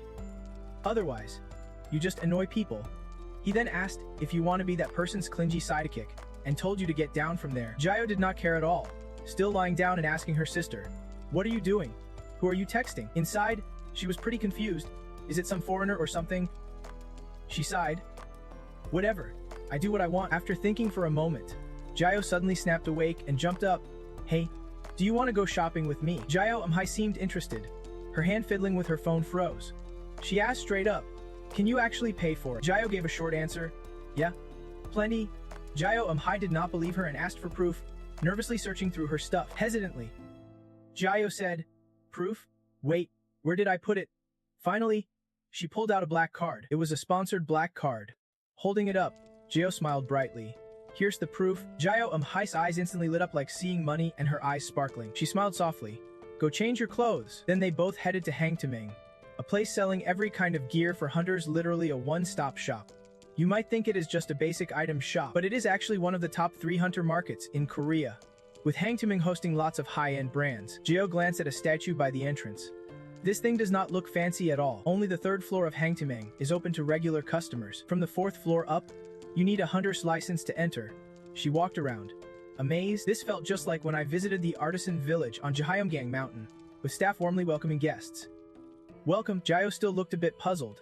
Hunters always go to battlefields, so why bother with fancy perfumes? At that moment, Gio was trying out some perfume and spoke up. "Says, what do you think of this scent?" She nodded repeatedly. Okay. This stuff is necessary for hunters." Gio's little sister double-checked. "You mean it is good, right? Give me this one, please." The clerk cheerfully replied. "Yes, madam. The total is 367,000 won. I will ring it all up for you now." She pointed at the electronic cash register. "Whoa, that is like the price of 12 chickens. Huh." Suddenly, Gio froze, speechless, because she caught sight of her sister's happy smile as she picked the perfume. Gio felt happy too, seeing how much she liked it. She raised her card to the clerk. "Installments over 12 months. Please." The clerk smiled politely. "We are sorry, but this card does not support installment payments." Her expression seemed to say, 12 months with a black card? Are you serious? Gio was stunned. The clerk was silent. After a moment of inner struggle, she decided, "Fine, I will pay it all at once." This is someone who only buys fried chicken with a black card and does not really understand its power. Suddenly the system popped up, and your fortune reader complained, "That is the shame of those who love eating chicken." After some shopping, the two went to browse more stuff. Gio grumbled, "Cosmetics and perfume. I already bought everything I needed. Aren't you buying anything?" You are making me feel like I am draining your money. Jiao relaxed her shoulders and laughed. No way. Usually, when I see something cool or want something, I buy it because I am your sister. She looked embarrassed at her sister. What is this? Did you learn this from the internet? I just can't get it. She peeked at Gio. It seemed like her mood was pretty good. I am a solid 10 points. The mood was light. So this was the perfect time to bring up a tough topic, asking about the boyfriend's name. Thinking that, Gio cheerfully said, if you need anything or see something you like, just tell me. Okay? Anything you want. Suddenly, she stopped and hesitated. Hey, stop it. I already said I have enough. I told you it is enough already. So why do you keep saying that? And me? I am useless without you and the fake warrior. Right? You do not have to do that. I am a hunter too. I can handle things without someone else's help. After saying that, Gio silently blamed herself. Pathetic. Gio, you are doubting yourself again? Blurting out stuff like that all of a sudden. Just then, the elevator reached the 7th floor. The elevator doors opened, and a new guard in a black suit and sunglasses appeared. Welcome. Please show me your hunter's license. She looked confused, but they already checked downstairs. The guard explained. From the 7th floor up, stores only serve hunters with specific rank clearances. Though annoyed, Gio seriously pulled out her hunter's license. It clearly showed her info. Level A. Awakened 1 Gio. Stage name Gio. The guard added, for level A hunters, you are only allowed from the 6th floor down. Her face flushed red with embarrassment, her whole body trembling. Finally, Gio spun around decisively and left. Alright, let us, she called out anxiously. Gio. Wait up. Her bright red ears gave away all of Gio's frustration. There are still places that limit hunters by rank. It is I am used to it. She said. Gio saw it all, the reddened ears. The trembling. She understood how words can hurt, especially when misunderstood, but actions can do that. So without hesitation, Gio grabbed her sister's wrist firmly. She pulled out her hunter id and asked, how far up can this get me? It was an id issued after fighting at grade B level. It showed Hunter License. Level B. Awakened 1 Gio. Stage name Ban. A physically strong sword fighter. Certified by the Director of Korea's Awakened Management Bureau. The guard bowed quickly. Apologizing. Madam, you are free to go up to the 10th floor with this license. He stammered. Should we contact the staff so they can greet you? She pulled her sister inside and replied coolly. No thanks. I do not need that. Gio looked suspicious. Hey, is not that yours? Gio lied without blinking. Devu made it for me, the fake Hunter Band Doge's license. You think I can get in? She answered. Of course not. Level A hunters always carry something extra besides their license. And Devu's earring alone can pass as his license. If you showed them something like that, you would get caught. Saying that, Gio felt insecure. What could she do without her sister's help? She cut off her sister. Speaking firmly, Gio, I will always find a way to protect and help you. She looked away. Moved. Why? Gio answered immediately. Because you are my sister. You are the only youngest sibling in this family. Gio did not hide it. I hate myself a lot. She confessed. But I like you. The two sisters tightened their grip on each other's hands. She pretended to be annoyed. Annoying. Really? Gio, you are just naturally kind. Holding hands. They toured around. She pointed at a vase. How about taking this one too? Another gift for Gio. At times like this, you at least deserve a diamond ring. Gio shyly declined. Come on. That is enough already. Gio imagined a little cat holding a giant diamond box as a gift for her. Embarrassed? Gio asked, are you thinking something weird again? She grinned mischievously and pointed ahead. Or maybe switch to a necklace instead. Over here, she quickly reminded. Says, right up ahead. The person in front suddenly turned around. Then a man who seemed to be the mall manager awkwardly apologized. Sorry for the inconvenience. Mulan, it is our fault. He replied with a glance. It was just a bump. No big deal. But did not you say only hunters at rank C or above can enter? Is that schoolgirl a hunter at that level? Is Gio's country really like this? Gio thought she misheard. The man clarified. That is right. But customers can also enter with someone else's permit. Lucas sneered. What? So those spoiled girls struggling with rare items are not the real hunters allowed here? The manager nodded. Yes, I will check. Gio could not hold back and stepped forward. We are hunters. Who are you calling spoiled girls? Mister, behind her, someone was touched, eyes shining as she looked at her sister. Whoa, my Shia can even speak English.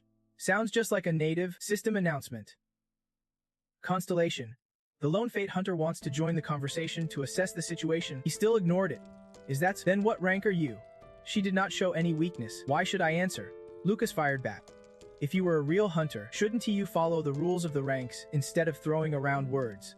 The strong get respect, the weak bow down. That is the law of the strongest, he bragged proudly. I am from Rao Aegis, and a rank hunter also known as Lucas Mulan. Then he laughed, pointing at Gio. I need something behind that girl. So instead, she looked at Lucas, blunt and unimpressed. Don't he like that? Mister, the manager panicked, thinking, how dare she treat a VIP customer like that? He stepped forward to kick her out. Sir, if you do not intend to buy, please move aside. Gio swatted his hand away. How much is this? The manager fumbled nervously. Yes, you seem impatient. Don't you understand what I am saying? Then Gio called loudly toward the door. Hey you, come here and introduce this to me. The man quickly responded. Yes, sir. He nervously introduced himself. I am a personal assistant. Now I will give you a quick rundown of it. She commanded. Go ahead. The assistant hesitated, but this product is not registered for sale yet and will likely be auctioned. So if you want to buy it, please make an offer. Gio smiled satisfied. Looks like he has got the idea. Yes, she stated shortly. Starting now, I will bid double for this necklace. The assistant still hesitated. And madam, Gio smiled and pulled out a black card. No matter the price they offer, I will pay double. She was feeling very smug inside. That arrogant guy. Just watch. This is how we flex Josian style. That is how I bid. He gasped. Eyes wide. That black card is legendary. Only 11 people in the world have one. I do not know who this girl is, but she probably has a huge backing. Ju kept ordering, and charged me for everything I have looked at. You must know what I checked out. The assistant replied sincerely. Yes, madam. The constellation hesitated. Hey, kid, are not you being a little petty? Like someone stole from you or something? Did you just blow hundreds of millions of dollars in anger? The system repeated. Your constellation shook his head. At this rate, how are you supposed to become the strongest constellation? She shot back. Hey, constellation, do you want me to just show my power right here or what? The constellation appeared and begged. Hey Gio, give this a read. Think of it as a gift from me, she warned quietly. If you keep acting on your own like this, it is every man for himself. He gently touched Gio's shoulder and whispered in her ear. You are totally distracted? Huh? Brutal is not. Gio's ears suddenly flushed red. Wait a sec. I will activate the relic and read it right away. She quickly covered her face. Feeling embarrassed. The more she thought about it, the more annoyed she got.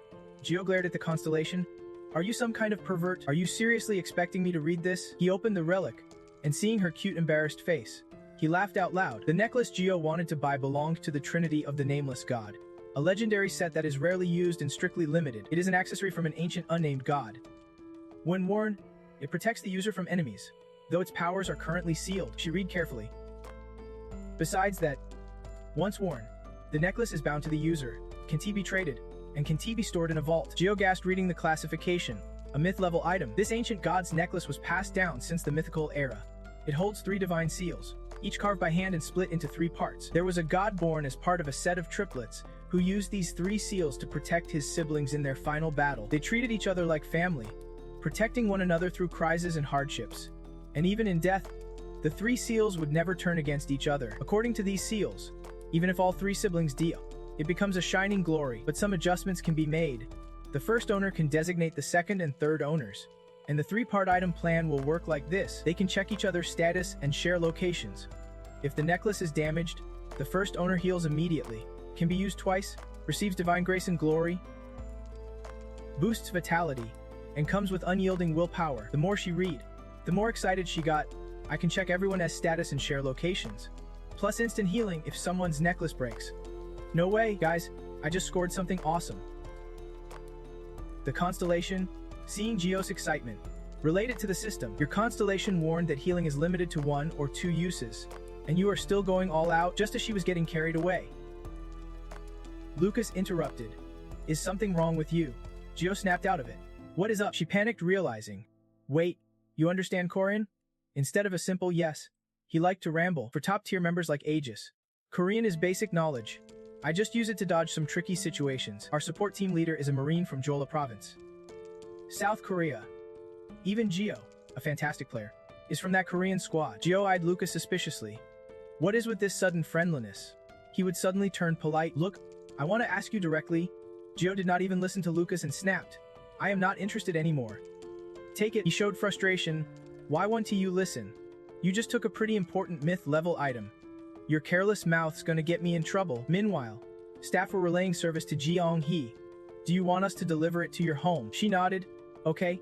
The manager sighed. Losing a potential customer. Jaiho was still trying to control her hot temper while figuring out Lucas' meaning. What the heck? She thought.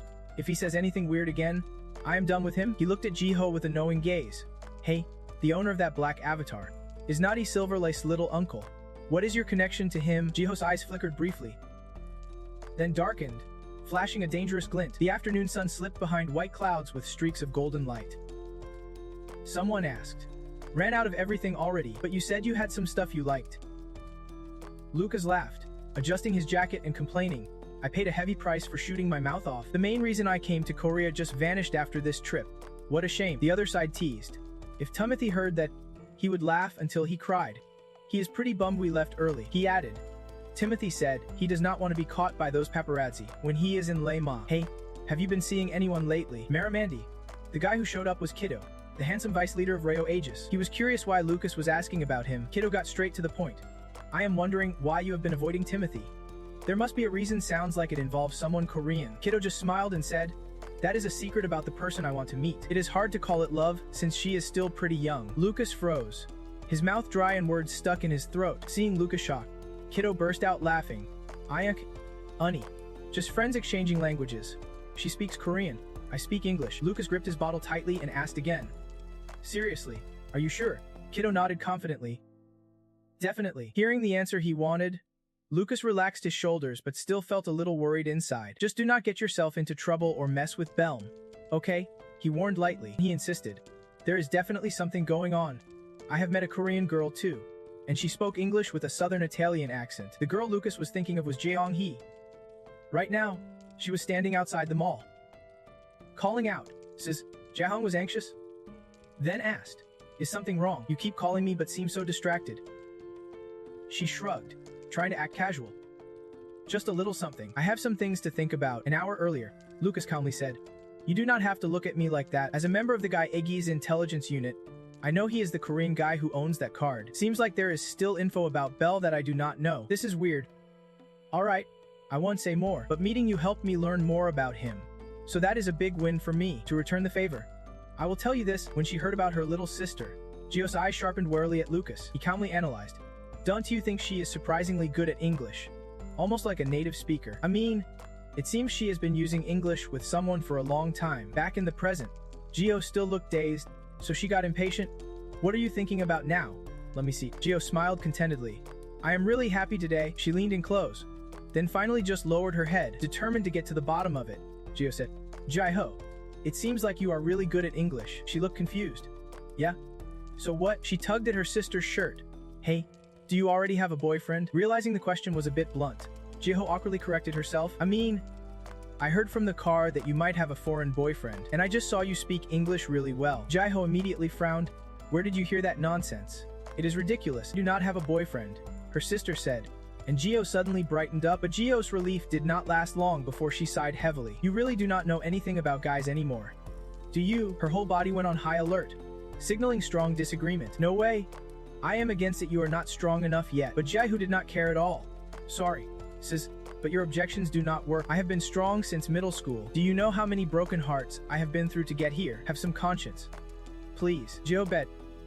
But this time is different. The nosy star sign could not help but butt in. She agreed with the girl and thought maybe the kid just revealed a new weakness. From my perspective, it looks like this all started because the kid is super inexperienced with dating. I would say you should get to know people around you more, then slowly open up to her. She saw him whining and complained, holding her head. Stop being such a pain. Gio felt uneasy for some reason, thinking, this time, I really feel unsettled. The reason why that strategic information manager Aegis approached me was shocking. What the hell is really going on? She put on a pitiful face and asked, Stellar, do you know anything? He escaped using a message relay system. Your Stellar, the lone fate, said he wanted to tell you everything about her, but revealing anything about the future is forbidden. It goes against the world's rules. I advise you to just focus on what you can actually do. Jai-ho, while chasing Jie-hong-hee, scolded, don't mess with my feelings. This truth hurts too much. Earlier, she got mad and yelled at me for acting like a weak kid who can do anything without me, and Jai joked, if we leave her alone like that again, we might lose her for good. She could not help but wonder if there was anything only an older sister could do for her. Just as Jiho was lost in thought, paper flowers filled the air, and the system announced a new ranking update. A lot of new players are entering our ranking list. Country: South Korea. The limit on each floor of Babel Tower S for Chief Guidance section has been lifted. The local rankings are undergoing a major update. Congratulations! South Korea. Its rank Awaken has appeared in South Korea. The local rankings have a fresh face in the top 10. #1 Anonymous Player. #2 Sequan. #3 Infa. #4 Quaybot. #5 Vu. GG Oak. #6 Night King. #7 Bill. #8 David Choi. #9 Jigny Jigny. Kim Sich. And #10 Bitch Jong-Hun. A newcomer. Dandong was buzzing. No way! This is crazy. The arrival of a new generation's rank is insane. They debuted and already hit the top. It seems this is the first time since the Mage King appeared. When Jia Vu and Night King debuted, they also ranked very high. Geo did not join in the nearby whispers denying that idea. That is not right. David Choi, Jia Vu, Night King, and most others were outside the top 10 in their first year. Back then, the first and second generation ranked players still dominated, so this is the first time since Jirs Debut. Bitch Jiho, looks like you are stronger than me. Kid, why did all that friendly warmth cool off so suddenly? What is with this rare rookie hype? It is terrifying. Stellar quickly blew a warm breath. The system caught on and replied, "You're Stellar. The lone fate is helping you warm up." She snapped. Enough reminders. Just sit still. Suddenly, Jumi suggested going out to eat. Does she only ever want to eat? Geo happily agreed. Alright, let us go home and order something. Hey, get 2 orders of chicken too, says. They crossed the street together. As the sun set and the moon and stars took over, the two finally ended their day out. On the way back, Joe noticed her little brother and his adorable kid. He excitedly called out, "Rock, rock." He turned around curious. "Are you two together?" Joe nodded and added, "You look super cute today." Then she dashed inside. Jumi asked, "Where did you go?" She answered briefly, "To the Silk Cave." Joe asked her to grab a few things. In note, she pulled out a bunch of fruit she would bought. "This is for the little ones." He blinked. Just a few things. While Jirok was still frozen in place, Jumi came over to check. "What is this?" Acted mysterious. Bent down a bit.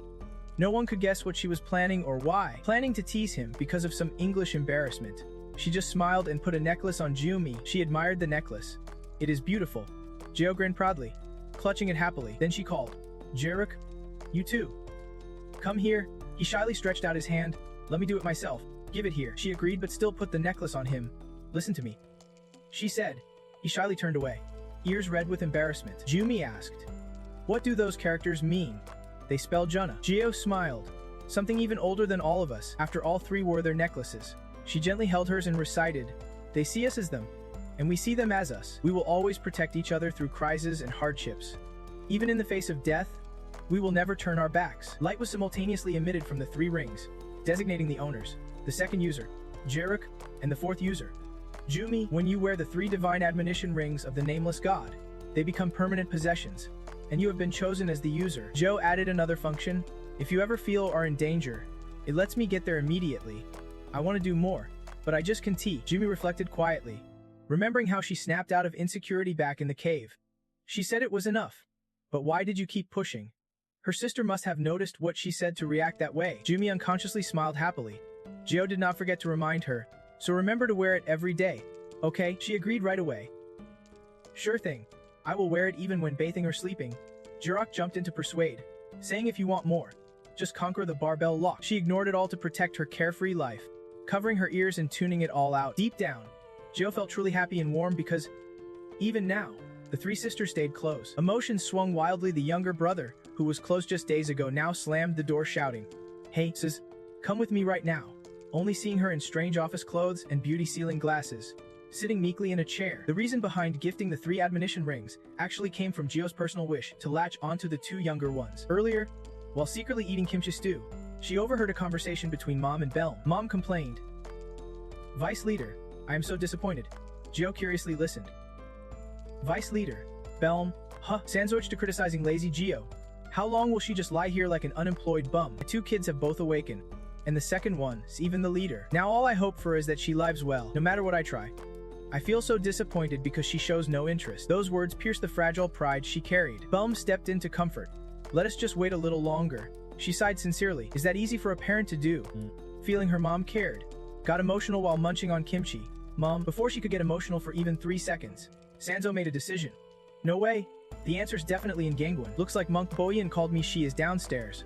Right? Hearing this, she panicked and dashed off. The door clicked behind Geo triggered alarm bells. This situation was seriously dangerous. What now? Just then, the top ranking announcement board popped up, showing rank 8 was using an alert. A channel member is using an alert. The channel window can be closed while alerts are active. She was pretty annoyed. Even if I am not super busy, who uses an emergency alert at night? The alert flashed fast. Internal Korea, channel for top ranked players. Rank 8 David sent a message. Had a few drinks. Sorry, though Hida failed the scout. What I am about to say is honest. Geo stared in shock at the message. David, rank 28 Carp. The smell of booze almost hit her through the screen. Rank 4 awkwardly apologized. Sorry for the sudden outburst. David's heart's really hurt today. Please understand. Rank 21. Tomorrow's political public rank. Joined and looks like the rumor's true. Rank 6 Christmas. What rumor? Rank 8 David. Money does not guarantee everything. Rank 21. Tomorrow's political public rank. Summarize the situation. Hida and Dunn have been working hard these past days. Tomorrow they will reach Babylon, a supernova of the 5th era and a rare A-class spiritual, being they will be the only ones to see this alert. Geo got more shocked reading this. So N came looking for G. Better stay away from those returning. Rank David messaged again. Land Clearing Association. Move forward. Rank 6 Night King gently reminded. Stay calm. David, now that David Choi shown this weakness, cover that red-faced mess with something. Man. Rank 3 Amphis face showed helplessness. Why do you suddenly go drinking? You are so indecisive. No replies. So he had? I heard he went there himself. Didn't everyone know Babylon was super busy before? Looks like Babylon might take the win this drop season. Sending out flickers of hope. But of course, we want to know for sure until the very end. Right? Geo as in, the contract's not signed yet, and rank 13 Sang Sang is acting all high and mighty. What is with you guys? You are all big shots. Yet you are openly gossiping about personal stuff like this. Reading this is cringy as hell. Our future rookies must be feeling super awkward right now. Rank 8 David looks suspicious. Woo, a morals class. Geo can to help but feel annoyed someone is dragging their name around. And now pulling rookies into it too. Rank 8 David sadly declares, things have come this far. I just want to fight one dude. Not sure if he will read this new Rising Swordsman doji from Wii. Hey. Remember me. I am coming to treat you. Rank 18 Chiangi teases. In this case, even if the fans catch the bug, they would probably run away. Rank 21 predicts that because all the super rookies got snatched up, the vets will now fight tooth and nail for Ban Doge. Rank 6 Christmas is hyped up, saying the stakes must be insane. Rank 21 replies about politics, saying money's nothing, just sitting still can earn cash. Just the phrase sitting still hit Jiho right in the face. She lies there, lost in thought. Can she really just sit still like that? Suddenly everything clicks for Jiho. Alright, just sitting still works too. How did I forget that? She feels like she just got an energy boost, dusts herself off, and starts typing away. Jiho looks up info on Babylon's company online. Their official site has an announcement. 2000. Rio Babylon announced office staff recruitment. Open recruitment with a deadline. Requirements include having an awakening license. She thinks quietly, this office job is a real catch. No time wasted. The next day she shows up at Babylon's headquarters. The polite receptionist asks if she is here for an interview. Jiho happily answers yes, and the receptionist walks her through the process. After checking her hunter license, she can head up to the 11th floor. Not long after, Jiho takes the elevator to the 11th floor, eyes wide with shock. Oh mutt. Whoa, seeing the huge crowd of applicants, she can't help but marvel Jiho really is that famous. As Jiho reaches the ID scan, she wonders do they check licenses twice because this is a real interview. That must be why security is tighter than usual. Suddenly, the scanner beeps loudly. Rank B, applicant number 021 confirmed. She jumps back. Woo, a tense silence falls. Think about it, office jobs usually go to rank E or lower, so a rank showing up causes quite a stir. Gio's thoughts are confirmed by the sharp, hungry looks from staff and other applicants. She is frozen, thinking, why does the scanner even make sound like that? Well, Jiho's stuck in this awkward spot. Jijik strolls in confidently, totally unaware, heading straight to the office. Jijion complains, you always keep your guests waiting this long. Jijik walks past without a glance, saying he is so free, always dropping by unannounced. Jijion is not surprised by his attitude. He just picks up a bottle, admires it, then says, your birthday's December 31st. Right? I remember it clearly because it is so special. So you are not even 20 yet, but already drinking. Huh. Jigik sighs and explains. It is for serving customers. Put it down for me. Will you? Jijion stubbornly replies, I am a customer too. Jijik sits on the couch, annoyed, saying he has got no patience for uninvited guests. Jijion feigns heartache. Sounding sad, Jijip skips the theatrics and asks straight up, what are you doing here? He smiles and casually sits down, acting like Jijik really does not know why he is here. Jijian complains, I should be just gone to see Butch Jia High and myself. We are like that way, avoiding direct contact. So why did not you meet your rookie? Are you sure being so careless is okay? He has not even signed the contract yet. Jijiuk looks displeased. Did he say something? Wants to see me alone. What an arrogant jerk. Anyway, I plan to meet him on the 1st, so do not worry about it. I might slack off a bit, but it is fine, because that guy's got it covered. Honestly, I can argue with that since I know how scary that guy is. I can only force a pale smile. That delivery guy. Huh. Jijian really looks up to Ji-gyuk a little. In today's world full of chaos, he just ignores it all and keeps moving forward. And that is all thanks to the delivery guy. He sighed, thinking the worst training your own people is right. But what if one day he stabs you in the back? What then? Ji-gyo got triggered when he heard the other guy mention going out too far. His magical energy flared up. Hey, did you forget whose turf this is? Jijian stayed calm and kept talking. I am doing this because I feel sorry for a classmate from 10 years ago. That is all. You are not exactly the clingy type, just a friendly warning. I will handle whatever comes up, but watch your words around me. He was not dumb enough to drag the boss into the main issue, fine. But let me take that healer with me. Jijik tried to remember healing is Jian, right? Jijian tried to persuade him, saying he conquered floor 39 alone with Ryu Babylon. Right? You should share some credit. I wonder if building such a powerful Babylon in this small country is a bit unfair. Jijik leaned back and nodded. Alright. He was a bit surprised. Oh, really? That is easier than I thought. But why won't you meet the rookie until the day after tomorrow? Are you planning to mentally torture him or something? That is harsh. Jigik got increasingly fired up. You are so intense? Because I have an appointment. That is why. Since I already have an appointment, why are you bugging me so much? Jijian succeeded in teasing Jigik and laughed loud and proud. Now that I think about it, the company seemed unusually busy today. You answered confidently. Of course. Today's the first day of recruitment, so I am pretty swamped. On the other hand, did not seem to think so. He still remembered the interesting scene right when he walked in. Someone came to apply for an office job, but already held a rank B hunter title. Thinking that, Jijian chuckled. The recruitment might end sooner than you think. Just then, a frantic employee shouted at the door. Boss, realizing others were there, she panicked a bit. Shoot. Sorry, boss. Did not know you had guests, but I think you should come downstairs right now. And that is when Ji-Jock started banging on the door yelling, Hey, sis, come with me right now. That is how it went. Ji-Jock quickly ended Jai-Us first interview by dragging her into the office. The staff who saw this started whispering. Most clearly shocked is that really our boss. He is nothing like what I imagined. He does not look like a boss at all. Someone watching the sisters said they are totally different ones, like a kitten. The other more like this guy. The delivery guy had somehow been standing there. Coldly warning, careful what you say. Siskin alert. That legit Siskin is now slumped over the table holding his head. What the hell are you thinking? Jayo calmly explained. Mom keeps asking about my part-time job in front of me. So that is why I'm here. Jijik was both frustrated and annoyed. That again? Don't you get what I am saying? What would people think if they did not know about our relationship? Those damn creeps, do you know how often they show up here? That was Jiao just now? Have you decided to reveal your identity yet? Jiao gently said some flowery words. Are you crazy? Jijik was confused. Why? She suddenly went quiet. Either stay here, or get tossed out onto the streets. You would be bitter if you were forced to leave this place. Little brother, I am pretty sure mom's words won't drive you away. He's the vet in this field. You just have to worry about food and travel expenses. Then you just sit tight and slowly fade away. Jiao was speechless at her sister's headache-inducing chatter. Gee this? Gee that? You are driving me nuts. What are you gonna say to mom? Even a 3-year-old knows Babylon does not take civilians. If you work here, mom will find out. And of course, she will know you work at Babylon. Jiao did not care and wanted to break the tension. You are still trying to convince her. But just be honest with mom. She flat out refused. Rain, look at this. Gigi glared fiercely at the paper that just dropped. A special civilian recruitment notice. I do not know much about computers except for gaming. Who did she entrust it to? She did not answer but just said, Look closely. You obediently read it carefully and gasped in shock. This is magical power. But everything is so meticulously controlled that you do not even realize magic is involved. It is no ordinary stuff. Text on the paper had been changed to Ryu Babylon Secretariat Group 2000X. Adding special recruitment for temporary and civilian staff.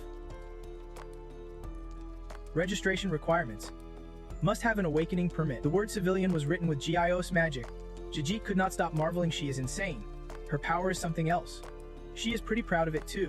Definitely not average. She already told Miss Puck everything when she said she would work part-time to pay for academy and be filial to mom. Puck hooked us up with a ton of ribs. You clutch your chest in pain imagining a peaceful dinner with mom over ribs. But you doubt it, you never thought you would picture that, unless mom's got her hand in this. Finally, Jayo put on excited, adorable face. By the way, boss, do I get to pass? Soon after, Ma Yurim, a member of Babylon's secretariat, usually called Master Ma, came in asking the people in the room, Jayo, where did she go again? Someone answered, she is in the meeting room. She went in carrying a tray with drinks. He panicked immediately. Wait, do you have a partner? Why did not you say earlier? A girl jiggled. Jayo takes forever. Huh. Seeing everyone still laughing, Mayurim got serious and scolded them. Are you all jokes? If our rookie is not good enough yet, we should think about advising and properly training her. The earlier female staff laughed even more. Why bother? Sounds adorable. The man next to her was curious. Are you talking about the one who is 11 months younger than our young boss? The staff teased. Then she is still pretty young. This one's going to be tough for Master Ma. The bespectacled girl opposite was too scared to speak. Thinking, hey, you carefree ones. Do not you see that rookie passed the test easily? The black-haired girl gossiping added, I heard they were born in January and December the same year and basically grew up like twins. Other famous hunters said it was the first time they would heard that since the boss never revealed anything about the other person besides her name. I heard even the boss's closest associates only knew the older sister was an ordinary person. The curious guy asked. Even Sami did not know. She replied. When everyone freaked out over a B rank, Sami only found out by skimming the resume. Probably because they share the same last name. Thinking back, Sunhei, right? Hearing her name mentioned, the girl opposite was startled and stammered in reply. It is Choi Hei, the female staff asked. Sorry. Did Choi have an interview with Jae-oh? How did it go? Sunhei, the bespectacled girl who saw Jae-oh gently carrying Jae-ho away, honestly answered, I was really scared interviewing the boss's family. Well, not exactly because it was family, but her resume was impressive. My mind was totally scrambled. The male staff comforted her. It is Choi Hei really tried hard, but how did she keep her B rank hidden until now? Could it be that the boss interfered to hide it? Mayurim had been standing there all along. Thinking quietly, it is just hiding a name after all. He reminded the group, report, get those reports written. Inside, he actually wanted to say more but worried about annoying everyone. Don't he worry about this anymore. The country must maintain its order. It is like a precious gem that must not get tarnished. Jae-oh came back, just as the black-haired staff cheerfully called out. Jae-oh, Mayurim shouted. Hey, Jae-oh, you work like that? She blinked and said, yes. He stayed up late and stepped forward grumpily. I know preparing drinks is a polite gesture, but I have to repeat this over and over for you to get it. This is something veterans like me should handle, Yurim said, snatching the tray from Jae-oh's hands. She looked dazed and muttered an apology. He showed no sign of stopping. Yes, you should apologize. Next time, leave these important tasks to me. He gave her a senior's advice. Then a lecture followed. The two staff behind watched with judging eyes. A male staff member asked, by the way, Jae-oh, what happened? You came out later than expected? A female staff member smiled slyly. Oh wow! Do you know who showed up in the meeting room today? Jae-oh suddenly remembered the earlier memory. She carried in the tray of drinks and politely greeted everyone. Jae-oh introduced her straightforwardly. This is our new part-time staff, Jae-oh. Seeing her sister so blunt, his tone turned sly. Jae-oh, you will be working as a member of Babylon starting today. That is Jong-Hun over there. Seeing someone familiar, she confidently showed off her English skills. Welcome. Jae-oh frowned and corrected. That is not right. Then turned to him. Be kind to me, okay? If anything's awkward, just say, got it, Jae-oh playfully added, causing him to explode. Damn it, she nervously wiped sweat off and fixed it. Never mind then. A sword made of gold appeared, the sword granted to the judge's position. It called out urgently, O heirs of the stars who protect order and justice from evil, why break your sacred oath and abandon your star? The clock spun and spoke. That is not for you. Why give up so easily? How can you watch on like this? You are so foolish. You have not failed yet. Return and complete your mission. Your mind only knows failure. You must finish your mission. Everything condemned and needing protection is in the past. You have nothing left. Judge now. You must fulfill your mission. Do what you must. All that remains is your regret and hatred. If not for that cursed thing, you would not have to see this. Everything is gone, and you are left with nothing. Amidst the chaos of memories and criticism, a clear memory suddenly appeared. Ji-Zook rushed in and blocked an attack meant for Jong-Hun. He swung his spear hard at the monster, his presence so intense it terrified them. It was the first meeting between Jong-Hun and Ji-Zook, right where a mysterious water stain suddenly appeared at Zuwaidu. After killing the monsters, he turned and asked, what kind are these? Jong-Hun sat on the ground, shocked, and muttered, Yavu. Ji-Zook snapped at him, what the hell are you doing? What do you plan to do without any sword skills? Your spirit's rotten. Just holding a sword makes you panic like that. Did you know how many people left as soon as you entered the tower? That is because of losers like you. A jerk who only cares about scores. Ryuna here. In vibe? Right? Sure enough. Those bastards just run away without caring about others around them. Are you Tambing? Zone slowly stood up and said, I am not exactly Tambing. I am someone who joined the guidance patrol. Hearing that, Jizok's tone softened. First, what kind are you? He hesitated but could only say one word. Kind. Jizok impatiently urged him. What kind? Jong-Hun's hand unconsciously gripped the sword tightly. It was the shame and frustration he had been holding back. Finally, struggling, he said, kind. Forced. Jizok carefully read his expression and gestures, then fell silent in thought. He broke the awkward silence. Thanks for saving me. I will be leaving now. Suddenly, he asked, You are Jong-Hun, right? That place is a total wreck now. Get out of there fast. He said, surprised and looking up. What? Jizok continued, If you want to master in vibe, come with me. Maybe a new path will open up for you in the future. I do not get it. Jong-Hun was too surprised to react and start denying it when Jizok took over the conversation. Alright, from now on, your Ryu will be Babylon. I have nothing more to explain. New member. To Jong-Hun at that moment, Babylon was not just any Ryu, it was everything he had. A man with nothing else. Joining Babylon made him feel like he finally had a home and coworkers who were family. From the start, Jong-Hun was the one no one really accepted, despite Ryu's objections. Jizok still brought him into Babylon in the end. Along with that, what saved him from failure and self-doubt was his persistence. Jizok once boldly asked Jong-Hun, being the top dog at Babylon, living under the flashiest but most dangerous name, will you restart everything with that mindset? Start fresh? To my only sworn brother, do you have what it takes? The flashback ends with him waking up in Jizok's office. He teased Jong-Hun, who was still half asleep and relaxed. Again with the dozing off, an S-top hunter like you, and you lack guts. He quickly straightened up, sitting tall in his chair. Jizok returned to his seat across from him and suddenly asked, Do you believe in past lives? Jong-Hun stiffened at that, did not wait for an answer, and just compared himself. If you do not believe, why do you look at me like I am a lost lover from a past life? He realized it was a joke and let out a breath of relief. It sounded like he was some clingy ghost. Then he apologized. Sorry. I just feel amazing seeing someone I admire right in front of me. Hearing someone openly express admiration made Jizok a bit shy. He cleared his throat and joked, Have you toured the company yet? I am really curious what you will ask for. Jong-Hun was a bit embarrassed. He did not like famous people, but he truly admired his hunter role model. Still, Jizok treated him like a junior. Probably because he would gained a lot of battlefield experience. After a while with no requests, Jizok spoke up, Jong-Hun, I am not great at beating around the bush. So let us get straight to it. Tell me what you want. Whatever it is, I will meet you 99.9% of the way. Hell, maybe even 100%. This accidentally echoed the Jizok of the past, who once left Jong-Hun behind but promised, Nothing's impossible, but if you want to die, that is 99.9% certain, and not the 1% that fights against it. He deeply admired Jizok's steadfastness. Humans can be perfect, they are not gods, but here was a genius. Always sincere and persistent, someone who believed in the future and kept moving forward. Believing good things would come, whether in past lives or this one. Thinking this, Jong-Hun smiled sincerely. I do not have any demands. Just follow industry standards, and I will sign the contract. But first, there is something I need to tell you. I can see the future, or more like glimpses of it. Jizok was skeptical at first. It has been a long time since I met someone interesting like you. He made it clear. I get, it is hard to believe. The cold look in Jong-Hun's eyes warned him, Don't pull any dumb tricks. I am not into supernatural nonsense. Like that crazy story about the junkie dog. I am about to lose it with all these superstitious nuts. And now you too. You do not even know the world's laws and talk like that?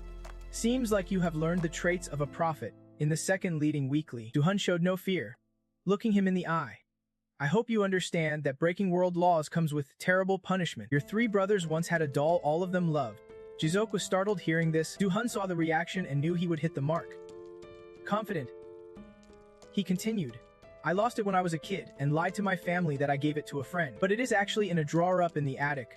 Jizok hesitated, then postponed the talk. Wait, let me check. Still wary and skeptical. Losing the doll was a secret he only shared with his spouse. But Jizok Aljayam, hi to confirm anyway. From the other end came an impatient voice. He hurriedly asked, are you home? Sorry to bother you. But could you come up to the attic for me now? She complained but still agreed to help. What a pain. Fine, but you have to order the pizza for me. Jizok, too anxious, finally gave in. Alright then, there is a drawer in a cabinet Mom moved up there. Remember, in that drawer, careful. I gotta remind you again, stick your hand in deep. It is stuck with spilled milk. You replicate exactly what I said. Reach deep inside and help me find it. Jiamhai looked annoyed. So dusty. This thing, that is the Floral Night Dance doll. You said you already gave it to your friend. So why sit here? Jizok, surprised for a few seconds, knowing I was telling the truth. You hurried to hang up. I will call you back later. She panicked, trying to remind her brother. Hey, about the pizza, but Jizok already cut the call. Since I proved I was honest, we happily continued talking. That was a glimpse of the future I saw about the doll. This conversation, and some members of Liu, Jizok hesitated. Do you know what happens next? He sounded unsure. I am not sure. It is fragmented. Like I said, I only know bits and pieces. You are curious. Why are you telling me this? I answered right away. Because you are Babylon's leader. I decided it was right to tell you this first. Whether I join or not, in the future, I might go against other Liu members' opinions. But as long as you... Lia's head. Know the reason. That is enough. Jizok pondered those words, then gave a faint, dry smile, annoyed because it still was not totally convincing. But weirdly, he was really intrigued. Jizok turned and asked, so you think we will get along well? Jong-Hun confirmed. Yeah. Jizok was not surprised after all. This was someone handpicked by me. Sign here. We are putting all our trust in you. It would not be shocking if your future visions were fake. But it seems like you really know something. He took it and read carefully. Our blood is hot, their blood is cold. Jizok admired this a bit. You even read Junki's handwriting. Jong-Hun examined the contract and said, it has been a while since I signed anything. Please go easy on me from now on. Suddenly he sat thinking. Then said, now that I think about it, I want to add one condition. Jizok frowned. Annoyed. People who keep changing their minds are the worst. Jong-Hun also made a demand. I want to adjust how you disrespect me a little. Jizok frowned, almost ready to snap. Disrespect you? He seriously asked. I am 25 this year. Mind telling me how old you are? Leader, Jizok knew he was younger, so he gave, please. Go ahead and sign. Jong-Hun smiled. Pleased? Just then, a loud scream pierced the air.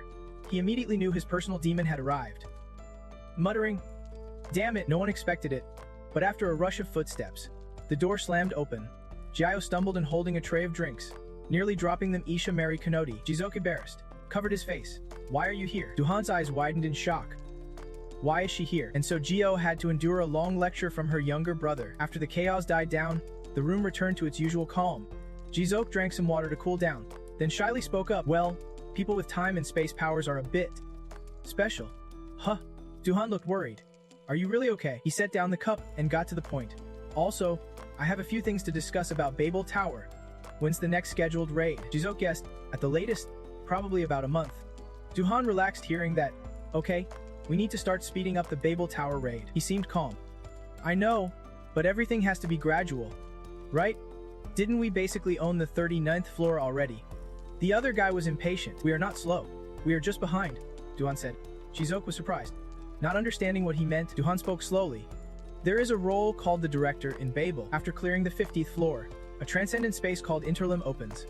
The first to pass the challenge gets a special title. If you become the Director, you can intervene in Babel's network. You can communicate directly with Babel and even hold certain authorities related to the tower. That is the Director's role. Jizok gave an example to check his understanding. So if a country's representative is a king, the Director is like the Lord for the Director. Yeah, I need one is up, but you still do not get why it is necessary to get famous, right? He patiently explains that a Director's role can even influence areas beyond our country. Jizok caught the keyword and was totally shocked, intervening in other regions. That must be a glitch from the guiding week. Jong-Un just guessed it might be a coincidence, but it is probably true. You still look doubtful. But has any tower unlocked floor 50 yet? Damn, you are joking, right? Jong-Un stopped beating around the bush and dropped proof. Okay, I know there is a tower like that, the Babel Tower, in the abandoned land, a place where unknown, stateless people are heading. No one's ever seen it or even knows if it really exists. That tower is definitely without an owner, just like how it exists. The ownerless tower has surpassed floor 50, while the one in the US only reached 40. Of course, we only have one king on Earth, but that is a whole other story. In the future, a war era between directors or tower masters will erupt. That is the Mercury overlap. It means a fierce, widespread attack, as if Mercury and invisible, deadly poison is covering the entire space. Even if they come at us and can't beat us, we will still take huge losses because most of their forces are protected by tough pawns, and pushing back will cost us a ton of energy. After hearing all that, Zijok rubbed his temples. He is my subordinate. After all, even though the throne always has an assigned owner, being born with such a solid title means you should strive to be a king and truly understand it. Saying that, he pulled out his phone and made a call, officially notifying 5 major views. The person on the other end responded politely, "Yes, sir, boss." Zijok added, "The strategy class on floor 39 is rescheduled to 1 p.m. tomorrow. If you are dizzy, it will count as absent." Meanwhile, Zio was glumly staring at the empty desk, complaining, "Why won't they let me work?" She glanced at Sunhae, thinking, the newbie has so much to do, could this be workplace bullying? So Zio kicked Sunhae's chair and started a chat. "Hey," she said. Sunhae shyly replied, "Yes." Zio eyed the pile of documents on the desk and asked, "What is keeping you so busy?" Sunhae calmly answered, "We are about to conquer floor 39. Some guilds are connected, so we have to check items and handle a bunch of other stuff." Zio interrupted, "Why are you doing all that yourself? Let me help." Sunhae, hearing the kindness, sadly shook her head. "That is exactly what makes it worth talking about. Why hand such important stuff to a useless nobody like me?" Zio blinked, confused. "Useless nobody?" Sunhae adjusted her glasses and slowly explained. They would not say it that bluntly. Since the supply dropped all at once during the busiest time, someone lowly like me in the company has to be swamped with work. She looked at the empty desk, trying to empathize, then glanced at the silently sad Zio. "Since you rank higher, they probably want to give you more important tasks." Suddenly the system popped up a warning. "Your husband Star, the Fate Reader, is holding a protest banner against workplace bullying, fighting workplace bullying everywhere. Misu Sol never stops teaching." Husband Star, that is not okay. Just as the mood hit a low, Marim appeared. "Hey, Jun." Zio realized he is the supreme manager who let her slack off. Handing her work meant for his little brother. Marim sincerely advised, "You look stressed. Why do not you rest and have a cup of coffee?" What he meant was clear. "My lady, if you are bored, come to the cafe and have a cold vanilla latte." But Gio's words got twisted into stop fooling around and get coffee for the seniors. She muttered, "Newbie? Seriously? So harsh. This gorilla guy." Gio quickly snapped to attention and saluted military style. "Understood. Manager, let us have some fun and grab coffee." Before Mayurim could react, she dashed off. He stumbled. "That is not what I meant." Then Gio showed up at the cafe and ordered 4 coffees, 1 vanilla latte and 1 Java chip frappuccino. The staff smiled and said, "Yes, please wait a moment." She just noticed the picture of Jong-Hun being shown nearby with the headline, "The ruler signs contract with Babylon." And she thought, "Whoa, he has already made the front page." The more she looked at that face, the deeper Gio fell into thought. Then she stood there, wondering was it fate or coincidence that kept drawing her back to him. Earlier, she felt curious about that mysterious person waiting over there. The constellation, lounging comfortably, asked the system to relay a message. "Your constellation, the Fate Reader, is curious about what is happening to their darling, the one always tangled in lies." Gio did not answer, still lost in thoughts about Jong-Hun. She could ignore knowing him before, but now he was involved with G-Rock. The staff had finished preparing her order and handed it over. "Your drink is ready, madam." She forced a small smile. After all, she had already given the kids something to keep them safe. In an emergency, the Goat King just flies off to rescue, right? Constellation. But somehow this time, he had not replied yet. Usually, the constellation only takes a second to jump in and talk, so Gio started panicking. Looking around. "Constellation, where are you? Hey. Constellation. Fate Reader, where are you?" Suddenly, she felt a bad vibe and tried calling again. Constellation. She quickly checked the contract link was still strong. She was sure he was still by her side. Without a second thought, she ran outside, forgetting about her order. The staff called after her nervously. "Madam? Your drink." Gio had no mind for drinks now. She dashed toward the exit. "I need to get out immediately and properly activate the relic. I have to find out why the connection was lost." But just as she touched the door, a jolt of electricity shot through her mind. Gio gasped her magic was slipping out of control. Suddenly, a hand appeared waving in front of her, and a calm voice said, "You are mistaken. It is... sorry. That magic belongs to me, I can control it." Gio was still stunned when a cloak blocked her view. Constellation. And what is with this breeze? She kept her surprised and cautious look on the newcomer, who acted friendly, and asked, "Hey, dear, are you hurt anywhere? Looks like everything is still a mess." Gio smiled sweetly. "My dear favorite." Meanwhile, at the Constellation S side, the system flashed a red alert. South Korea. Local server. With Guardian-level access, satellite interference will be temporarily blocked in the area. Remaining time, 0 minutes 2 seconds 59. The constellation scowled but smiled.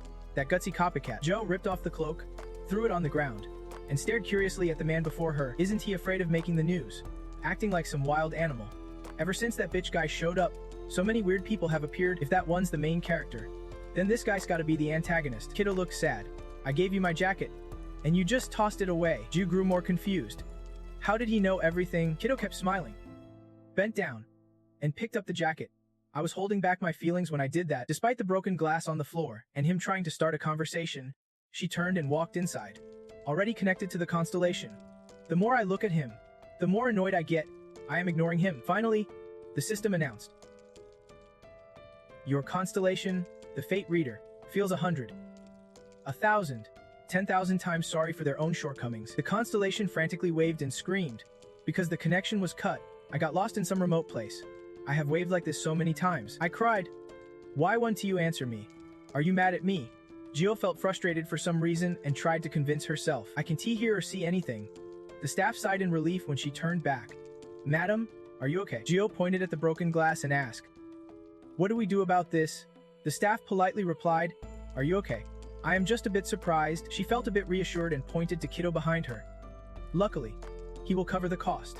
He heard everything and nodded obediently, indicating he would pay for the damage. But soon after, Kiddo started trailing behind Gio, completely forgetting about the payment. The staff panicked, chasing after them. What about the compensation? She irritably asked him. Hey, why are you following me? Why not stay and handle the glass? Kiddo smiled. I guess I am scared you will fall again. Gio sighed and gave up. Go wherever you want. In the end, Babel uncovered the cost of the door. Kiddo leaned close to her ear and spoke. I am pretty worried here. Gio replied coldly. Why? What do you and I have to do with each other? He kept smiling warmly. Now's the time for us to ask each other some questions. Right? 1. The returnee, the reincarnator, the owner of the book, the seer, the tale. So many options for me. Guess I am number 6, the one tied by fate to the moon. She glanced at Kiddo, sizing him up. Looks like this guy's no easy catch. Strange. Why do I feel oddly drawn to him?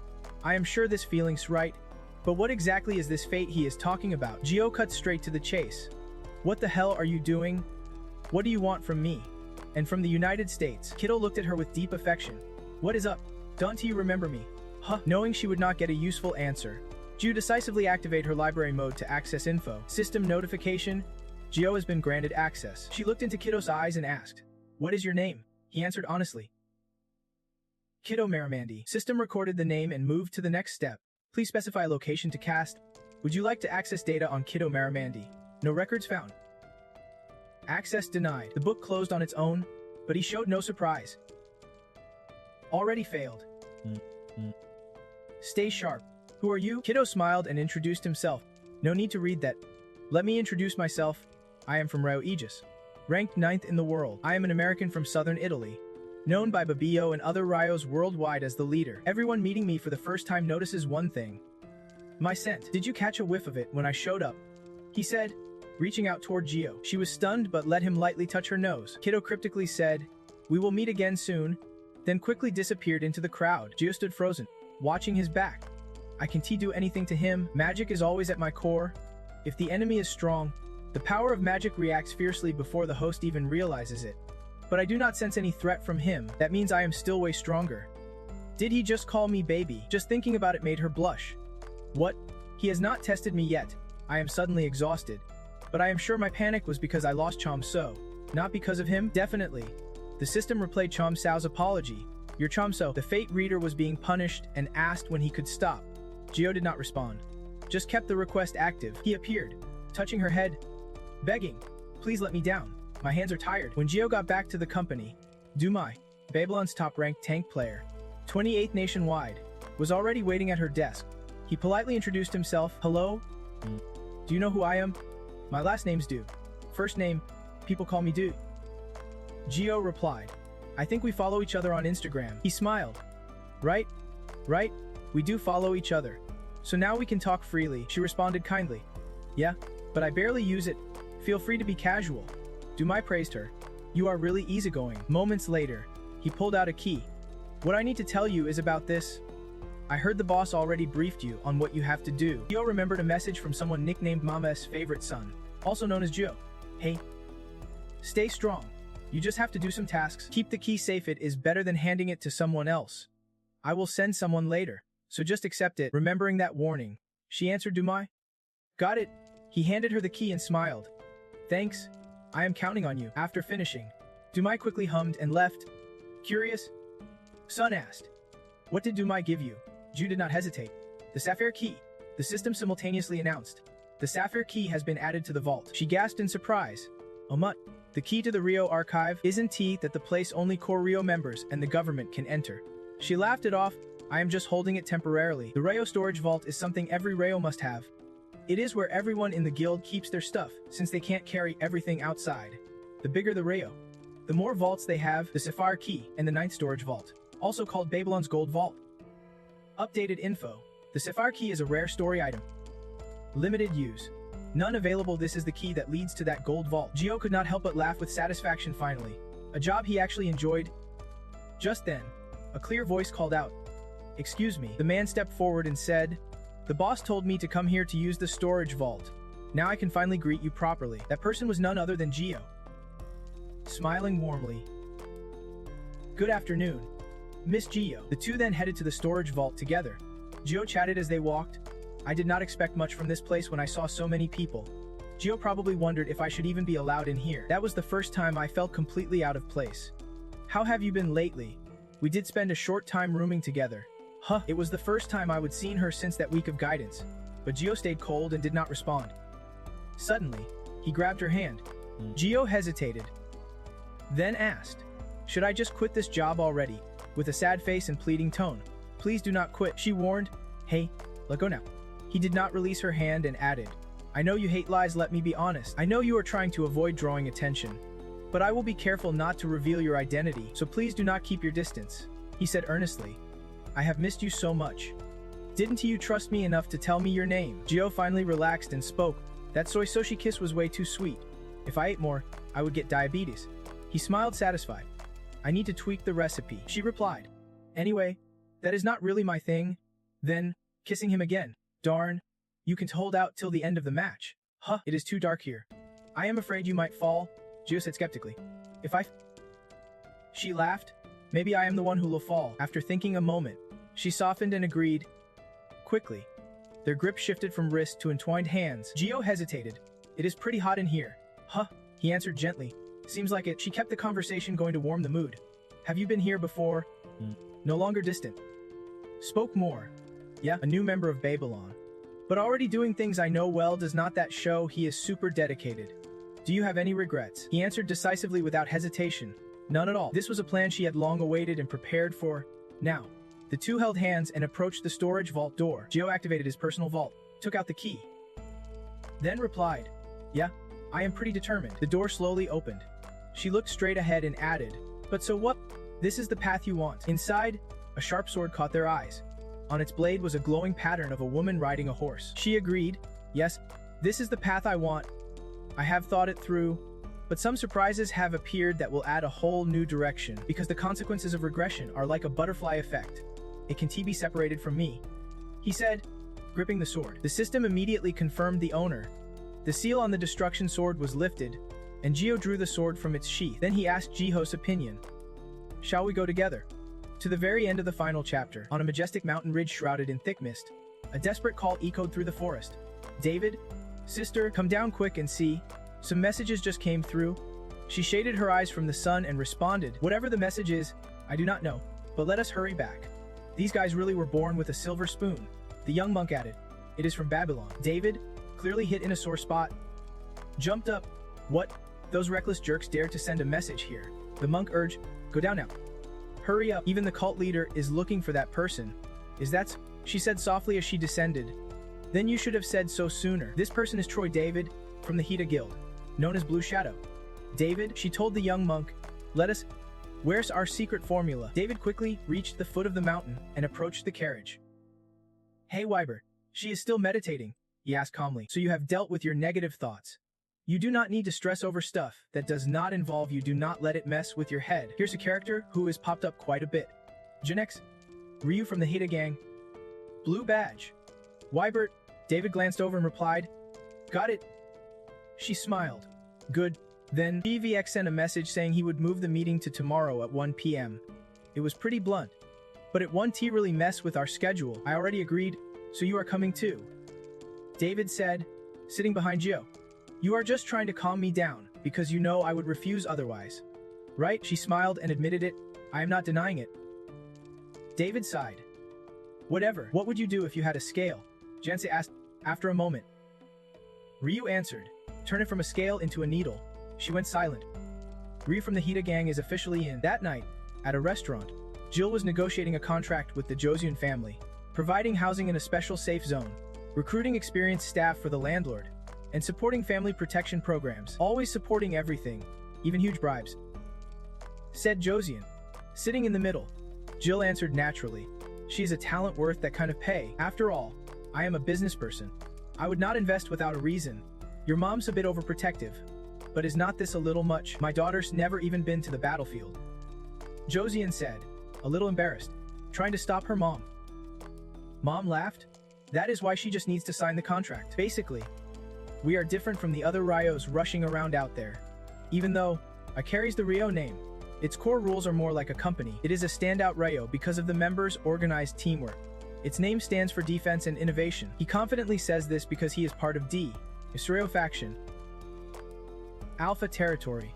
Ranked third among Korea's hunters. Ryo again emphasized. Defense and innovation. I guarantee Norio in Korea operates more safely than ours. Shortly after he left, Josie ran after him. Bold move. Is it really worth it? I do not know why the rankings are like this. But honestly, before she could finish, Ryo interrupted. Josian, you are grown up. You should make decisions based on facts, especially when it concerns you. If you can decide, maybe you need us even more. First, the highest hell level ever in Korea was a. Second, there is no active a level hell left today. Third, you, Josian, are the only newly appeared a level hell. The city's princess, a goddess admired by all. Hio. There are tons of top hell worldwide, but not a single high-level hell hunter on this land. Don't you think it is time to step out into society? Josian silently listened. He paused, then added, but I have the raid on floor 39 will start soon. It is the perfect time for you to build experience. Tomorrow, the 5 major Ryos will hold a meeting for that purpose. Saying this, Ryugen extended his hand, inviting her. Do you want to join the strategy meeting and be part of the raid? Known as a Ryud member, he soon stepped out and asked the waiting person, not whether he succeeded. You really made me come alone. Huh? The girl still stared at her phone, giving a half-hearted compliment. Our director did great, but Ryugen's still not satisfied. Being a big shot director, I just do not want to go alone. By now, the girl's identity was revealed. Secretary Kim. Kim Vivian, ranked 21st in Korea, nickname public certification ranked tomorrow. Vivian said with a sigh. So embarrassing. What should I do? Or should you find another secretary? Actually, it is not about being a big shot. Do not put yourself on a pedestal like that. That nickname public certification ranked tomorrow sounds familiar. Pretty active in the top ranking chat group. Regan stepped closer, advising. Vivian, at least look at me when we talk. She made up a reason. It is a burden because you are so handsome. It is unnecessary. He grinned, teasing. You are shy around someone you have worked with for over 10 years. Typical addict, by the way. How long do you plan to pretend you do not know me on our channel? Vivian snapped bluntly. Just imagine meeting your boss through a window, terrifying enough for me. Ampha's just being Ampha as usual. Ryugen sighed helplessly, letting the other side know that Josian would be joining too. He suddenly got excited. Looks like you did well, she said. You are just finding out now, so Ryugen's on board. He replied, clearly bored, confirming his participation. Elsewhere, on a beautiful Busan beach, Yusanam, the right-hand man of the wild spirit, politely knocked on a door, thinking to himself how even the toughest gangsters have their own traditions. He gently opened the door and called out, boss, but inside came a quick refusal. I am not in the mood to talk. Yusanam silently cursed. This toe. He stepped in, pulled the blanket away, and urged, get up. I rushed straight here after seeing your tearful selfie on Instagram. Addie King Tuyai's post with caption, so tired of not looking my best in front of everyone. Got likes from Don Demi and others. Yusanam smirked. You said you would dive back to Busan whenever there is news about Babylon. So something must be up. The wild spirit, Aka the Midnight King from Don's gang, could not take it anymore and snapped with icy eyes. Why do you always have to poke at my dark heart? Yusanam fired back. Then why are you upset and rushing here when you heard Jong-Hun signed with Babylon? Now's not the time for fun. An official letter was sent to Babylon about the battle on floor 39 and related contests. The meeting was postponed to tomorrow, but the wild spirit refused angrily. You want to just change it your way? Go ahead.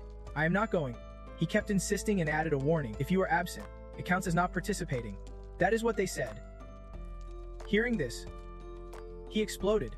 That is messed up. Jumping on the bed, he ordered, bring the car here now. I am not letting this slide this time. Wait, who sent that letter? Was it that dear guy? Remember the black cat I mentioned? Yuzanam tried to recall. Black cat, right? He repeated, you said wait for investigation results. But are not that woman and the deer kinda similar? Yusanam nodded. Yeah, but it is not that simple. They are sisters. The wild spirit suddenly woke up, playing detective. So that is it. Realizing the connection between Jiho and Ji-jo, he froze in place. Sisters, he said while reporting the findings. Their birth certificates show they were born in January and December of the same year, basically growing up like opposite gender twins. The wild spirit's whole body jolted as if struck by electricity. Instantly freezing, he collapsed on the bed in despair.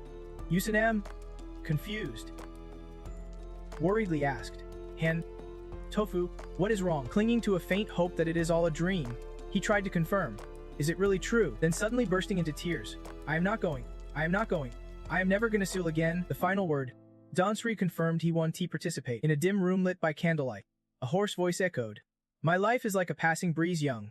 I die on the battlefield. Old. I die of old age. The scent of chrysanthemums is not exactly pleasant. Bium, Rai from Silverleon, appeared and commented. That sounds pretty ridiculous. The one who just said that flashy nonsense was Seek One, Rai of Silverleon. He calmly continued. What do you think? I am not good at getting emotional when someone leaves like this. But in the end, we are all just human, Bium bluntly replied. Because you are not a ghost, Sick One grumbled. Can't you be a little funnier? He straightforwardly answered. When you live trying to say everything gently, you get used to it. He stopped caring and shifted to talking about Ryu. She is a good girl. He showed concern. The problem now is that she is still breathing over there. Sick One smiled, finding a reason for her. Just keeping up with the times. When she gives her heart, it does not get lighter, it gets heavier. This is a world where people collapse wasting their strength. Bium pondered for a moment, then revealed. But she said this time she has started working at Babylon. He chuckled happily. That is Ji-seok's territory. Huh. He shared his point of view and recounted it isn't that pretty good. For her, this time feels like a challenge when she visits. John said she would send Jiho to Gangwon-do, so I was pretty worried. Sick One sighed, saying that is a good thing since Jiho's surroundings have been way too sheltered until now. Next, Beam explained that since she is still young, she will gradually improve. He looked at him and said, I know sometimes you are softer on Jiho than I am. Beam admitted, not sometimes always. Sick One nodded in agreement. You have probably been watching Jiho alone for over 10 years. Then he suddenly warned, don't be so stubborn. Don't let her become your weak spot. I worry if anyone can lead our Ryu group properly. He quickly nominated, with you here, why look for anyone else? Sick One grinned widely. You are getting fiercer every day, like a true wolf. After thinking it over, he decided to say, Bium, do not become a leader that is too harsh on the brothers. Bium casually replied while driving, they are the brothers I personally raised. How could I be like that? Sick One praised. Right? That is my Severlai Ryu. Bium suddenly remembered. Oh yeah. Jayavu said the kid will leave school tomorrow afternoon, so I will pick him up then, he replied. That kid's always in a rush. Got it. I understand. So everyone who confirmed their attendance arrived right on time. The meeting day had arrived, and the weather was clear and refreshing. At the long table, Biam asked to confirm. You mean this area is even more dangerous than the 9th zone last time? Jiavu, where did this info come from? Dai Duck, sitting as the host, asked. Vu replied. That is a bit hard to say. Just trust that it is reliable. Someone grumbled. Damn. So complicated for a briefing. A bunch of gates appeared too. Right? While everyone was deep in discussion, the spot where the sneaky guy hid was replaced by a cute doll on the deserted island. Jiojin smiled and added, and the unknown enemies in the invisible tower seem pretty strong too. Each floor has a different difficulty, but once you get past floor 50, it gets really interesting. As for the interim challenge, we still do not know the passing criteria. Right? The transcendent spatial interim opens when conquering floor 50. David acted nonchalant and asked, forget the complicated stuff. The important thing is we gotta lead the way. Don't you get it? Why not just start now? He smiled warmly, but his words were dripping with sarcasm. If it were that simple, we would not be wasting time learning all this. She is no fool. She immediately caught the sarcasm and slammed the table, yelling, What? Are you talking about me? Jiavu pretended to be oblivious. You heard that? David snapped. You are calling me dumb? Huh, otaku? Then they started punching and kicking each other right in the meeting. Everyone else was so used to it they just ignored them. Looking entertained like watching a show, Jenks turned to ask Jizok. Babylon's leader. Looks like you will lead the conquest of floor 39. How many people do you plan to bring? He answered briefly. Up to 20. She guessed confidently. That must include the strongest from each guild. Right? Jizok did not deny it, so Giants assumed she was right. He explained. Because it is a dangerous zone, Jizok was actually puzzled inside. Wybert himself had first proposed a joint attack to reduce casualties in that main dangerous area. After repeating the obvious question, she suddenly spoke up. Actually, I am here to apologize. Everyone stopped what they were doing and stared at GNC. She slowly explained. Our guild does not have enough strength to mobilize our best fighters right now. Even David did not expect this. Jansa calmly explained. That is because the internal conflict caused the core members to leave the guild. David's face went pale as he threatened. Damn it! If you leak this outside, you are all dead? Got it. She maintained her calm leader vibe. As David feared, as a guild leader, leaking sensitive info like this outside might be wrong. But since we are no longer just rivals, but comrades on the battlefield, and even more than that, I say this because I trust you all. I want you to understand my decision, and hope for your understanding. David was so feverish this morning he could not sit still. What are you even saying? She is not asking. She is declaring. For this 39th floor conquest of the Babel Tower, Kiddo will send only one participant, me. Wybert, this decision caught G-Job totally off guard. Usually, the top-ranking members of a guild do not join Babel Tower runs, because no one knows what awaits the first to step onto a newly unlocked floor. It could take days, even months, and even if they want to quit halfway, they have to reach a randomly assigned safe zone on that floor to withdraw. Even in a special case like Babylon, when a guild's full force raids to conquer the tower, it is rare for a guild leader to join, and for a key national representative like Wybert, it is even less likely. Jinixie did not hide his reasoning. Actually, at first, I planned to say Kiddo would not join this conquest before hearing what you said, but Hacker, that is another name for me, is holding back his talents and fire because of the guardian beast protecting this nation's people. If we quit over small things, would not that be a disgrace to Kiddo's war deity, who has protected the Korean peninsula for thousands of years? Since then, Kiddo has used everything we could to support everyone, so this time, please go on without them, just me. That is all I want. Everyone fell silent hearing her sincere words, each lost in their own thoughts. Then Seekwood raised his hand, breaking the tense mood. Don't worry. Lions never forget their debts. He shook hands with Genix, showing goodwill. Over a decade ago, we never forgot those who gathered the fallen soldiers' remains and raised a memorial stone on Sirak Mountain. Those who helped your brothers are our brothers. To all the lions stand with you. Kiddo. Thank you. Seekwood. David watched this harmony unfold and could not help but think, well, that is good and all, but why do I feel like we are just going in circles instead of getting to the point? He sighed quietly to himself.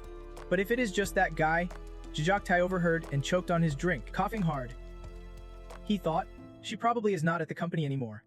Right? I just sent her there, at the special goods warehouse under strict management in Dongtan, Jiangsu province. Gio's face went cold as he crossed his arms. So Tai Siching. Hull asked to confirm, was there anything missing from the order? The warehouse manager looked awkward checking the list.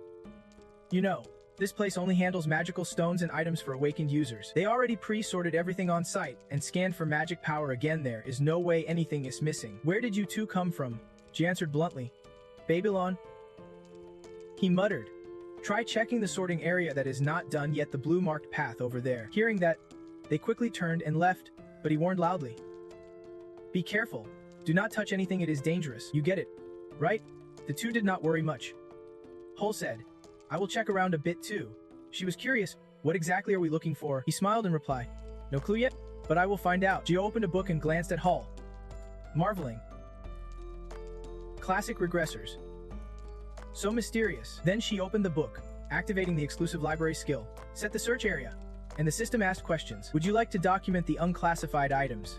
Please move the cursor to adjust the detail range. Gio slid to the search bar and typed Babylon recipient. A second later, results appeared. She smiled quietly, found it. Business trips can be fun. Huh. Shortly after, the warehouse manager ran over and called out, those from Babylon, looks like something is really missing. Gio calmly put down a box. He was surprised. Found it already. How did you find that in the corner? She replied casually. I am good at this. The manager inspected the box and suggested, it is pretty big, we will deliver it to Babylon today. Gio nodded once and left, seeing no sign of Jong-Hun nearby. She decided to head inside deeper. Where's that regressor? He must be further. Spotting him standing dazed, Gio went over and asked, Jong-Hun, what are you doing? He jumped and turned. Nothing. Quicker than I thought. Jong-Hun rambled nonstop. Luckily it is done before sunset.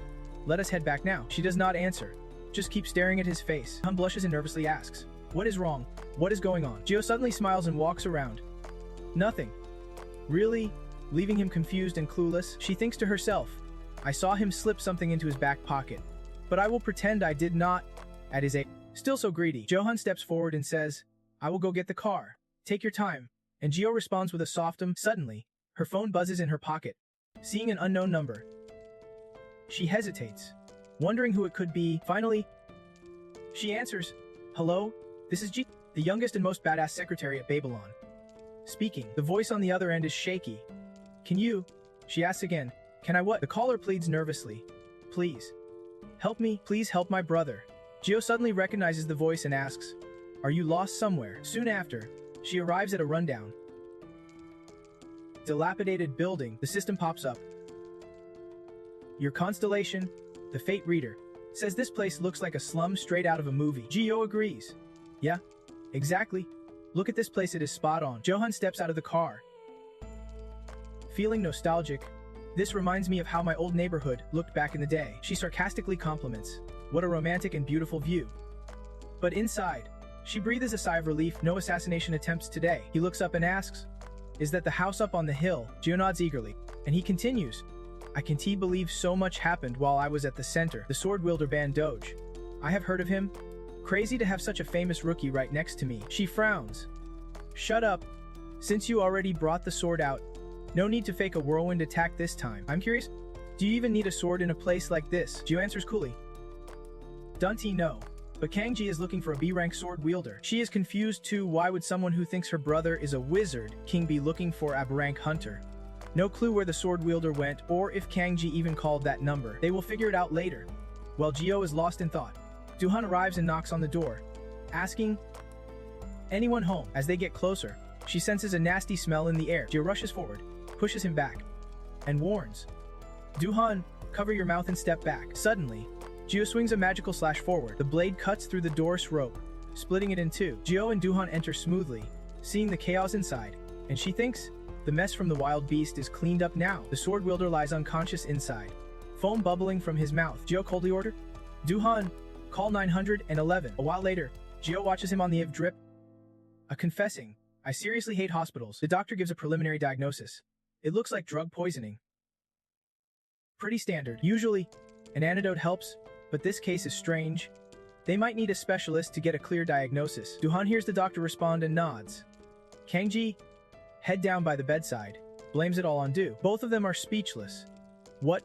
Where did that come from? Gio tries to ask clearly. Hey, Kangji? You mean? But Kangji suddenly yells. It is all that bastard Du's fault.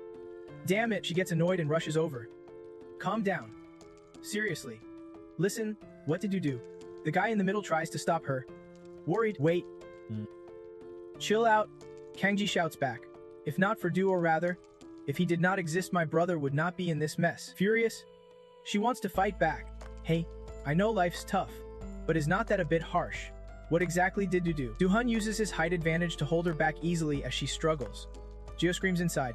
This so-called wizard king talks about me like I am the real deal. Suddenly, both freeze at the sound of running water. Kangji, who was just angrily blaming Du, now looks like a weak chick crying quietly. She feels awkward. Hey, no matter how much he hates Du, it is not like he should be crying. Between sobs, he tries to explain. I know my brother is not that kind of person. It is just that I did not want to believe it and pretended not to know. I hope one day I can clear things up and admit that I am the one who caused all this trouble. I have been holding it in all this time, hoping everything would just disappear. I pretended not to notice when you were suffering. Did not listen to you at all. What a fool I was. Memories with his brother flashed through Kangji's mind. That time, he was so excited, saying, brother, you are that person, right? Axio? Stop it. What? He is still going on and on. Oh man, do you think I am stupid? Everyone knows there is only one true master of the bronze bell. His brother snapped awake, raising his voice. Kangji, you are not that person. Wait, you already came to the view. I told you not to come. Remember, he stood up. Acting understanding. Alright. I want to reveal your identity with your personality. There is no way you would stand in front of everyone. I am your brother, I get it. Then Kangji stepped forward and patted Aixio's shoulder. Still, you are really cool. I am proud to have you as my brother. Thinking that, he fell into despair. Blaming himself. I am the one who made him like this. Help me, please. Since high school, for 6 years, he has lived like a slave because of those guys. Jia asked grimly. You want me to help because you know who I am? Kangji answered immediately. Be brave. If anything happens to me, contact me here. That is what he said. She suddenly remembered after escaping prison. She had given Aixio a note with instructions. No contact from 10 to 10 on weekdays, and on weekends, do not sleep past 2 p. He hesitated before guessing. Phone number, person, scent, even a burning smell. So it can only be one. Before Aixio could finish, Jiao cut him off. You smell like smoke too. Got that. If you do, sell it or throw it away. Then he hung his head and replied, I will contact you only when I really need help. Thanks a lot. After the flashback, Jiao sighed in frustration, covering her face. That is why I told you not to send your precious daughter to that academy. Seriously. Back, the system chimed, passing a message. Your constellation, the fate reader, is giggling and says our little kitty's been pretty busy lately. She agreed. Exactly. Then stepped up to Kang Di and said, Hey, pick just one. What do you want, revenge or salvation? Kang Di's eyes flashed with deep hatred. Salvation. A second later, he corrected himself. Revenge? Give me revenge? Jiao stared at the youthful face twisted by hatred. She slowly smiled darkly.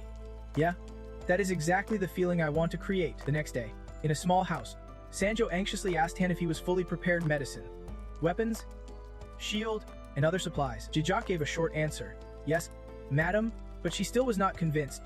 The guild sent you something like medicine before. I will bring it for you. I hear it is precious. He tied his thick shoelaces and replied, I am already prepared with way better stuff. Sanjo nodded but reminded him, my son will do great. But remember to eat well, do not skip meals, and do not get hurt if it gets too dangerous. Stop.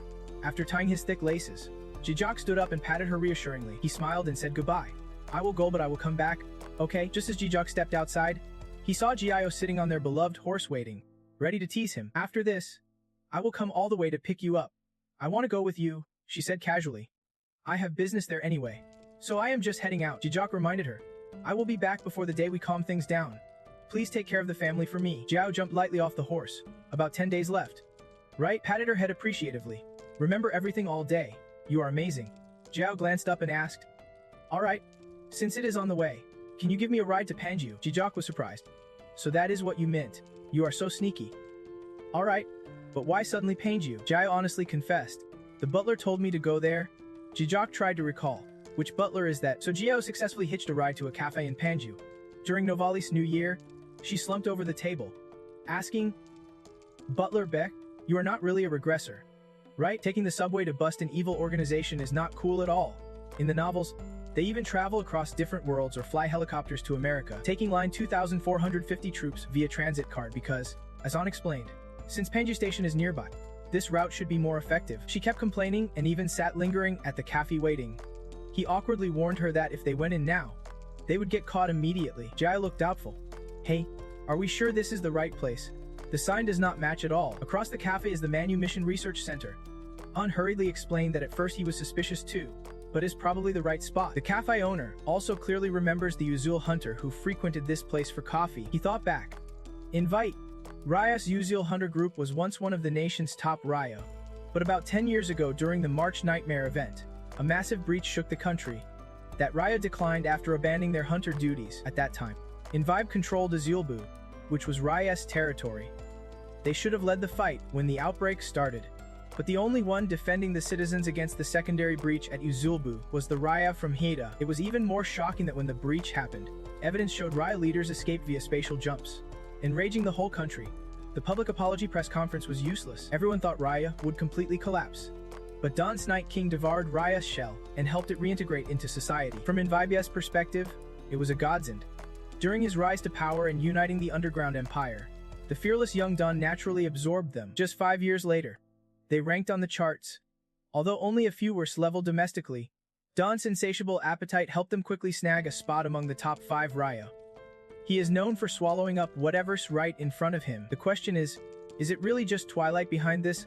Or is some outside force involved too? If it is not just Dun involved but a third party too, things will get complicated, he curiously asked.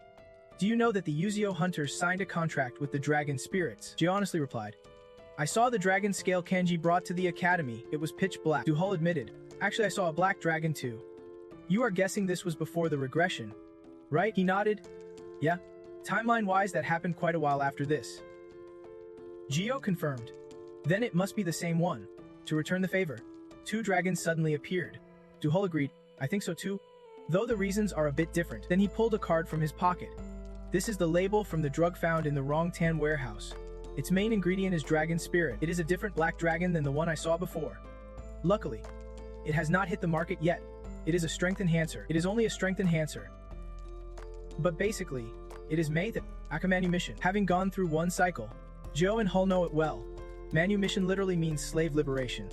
Another name for this strength enhancer is Liberation Drug. The Liberation Drug is closely linked to the Liberation Group, an international terrorist organization that Kiddo belongs to. Clearly, Kiddo influenced Manumission's production and will definitely meddle in upcoming events. Jong-Hun fell into thought. How deep has Kiddo's group infiltrated? Even knowing the Liberation Group is behind this, I never expected Manumission's predecessor was in me. Before the regression, I could not find any connection between the two groups. Without knowing their common link is dragon spirits. When working with Chi, I definitely would not have traced their tracks. After hesitating, he finally spoke. If I am not mistaken, those powder grains you released on the rooftop yesterday, Zio naively replied. What are you talking about? What else could those distinct powder grains be besides dragon spirit wings? Dragon spirit wings help people forget pain and reality. Small doses are fine, but long exposure or heavy use risks mental and physical breakdown. She sipped coffee, thinking, I did not expect they would capture dragons to make drugs like Maithoi. The system immediately responded. The Fate Reader said humans tend to create evil when faced with desire. Truly surprising. After hearing those words, Zio's eyes suddenly flashed with a rare sharpness. Who would have thought the strongest guy would actually like dragons? In the quiet of the night, those piercing screams echoed so clearly. She just used magic to control someone while marveling. This basement is really deep if you do not count the parking lot. It is at least 4 floors down. Hun was even more amazed but only dared to think silently, using magic to see through such a vast space. Usually, people only use it to check things right in front of them. Truly, the king of balance breakers. The two of them moved forward step by step, but suddenly Zio stopped when he saw an elevator.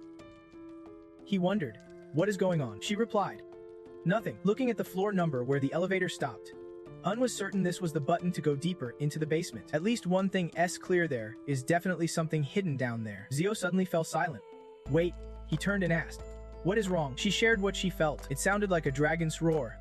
Hun guessed maybe the dragon was scared, but she shook her head. It was the proud roar of a top predator, looking down on weaker creatures to intimidate them. But now that sound felt like a dragon's cry, the final howl of a dying dragon, calling out to its kin one last time in desperate hope. A fierce anger flared up inside Zio. She said firmly, there is a dragon spirit down in this basement.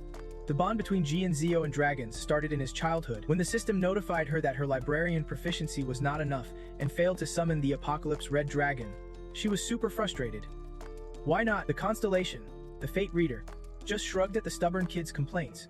Zio just admired the painting, that perfect painting. The constellation tried to encourage her, explaining that materializing memories is like creating something from nothing, even if the concept exists, but turning invisible things into visible forms is really tough. However, it is not about creating from thin air. It is about giving shape to metaphysical images that already exist. The more detailed the data and images, the higher the chance of success. According to the scriptures, with rich info on the Apocalypse Red Dragon, if she really wanted to, she should just try. But in the end, as expected, do not cling to what is impossible. Instead, let us head to the Tower of Babel with the kitty in practice, with a handsome guy already. Jiho angrily grabbed the mouse he brought out. No way, you two scammers. The constellation sneered. Scammers? Huh, I have told you 100 times how hard this is, but you just listen. Jiho helplessly rolled on the floor, throwing a tantrum. I hate this. I really do. The constellation sighed and slipped away, letting the system take over the explanation. Your constellation, the lone fate wielder, explained that not all data materializations are the same. Weapons have completely different lines. This has been said hundreds of times already. The stubborn Jiho yelled, I do not like it, but I will do it anyway. So she went to the library with fiery determination. The line is everyone's strongest dream. That is why Jiho swore she would never give up. Later, she quietly sat in a corner reading a book. Aziza Haka. That species is really nasty. Fupni is way too greedy. This one has no wings. That one has no image. Then the next page marked the birth of a new companion for Jiho. She carefully read that page. Nahok, the scary species, hidden in the Jigurso tree corner, living in the underworld. In Norse mythology, food is easy. Enemies are squirrels. Jiho read the notes on food and enemies and could not help but smile. What? So cute, even though it is a massacre beast? Why is it so adorable? I choose you as family. I will raise you big. Big enough to be super cute. But she quickly got discouraged as the system kept saying her proficiency was not high enough. Jiho sulked. Stupid species. What am I missing? Why is not my proficiency enough? Maybe I am aiming for too big a species. Just because it says not enough does not mean it is impossible. If it is not impossible, then I just need to level up big enough to do it. Right? Jiho quickly cheered up, stood up, and recited the spell. Though small and lonely, she was not really that strong or amazing. She did not need immortality. What she truly needed was someone by her side. This time, the system allowed her to take the next step. Do you want to proceed with realizing the keyword Nighthawk? Then, bathed in golden magical light, the system joyfully scattered flowers. Success. You have created the first life on the server. Heaven and earth bow to you, Slayer of Hostility. Nighthawk is born, earning the first title. Mythical Archmage. Having reached the final realm, amid the system's triumphant congratulations, a tiny black creature appeared, looking adorable as it chirped at her. Zeke's cheeks slowly turned pink. She could not hide her joy. Her big round eyes sparkled like stars. Zeke dashed forward to hug Nighthawk tightly. But why was this little cutie so tiny? Now she had something uniquely hers, her own subordinate. The Archmage's first subordinate, and also her first friend. Elsewhere, connected remotely to the Babel network, someone typed slowly into the user login bar. The username Kiddo was quickly entered. After pressing confirm, the system took a while to load the data. Moments later, the system confirmed completion. Kiddo's location is on Earth, a specific address in an unclaimed land. Seconds later, the system suddenly switched to red alert. Warning: this area is not under surveillance. Some access rights might be denied. Kiddo did not give up and kept accessing the local monitoring page remotely. Access to the Republic of Korea was granted. The chosen location in security settings was Pangeo in South Korea, with firewall gate management levels 1 through 5. He agreed to set Pangeo's channel security from level 1 highest national priority down to level 5.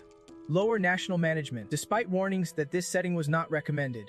Since lowering firewall security risks external attacks, the system kept issuing red alerts, warning this action could cause serious risks. Malicious actions might be blocked to protect the channel. Kiddo smirked. Oh wow, you are something else. Karimbao. Still, the system reported this area is unsupervised locally due to high-level management protection requirements. Security levels will auto-adjust. Pangeo's channel security changed from level 5, low national control, up to level 3, general national management. Currently, you are logged in with limited admin rights, only able to perform some management tasks. Data level is low, so changes can be applied permanently. Calculating time left to restore changes. Watching the numbers shift on the system, he smiled frostily. Still lacking permissions, but this level will do for now. Huh, so how are you going to escape this time? Huh. Meanwhile, Geo had another idiot looking for trouble who got quickly sent off to the Han River Bridge because she was too kind, and he would not listen. An alert blared. Intrusion detected in Area B5 of the Research Institute. Intruder detected. Geo slyly thought. Dragons are super rare creatures, even if chosen as an emergency guardian species. It still might not be enough. The alarm kept ringing. Security systems activating. She immediately struck the speaker too noisy. People rushed up the stairs from both sides, spotting the intruder at least a rank. Geo was a little annoyed but figured it was fine, and too crowded now. Not understanding a word, she grabbed a book and did not forget to consult Geo Hall. The butler. They are too tricky, so I will just handle this in one go. Announcing the area. Library edit mode. Deleting selected zone down to the bottom floor. A blinding white light enveloped the surroundings. Geo Hall stared in shock at the sudden white stairs appearing before him. He carefully looked around. Beyond imagination, is this really the power granted to one person, even knowing beforehand? Amazing.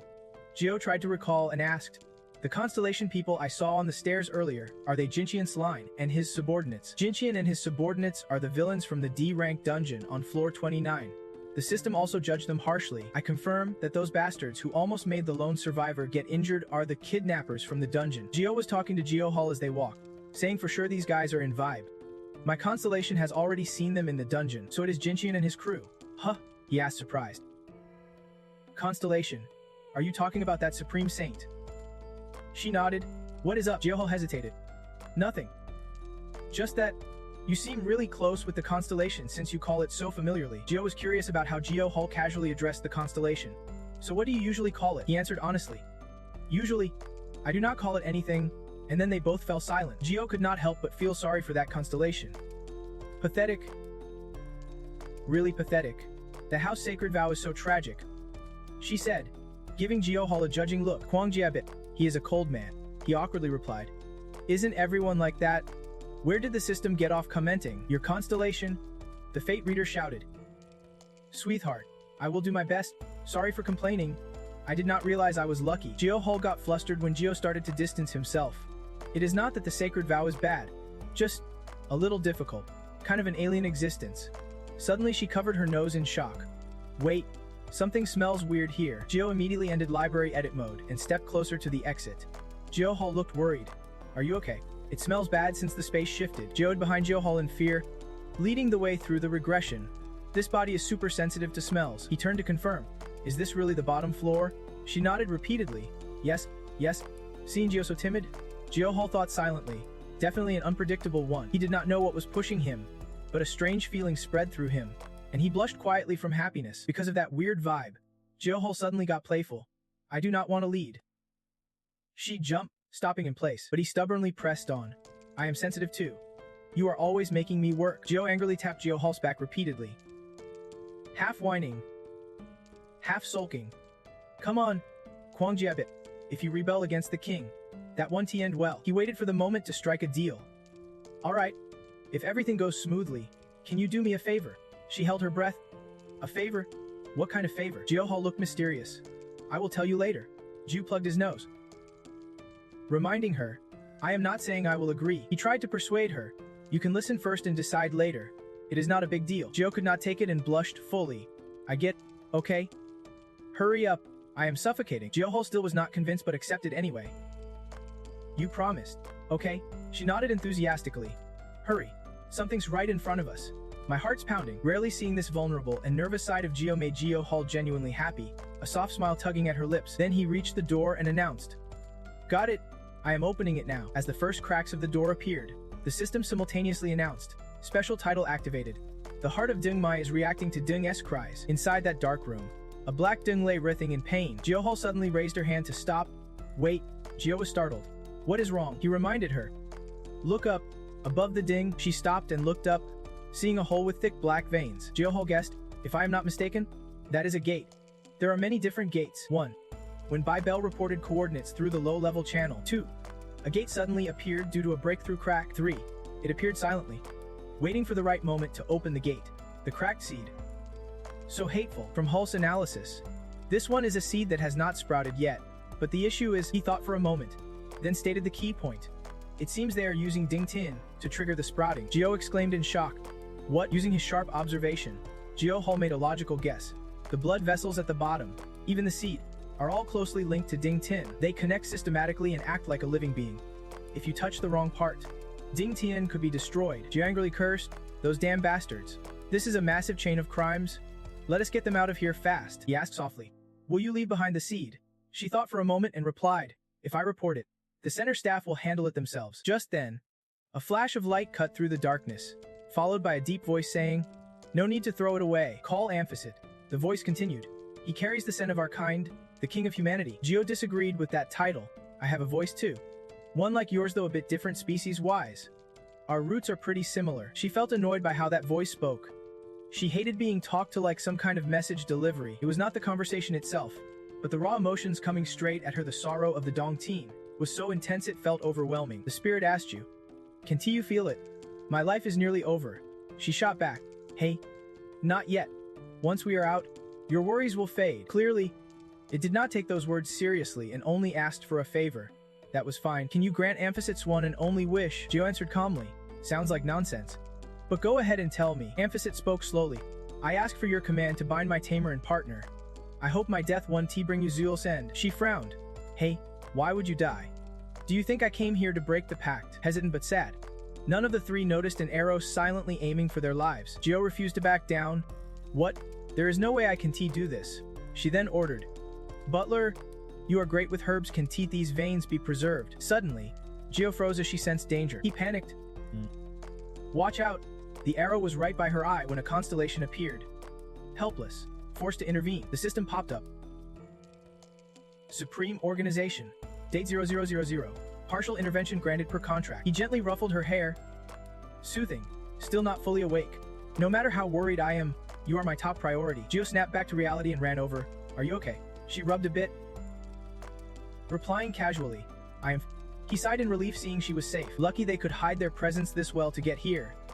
Luckily, the trait was activated. Only Gio knew it was not a trait, it was the constellation. Gio glanced into the distance and concluded, looks like everyone upstairs has gathered, and they all seem to be manumission agents. Things got chaotic, but he quickly denied it and drew his weapon. No way, I am fully alert. What now? I will do whatever you want. My light will lead me out of darkness, and my pain will bring salvation. I will protect you. GUS system announced. Supreme Organization special skill activated. Representative's order received. Based on the request, the order court will be convened. Rule 1. Agreed to arrest Masuda. Rule 2. Kuruma refused to comply. Rule 3. Barha remained silent. Rule 4. Narasimha. Rule 5. Bamana agreed to comply. Rule 6. Parasharamaga agreed to comply. Rule 7. Ramachandra agreed to comply. Rule 8. Krishna remained silent. Rule 9. Buddha refused to comply. Rule 10. Kanki enforced the judgment. The swords that agreed all lit up simultaneously. He leapt up thinking, 5 swords are authorized. My next strike will be a multiple of 5. Gio quickly moved in front of the group, and with a swift sword strike, wiped them all out. His sharp eyes finishing off each target made it hard to believe this was the same Gio from everyday life. In another room, someone was entering a prison door password. A pile of documents tumbled down as the door opened. The bald man sighed. Why did so much fall out? Then he grinned wickedly. That took a while. This man was the director of manumission. He was an unremarkable researcher. But during a fire investigation for the Dong team, he discovered a clue that Furian's blood could be turned into medicine. He became the only lifeline for Rio and Vibe, who had collapsed, but maybe it was just a coincidence. Or he would soon hit his own limits and be forced to give up his research. At a crossroads once again, luck struck him when he was drunk and falling apart at that shabby bar, rambling nonsense about the sacred lineage and that cursed letter. From afar, a young man carrying hope stepped forward. He looked tired. The director of manumission stopped singing. Who was that? Kiddo smiled kindly and asked, is something bothering you? Even though they were clearly meeting for the first time, instead of feeling wary, he felt like he was reuniting with someone he deeply missed. The mysterious man, with a fox-like smile, listened carefully and then gently replied, it was a simple problem. And he gave an astonishing answer. Kiddo raised his glass nobly. The issue was the nobility of the sacred lineage, that is the limit knave creatures usually face. So the solution was just as simple. Isn't it just about breaking it to fix it? He answered all his doubts, from how to avoid timers recoil effects to the truth that awakening power did not come from the sacred blood, but from the powder on its wings. The director of manumission joyfully looked at the research results. Yes, like a god. I have met a god, a messenger of the gods. This whole path is the mission they have entrusted to me. With my own hands, I will bring humanity freedom, a new era of liberation. Just as he eagerly said liberation, he got punched in the face. Yusam gently pulled back his hand after flexing his muscles. Jong-Hun frowned in confusion. What the hell is that bastard saying? He stepped forward and stomped on his back without warning. Oh man, look at these freeloaders. The guy bent down and asked, you are the director of manumission, right? You really know how to pull off cute little stunts like this? Huh, the director muttered. Jong-Han, he snapped seriously. Who gave you permission to act like that? You are showing that face on my turf. We have already recalled and dealt with all the Maythoi stock at Dongtan warehouse. But from what people at the warehouse said, the authorities seem to be doing the same. Looks like someone else found out too. Apparently, a report has been sent. Jong-Han sighed deeply, thinking to himself, I had a bad feeling. So I purposely did not send reinforcements for the battle on the 39th floor. Then he turned to Yu San Nam and asked, this is crazy bad luck. My gut feeling was right. Good job. Be careful, he said. Sorry. Leader, suddenly, suspicious beeping filled the room, the clock numbers flashing rapidly. Jong-Han looked around in horror. What is going on? The director of manumission sneered. Fools. Who is the real idiot here? You are way too late. My team has already used the liberation drug and stormed the front gate. You fools are about to witness the dawn of the liberation era. Over by Duhun and Jiho. He sensed danger and immediately reached out. A moment later, Duhun wrapped her safely in his arms. The manic laughter of the director echoed through the building. You are going to be the sacrifice. A beam of light shot straight down through every floor of the research institute. The red alarm blared nonstop. Danger, malicious fires detected. The demonification protocol started exactly 1 minute before the gate opened. Basement 6. Amphisit asked confusedly. Why go this far? You are very strong. I can feel it too. Human Emperor. But this tiny life is no longer in your hands. Jiho winced in pain. I need to focus. So shut your mouth. Do you know how messed up your blood vessels are right now? One wrong move and they will burst. They suddenly calmed down though. But hey, little emperor, you have done your best. She snapped irritably. Hey, I told you to shut up. How much more are you gonna embarrass me? I promised Azul's gate I would help her get revenge. Did not? Amphiset fell silent for a moment, then spoke up. Azul, so it turns out you have been relying on him all this time. She cried, blaming herself, saying she was weak and useless. That is why my gatekeeper duties fell into this mess. Even though I hate humans, the one I can forgive the most is myself. Jo grew emotional, her voice trembling a bit. Hey, who said you did anything wrong? And just hearing the name gatekeeper gets you this upset. So you want me to stop healing you? Always like this? Every single time? Actually, she is not mad at Amphiset's stubbornness, but because good people are often the weakest. They always push their own problems aside. They always put others first and never take care of themselves, just like your dad and Wazul. So what is left for the people who stay behind? Amphiset's voice slowly entered Jiayo's nightmare, comforting her. Little human, poor child, this is not your fault. And none of what happened when you were young is your fault either. This one damaged your honor. So please, listen to my plea and let me go. Min bit her lip, silently blaming herself. When you needed the vaccine to survive, why did you insist on taking the blame? Because you lost hope. Because it was just too hard. I promised because I thought it would be easy. If I would thought it was impossible from the start, I would not have cared. Taking responsibility just because you have power is terrifying. Gio pulled out a book and said, look, I am not the kind of guy who just abandons people who rely on me. She said firmly, I am not a good guy. But I am not a villain either. Compared to others, I might be a bit moody and full of myself. But that is just human nature. I am not such a bad person that I do not have any humanity at all. So stop saying you want me to kill you. You won't die today. If you die, there will be no one to avenge Wazul. I am not doing this for honor. I just want to take responsibility for my promise. Activate super senses. Activate genius mode. Gio boldly declared. You want me to suffer for breaking my promise? Don't even dream it. At that moment, Jong-Hun suddenly rushed over and covered her panicked eyes. Gio flinched as she heard crashing sounds and Amphiset's painful screams. The place had turned to ruins. Gio ordered coldly, let go. He advised, it is better if you do not watch. But Gio was firm. I am telling you to let go. Knowing her stubbornness, Jong-Hun reluctantly complied, slowly loosening his grip. Gio opened his eyes, staring intently ahead. Blood from Amphiset splattered out of the tubes, and crazed monsters charged from all around. She silently took it all in, showing no sign of sadness or panic. Gio slowly stood up without a word. Seeing this, Jong-Hun grew worried. Then her anger slowly boiled over, her whole body radiating a deadly aura as she opened a book, marking the page Naihop, the enemy assassin. Number 4, the destroyer of wars. Suddenly, Naihop burst out of the book, biting and tearing into the monsters. Jong-Hun looked up in shock. It was not Gio, it was the summoned battle spirit of the Mage King. Outside the building, someone was controlling a drone buzzing through the air. Another person called out, hey, fly it to the left. The guy in the red shirt grumbled. So borrowing this was just an excuse to practice. Huh, you planning to smash it and get me into trouble? The other guy snapped back. You are such a pain.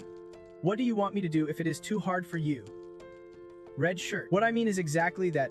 If it is so tough, why do you call me in the dead of night like this? The other guy explained, well, I want to cash in a bit on your dungeon YouTuber gig. That is why. The guy called a YouTuber snapped back. How so? You think it is easy being a YouTuber? Last time I announced my live stream on YouTube in advance, but some members got scared and bailed a day before. Dude, you are risking your life here. The friend panicked. Wait, hold on. The YouTuber ignored him, rambling on. Seems like you think being a YouTuber is a walk in the park. Remember last time you got hurt in the nose? The YouTuber's friend finally noticed. What? Seriously? Dude, look behind you. How do I get this drone down? Pack it up and run. You do it. He turned to look. What is wrong? Why did it stop? A beam of light shot down onto the building across, with a dragon in the center, surrounded by hundreds of monsters. The YouTuber was terrified. The YouTuber's friend quickly turned and ran off. What are you doing? Come back here. He muttered, still standing there frozen. This is crazy. That person. Could it be? Then the YouTuber made a decision. Hey, if you are going, go alone. His friend freaked out. What? Are you nuts? Half excited, half scared. He declared, no way, I'm crazy. Lion, the real crazy one would be the guy who gives up now. We are going live right now. And just like that, the Solo Live Studio channel went live with the title, Special Solo Stream, the best ever. Today's gonna be legendary. Miss it and you will regret it forever. With that hype title, The YouTuber Sliv Room pulled in over 10,000 viewers within just 7 minutes, watching Gio's epic battle unfold. A bunch of people were commenting, "What is going on? Question mark.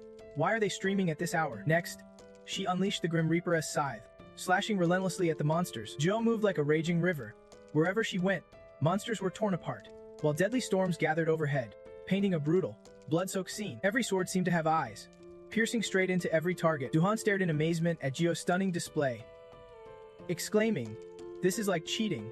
Even one of the deadliest gates, the demon realm, is completely overwhelmed by her. Surprisingly, the gate was starting to close, and the world's magic was converging under the control of a single person. Someone else blurted out, "She is a monster. Everything's over in just 10 minutes. Jong-Hun disagreed, saying she is not just a hero or some random fighter. He smiled proudly. "She's a queen." "That is right." Jong-Hun sat firm among dozens of bodyguards, insisting, "She is the queen." After a fierce aerial fight, Gio paused to check her system, which spammed warnings. Many tabs were opened. Too many processes running, not enough skills. Please close unnecessary tasks. Your constellation, the fate reader laughed, saying your skills can keep up with your mood. She was pretty annoyed. Too noisy. The system just mechanically relayed the message. Your constellation, the fate reader, is now curious if you have calmed down yet. Gio hesitated a moment, then said, "I still have one last thing to do." She called out, "Nighthawk." It opened its mouth and let out a cry in response. Nighthawk caught on quickly and flew to the designated spot. Amid the dripping water sounds, Gio slowly approached the little spirit and asked, "Gun Chua." "Amphi-cheat," it whispered a plea.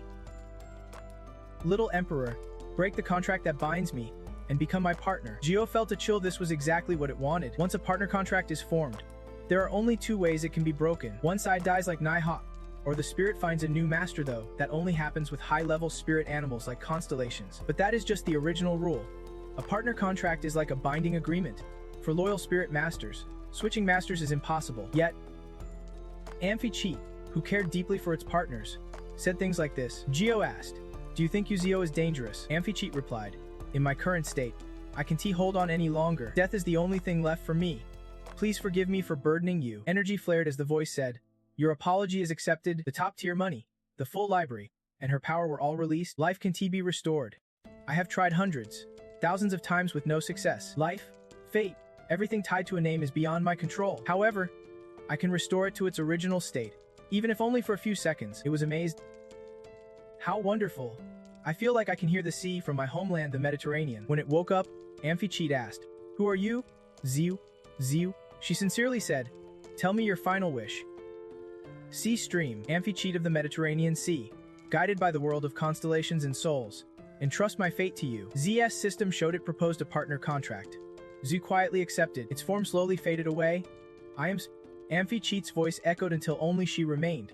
"And thank you." Zu stood frozen, realizing this feeling. The spirit partner, the fairy beast Amphi-cheat, had died. Jong-Hun anxiously asked, "Are you okay?" Zu was calm. "What is wrong with me?" "That is someone else's partner. Not mine." Nighthawk. Jong-Hun sighed. "You did not have to sign the contract. I get that dying by contract is a relief, but..." Ziu teased. "Look at you. Scary words with a kind face. Are you just pretending to care? If I did not act, I would probably end up buried in the underworld. It is Really?" He finally relaxed, feeling a lot lighter. No wonder. The group chat suddenly blew up. Ziu. Everyone's jumping into the window for this. Looks like news about the king's arrival is spreading. Things are about to get messy. She is using the chance to train her hands. Zstay's comet is the king's fate after all. Let us get moving. Tomorrow, both of you take the day off. This invisibility spell would be perfect for Fire Island, so hold on to your wallet tight. Cut to the news on TV. The court has sentenced Mir, Kim, Siovreo Invimi, along with 10 current and former executives and 47 others, to the maximum penalty. Not only that, but considering the rising real estate trades among hunters, everyone's buzzing about it. Deep stuff news is everywhere. Hello? This is the news channel. Recently, a major event called the Pangeo incident has unfolded. We have learned that the Invimi Association has been involved in producing Maythoi. The association and prosecutors are determined, promising full cooperation and responsibility for oversight. Many truths have come out at lightning speed. Shockingly, the top-ranked member of MVB, Isel, is implicated. In reality, though he is a B rank, Isel's situation is tough, and he lives under his younger brother's care. People say because of this, Isel could not escape Invimi's exploitation. After this came out, sympathy for him grew strong, but more and more theories argue that some unethical things get overlooked due to circumstances. A hand clicks the news channel. and a voice asks what they are watching. Jio speaks up. Aren't these channels full of fake news? Issel replies. I am just a little curious. I used to dream of being famous like this. But strangely, now that I do not feel happy at all. It feels empty. Like my hands and feet are disconnected from me. Sorry. How could I say such things in front of the person who saved me? Sorry for being rude. Jio comforts him. It is no need to apologize when you are sick. Hearing that, he seems a bit better. I heard from Kangdi that you hate hospitals and never want to come here. So even if I feel sad, I am really glad to see Jio like this. I honestly want to thank you directly. She casually unwraps a candy and pops it in her mouth. Issel bows sincerely. Thank you. Jiao is surprised. Really? That kind of thanks confuses me. You are not mad at me. Why can someone as great as you bring your dragon here? You really do not wonder about stuff like that. I reject your thanks because I have been pretty rude to you. Issel hesitates. I never thought about it that way. I know how painful the Amphi chit was, and what it went through. I felt it all until the very end. And there was nothing I could do, even if I wanted to. She sighs quietly. This guy, Jio scolds playfully. I should be upset with that line. Penguin, here, take this is your blessing. Then she hands Issel a colorful egg. He is surprised. What is this? Jio stammers. Speechless. Well, yes, this is, finally. She shouts. It is a dragon egg. Jio states plainly. It is a fairy dragon egg. Issel looks at the egg in awe, tears streaming down his face. He is speechless, only able to thank her. On the way back, Jio thinks, I almost ended up with two dragons at once. Nighthawk on the right, the fairy dragon on the left. I thought the fairy dragon would leave without leaving anything behind. But here's a brand new egg. She borrowed my magic to leave this egg. It is crazy. I got a temporary magic limit penalty for accepting it. Of course, if it is a brand new dragon, it might not share the same identity or name, but is still better if I did not keep it. Suddenly, the system announces that the fate reader has praised the comfort, charm, and empathy shown. She saw it and could not help but laugh. Of course, suddenly, Jio froze when he saw the two up ahead. They were Ji-Hee and Kiddo. Wait, what the heck is that? He asked. So you still have a few days left in Korea, right? He admitted it. Yes, but I still have not sorted out my schedule. Why ask? Don't you want me here? She snapped back angrily. Hey, when did I ever say that? Kiddo teased. Shy much. Ji-Hee gritted her teeth. No way. You are crazy. Finally, she turned and walked away, basically saying it was nothing. His eyes gleamed teasingly. See ya? Jio was pissed but had to hide. Why the hell was that jerk hanging out with Ji-Hee? No way the Mantum Ji-Hee is involved with his. Suddenly Kiddo appeared behind her, doing something. Ignoring Jio's shock, he quietly asked, playing hide and seek. I am not here to see you today, Jio. Looks like you have been doing pretty well lately. Been to the hospital yet? Kiddo bent down as he spoke, saying he smelled pain from here. Jio was on guard. What are you doing? Kiddo leaned even closer, making Jio freeze. His hand lifted her face, saying, except here. This place smells different, like mint. Jio glanced at Kiddo. You are crazy, he coolly replied. Next time, this crazy guy won't stand still. She snapped. Those castrated guys can say anything. What is your relationship with Ji-Hee? Kiddo calmly asked. Is that all you want to know? Jio threatened angrily. Answer me or you are dead. Thought to himself, I am exaggerating a lot to wake that girl up, but maybe too much. Kiddo teased her on purpose. Looks like we are both stuck with the same messed up problem. Jio raised an eyebrow. What nonsense now? Kiddo did not answer but warned, don't be too sad. Jio, we won't be seeing each other for a while. His eyes flickered as he softly said, goodbye, leaving her confused. That jerk, what the hell did he want? Flashback 1 hour earlier. Jed, you cried a lot, did not you? I have a question. So stop what you are doing and answer. Woo, what is up? Can I really control other people's feelings like that? Yeah? Why do you ask? Jio explained. Like controlling how someone feels about you, or making someone fall in love. He blinked. That is the first time I have heard that. She wondered. Then explain why I have always felt strangely worried about you from the start. Then found you slowly dying. Saved you and your friend too. There has to be a reason for all this. But even so, that does not explain why I gave you my number unlike the other guys. Woo, looks like I am kinda into you. Jio quickly clarified. My mind's not there. Do not get me wrong. It is not love or anything. Someone as useless and dreamer like as you. No way I would like you. He retorted. Hey, I am not like that. She intertwined her fingers. I just mean I feel weirdly close to you. So much so that I thought I should support you instead of pretending not to care. If it were just you, I would not even worry about it. But recently, someone else came along who gives me the same feeling. Someone who draws me in for no reason at all. Jio thought, this is way worse. Whoa, I can move my mind. It is like I am shaken up. He suddenly exclaimed. Could it be like this? As you know, usually people do not feel anything from powers. But animals usually are affected. Maybe that is why you ended up falling for us. Maybe so. I mean animals. Not humans. I did not say that it is about people born with animal senses. There is a rare case I heard some people are super sensitive to special abilities, like being born with an S rank. For example, you are surprised. What else? That means Jiao is pretty easy to charm. It definitely won't harm you if you feel it. Maybe it is a strange fondness for someone around you, or maybe something even deeper that could be the result. But you could catch emotions and thoughts from others. Well, that is scary if someone takes advantage of it. Jiao thought deeply. Those feelings might be rare in the future.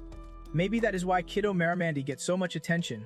Just as the scene shifts to John F. Kennedy International Airport, New York. In first class on the flight to Seoul, the flight attendant announces, "We apologize to all passengers for the delay in departure." Passengers grumble silently, are they kidding?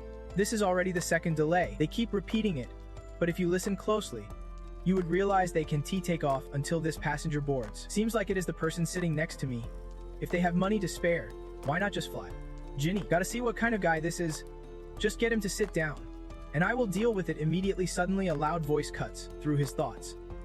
Excuse me, this appearance leaves passengers stunned. Because of me. Everyone's delayed. Because of Ru. I just had something to do. Turns out it is Timothy Lily White. Headages. Passengers instantly shift their attitude. Alright. No problem. Honored to sit next to you, sir, the pride of all America, and the only country in the world to have signed a pact with two saints, so they could stand beside the greatest shield given by God. I am willing to accept whatever God grants me, even if it takes all day. Suddenly, a voice complained from a seat behind. What a mess. Should we just stayed put in the hotel? Why get restless all of a sudden? Because of someone. I had to be late compared to the plan. Really? He was so eager to meet Zio before, and now this. He turned and glanced over. Hey, are you talking trash over there? It turned out to be a member of Real Passenger, who replied, I have a close friend in the manga world, so I got early access even though the release is tomorrow morning. His eyes sparkled. We are gonna be stuck in the air like this for a while. The other catches on quickly. Want to read it? Timothy smiles shyly. It is an honor. You are a fan of King Zio too, right? In the VIP lounge at Seal International, Jonathan Beek picks him up and sighs. Seriously? Can you just act like that never happened? What? That fan incident. Even if he did not have Mad Dog, he is still above you. This could cause trouble. And I do not want that, so hold your pride. Alright, Timothy shrugs. Fine, that is how I am. Jonathan sighs. That is just you. No matter what I say, it is the same. He changes the subject. But why has not Zio replied? He should be gotten my letter. Jonathan taught me Korean and some of the most popular slang among Korean youth now. Jonathan is annoyed. Are you even listening? Jonathan Beek is the head of Aegis support team, a Marine from Jala province. Real name Anjo. Tormented daily by Timothy. Imagining how lazy he is, Jonathan thinks silently. That idiot just fell into that trap again. Just then, the waiting room door opened, and someone stepped in, saying, Sorry to keep you all waiting. My name is In Hyun, Director of the Korean Awakening Management Bureau. Jang. Timothy grabbed his shoulder. Overjoyed. Finally, I have found you. In Hyun smiled on the outside, but inside he was filled with dread. Thinking, oh no, I have made a mistake. He smiled calmly and said, When will I get to meet you? Which left the other guy speechless, totally lost now. Meanwhile, as the American rep smiled brightly and the Korean rep sadly thought of someone. That person was at the Wojija Temple on Sirexan Mountain. Gangwon-do. Sanjo cheerfully greeting, Monkbo, how have you been? It had been over a year since they last met. Zio sighed. Why do I have to be here? It has been a while. Huh. This is the first time I have come with my siblings. Zio-hai softly said, I will go ahead. Isn't Davu coming? She replied, Just me and Mom come here every year on this day. He was trying to be sincere. But now, this is how it turned out. What a damn mess. She just silently listened to those words. On March 26th, Zio thought to herself, Davu? You dummy. You have upset Zio, again. Today is her father's Memorial Day. Tiksong. Devu said she would return before today, but there's been no news so far. Maybe she is somewhere else, since Dad still has not responded, so probably no danger. Elsewhere, someone was trying to send a warning. Brother. Zio's brother is in danger. Call Zio. At that moment, Zio was climbing the temple steps with her mother, who urged, Hurry up, kids. Zio replied annoyed. I am not slow. Why rush? The monk's waiting. What is the big deal? Arriving, Zio gasped for breath and collapsed on the ground. Hai exclaimed. Feels like I just had a workout. Meanwhile, The urging voice echoed. The sooner, the better, Timothy cheerfully asked. When can I finally meet Zio? As soon as he arrived in Korea, he went looking for Zio, but she was not in Seoul. She was at a temple on Sirak Mountain a few hours earlier. A normal morning in Seoul. Zio Umhai opened the door and called. Says, Mom said to get ready to go out. Zio sighed. Where to? Are you going to? Isn't today Friday? She asked bluntly. Since when do you care about that? I already told you I am skipping school. I am done with that. Seeing her about to hang something on the window, Zio Umhai quickly stopped her. Hey, calm down. This time you are coming too. If Zio does not go, Mom will be really upset. In the end, Zio had to kneel at the altar, which was totally against her nature. She thought about running away, but softened. Just then, a notification popped up. Your spouse star. The fortune teller shook his head. Why are there so many memorial tablets in a small temple like this? Then she remembered. This place is said to be very sacred. Everyone comes here seeking peace. Maybe Mris. Book did not come because it is too sacred. Mom just wanted to place the tablet where Dad was raised. Back when Zio did not understand, she just followed her mom, not ready to accept her dad's death and trying to block out the memory. But now she understood her dad grew up in an orphanage for blind kids. At some point, the orphanage struggled to stay open, so they started sending kids away to cut costs. Back then, little Zio asked softly, what is wrong? Do you like the monk? The one who took her dad in when he had nowhere else to go was when she was little. Zio was mischievous and punched Bo Hyan in the face. He panicked, woo, but he did not mind and just laughed it off. That is the monk Bo Hyan at Wojisha Temple could say her dad had come back to where he once lived. She whispered. Suddenly, the person above turned and glared at her, sending chills down Zio's spine. Suddenly, her phone buzzed with a message. No unauthorized absences. Even you can get away with that if you do not know how to request sick leave. I will show you step by step. Anyway, no skipping without permission. The sender signed off. Seeing this clumsy move, Zio hugged her little sister tightly and reminded her to turn off the phone. She nodded and switched it off right away. Zanzio sighed helplessly. It is all messed up now. Then she turned around and left. Let us head out. And just at that moment, 8 minutes in, a fragile yet genuine moment, someone leaned over and called out, Jang, right now Incheon can only cry inside. I told you never to turn off your phone. Where are you? At Incheon Airport. The Korean Center Director's silent scream echoed. From afar came a sound. Master Boha, the head monk of Wugai Temple on Sirak Mountain, a renowned spiritual figure. Bohayan smiled warmly. It has been a long time. Madam? Sanjo stepped forward to ask. How have you been lately? Master? Zio suddenly realized these are the final years. He looks the same, but is actually over 100 years old. Truly the last of his kind, he did not forget to greet an old acquaintance. Long time no see. Miss Zio. She peeked from behind the door, but still replied. Hello? Master? Bohayan spoke softly. The last time I saw you, you were still a child. Now look at you grown so much. Memories are worth holding on to, are not they? Zio was a little surprised by that, but she stayed silent. On the surface calm, but inside her mind swirled with questions. Why would he say such cryptic things? That old, he know everything. Is he reading my thoughts? The screen flashed. Your constellation, leaving the fate reader confused. What is wrong? I never taught you to be so weak. Zio just shrugged, feeling like the master could see right through her. Then he said, all right, I will take everyone to Mir Kwadang's car. You will probably want to keep your luggage safe too, she protested. Feeling wronged. Why do I have to keep my luggage? I just want to go back to my warm home. Before she finished, she was snapped at. Hey, why are you being so rude? Apologize to the master now and stop hiding back there. Say hello to Master Dang home, Bohayan said gently to ease the mood. It is Zio's always been shy like this, he added. Come to think of it, Dang used to be shy too. Father and son are really alike. Hearing this, Sanjo agreed. Zio really does remind me a lot of my husband. Bohayan smiled. Looking at you brings back so many memories. Finally, he reminded everyone. Alright, let us. If you receive the spiritual energy from Sirak Mountain, it will be great for you. Zio's little sister knew her well and warned, if you run away, Mom will be furious. Think of this as a spiritual retreat. She froze at that sentence but could only scream silently inside. No way. The sky had turned to night, accompanied by the sound of the wind. Zio lay still in her room, forced to listen to the noise outside. Unable to fall asleep, she could not take it anymore and opened the door. So noisy. Too much fuss. Can't sleep at all. An announcement sounded. Cat trait activated. Zio quickly seized the chance. I have to go for a walk. She looked around and silently admired. What a beautiful view. Zio stared at the waterfall rushing down the cliff, sparkling like stars. The system popped up again. Your constellation, the fate reader muttered. That is a tome star. Not wrong.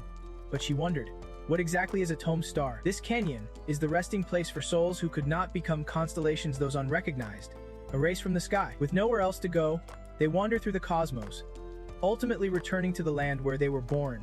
Unable to ascend to the heavens, they gather where the sky is closest and the moonlight purest. When the moon rises, they become stars.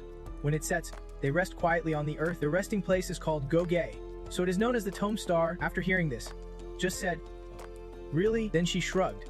"Isn't it just starlight reflecting on the water in the canyon?" A totally scientific explanation, but the system argued, "It is still early. No one's that simple yet. That is just how it looks." Wait. Your constellation? The fate reader was speechless. I do not even know if Zio's a mage. So young but zero romance. No wonder she keeps failing art class. She snapped back. "What? You dare poke at my Achilles' heel? That star right there. He is right here, guiding and unveiling the sacred secrets. Just look for yourself, it is a special kind of eye service. You know." The constellation waves its hand and casts magic. Look closely, and the whole scene before Zio instantly shifts, strangely beautiful. He softly calls out, "Come here." When she finally walks on water, she can't believe it is crazy. Yet the constellation says, "This is nothing." He gently catches Zio, taking her hand with care. Her eyes widen. It is stunning, but then the constellation says goodbye. "I am off." Zio scoffs, acting all high and mighty over nothing. Meanwhile, Kiddo stands on shore, amazed at the scene. Flowers are not even in season yet. Suddenly, he spots something and jumps a little. "Hey, what is that?" "It's just a... right? Hey, are you from Guage? Lost your way on a walk?" She is confused. "What is this?" Then Zio speaks up. "Anyone can see I am more grown up than a kid." Kiddo looks doubtful. "Really? How old are you, kid?" She replies flatly, 8. "So what?" He kneels down, trying to seem grown up. "So you are younger than you look. You are alone." This makes Zio question life itself. "You really buy that? Seriously?" She steps up on shore and fires back. "What about you? What are you doing here?" Kiddo spreads his arms. "This place is dangerous. Stay back, kid." Zio admits reluctantly. 8. "My ass?" "I'm like," the kid says.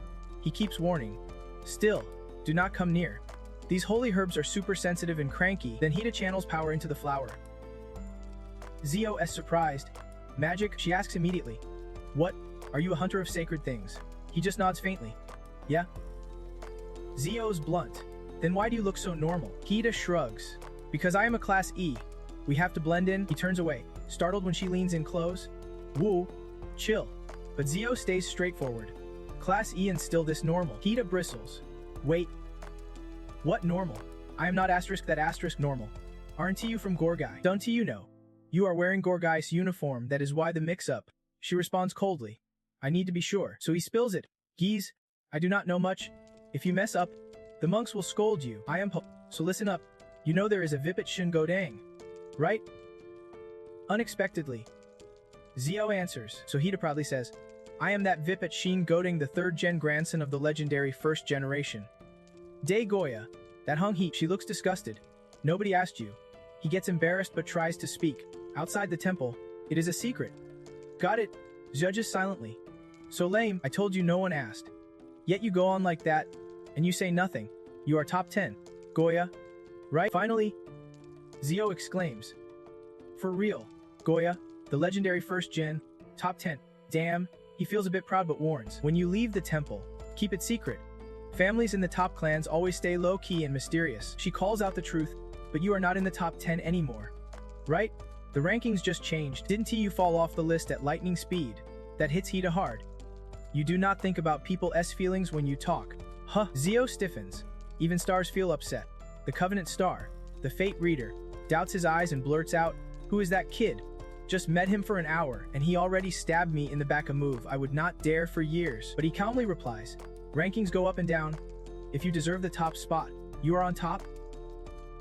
Nothing unusual." She quietly thinks, "Deserve the top spot. Sounds like he is talking about someone he knows. Could it be?" Kiddo keeps spilling. "They are always mentioned in the news. You know him well." Huh. Finally, Zio guesses it is because of the kiss.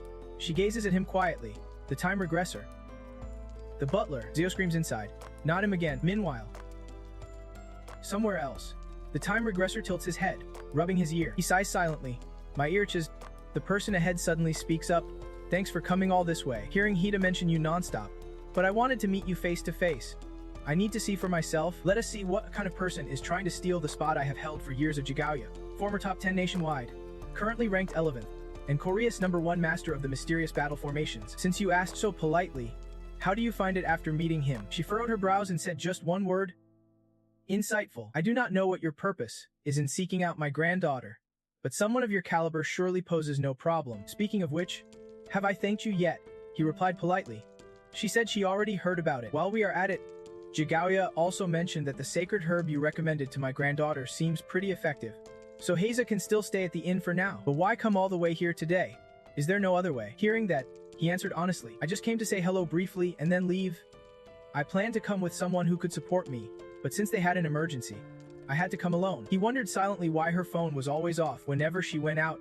She bluntly said, even though I do not know who that person is, it probably won't help much. Just then, Jui slammed the fan in her hand, and simultaneously the door burst open, letting in a flood of icy air that collided with her power. This sudden cold shock stunned him for a moment. Jui slowly turned back, saying the matter is still unfinished, because the person I want to find is only one. The girl sitting in the small room called Ziyu. Back with Ziyu. She mumbled and stretched her leg out. It is already late. Mom went ahead, and yet you still insist on delaying. Just a bit longer, she said angrily. Mom was already asleep by 8 last night, but Ziyu is still half asleep. No way. It is morning. But Ziyu. Ziyu, hey, where are we going? Why are we leaving so early? Ziyu was clicking on her phone and answered, early morning prayers. What is it called? 108 bows. I heard that is what you have to do. Suddenly the atmosphere fell completely silent. She already knew her sister's strict nature. Quickly turning around. Don't tell me. But the room was empty. Not a soul in sight. She was furious at Ziyu. This hopeless one again, elsewhere. Sank was searching for someone in the forest. Why did the ceremony have to be held in such a remote spot? Where was it last time? Suddenly his eyes lit up. Found them. Sank waved to someone above. Elder. You can come down now. It turned out the person above was Ziyu, who only just woke up hearing someone call. I am not an elder. She was startled. Who is there? She shouted back. Then who are you? Sam asked seriously. Basically, you are a normal visitor here at Moon Creek Temple experiencing Buddhist culture. Right? Z casually lay down and replied, that is right. He looked at her puzzled. Then how did you even get in here? Z shrugged like it was nothing. I just came in. Wait. This is a restricted area. She did not back down and argued. Restricted how? No entry. Surak Mountain is yours or what? He tried to explain. That is not what I meant. Inside, Sank felt a growing worry. He could not tell her about the battle formations or the barriers. Could it be she is not an ordinary person? This sacred peak at the heart of Sirak is sealed by a great barrier from the Three Kingdoms era, 1,000 years ago. If you are normal, just getting close makes you uneasy enough to turn back. Someone walking suddenly remembered. Did I lock the temple gate when I left? Because this is a restricted area guarded by the Great Barrier's secret arts. Personally maintained and inspected every 10 years by the Grand Protectors to protect the spiritual energy of the Korean peninsula from Jiri to Baekju, including the spiritual center near Baekju Ridge. The more he thought, the more suspicious he became. So if she is just a normal person, how could she be lying around here so casually? Jayo did not know what he was thinking, just relaxed and enjoyed it. Impressive? Sank stepped back cautiously, while she smiled and asked, isn't he the sun up yet? He jumped down from the mountaintop, speeding back definitely suspicious. I have to report this to the sect quickly to prepare a response. Didn't expect Samik to fall right into a trap, but he was not scared. On the contrary, he dodged skillfully. Samik panics, thinking, this is outside the boundary. When did I even get out? The sun has not risen yet. This is super dangerous. Not only that, it spins around, blocking all of Samik's escape routes. A monster silently appears behind him, the Sambium demon. She speaks in a furious voice. Little acolyte. Little acolyte. Samik hears this and almost freezes on the spot. Nemo, Azita. Azita Buddha. The Sambium demon opens her huge mouth wide. The little acolyte can only clutch his head helplessly, shouting, help! Suddenly, Jayo's voice rings out, please save me. Samik's eyes widen. He did not expect to hear that voice. She lowers her hand and casts magic. Jayo mutters, should be told Samik to come. A rescue signal should be loud and clear. A system alert popped up. Mind sword trait activated. Stealth mode. In the blink of an eye, Jayo dashed toward him. You ready? Without hesitation, she slashed straight at her. Then, surprisingly, the other praised her. Exactly like a true monk.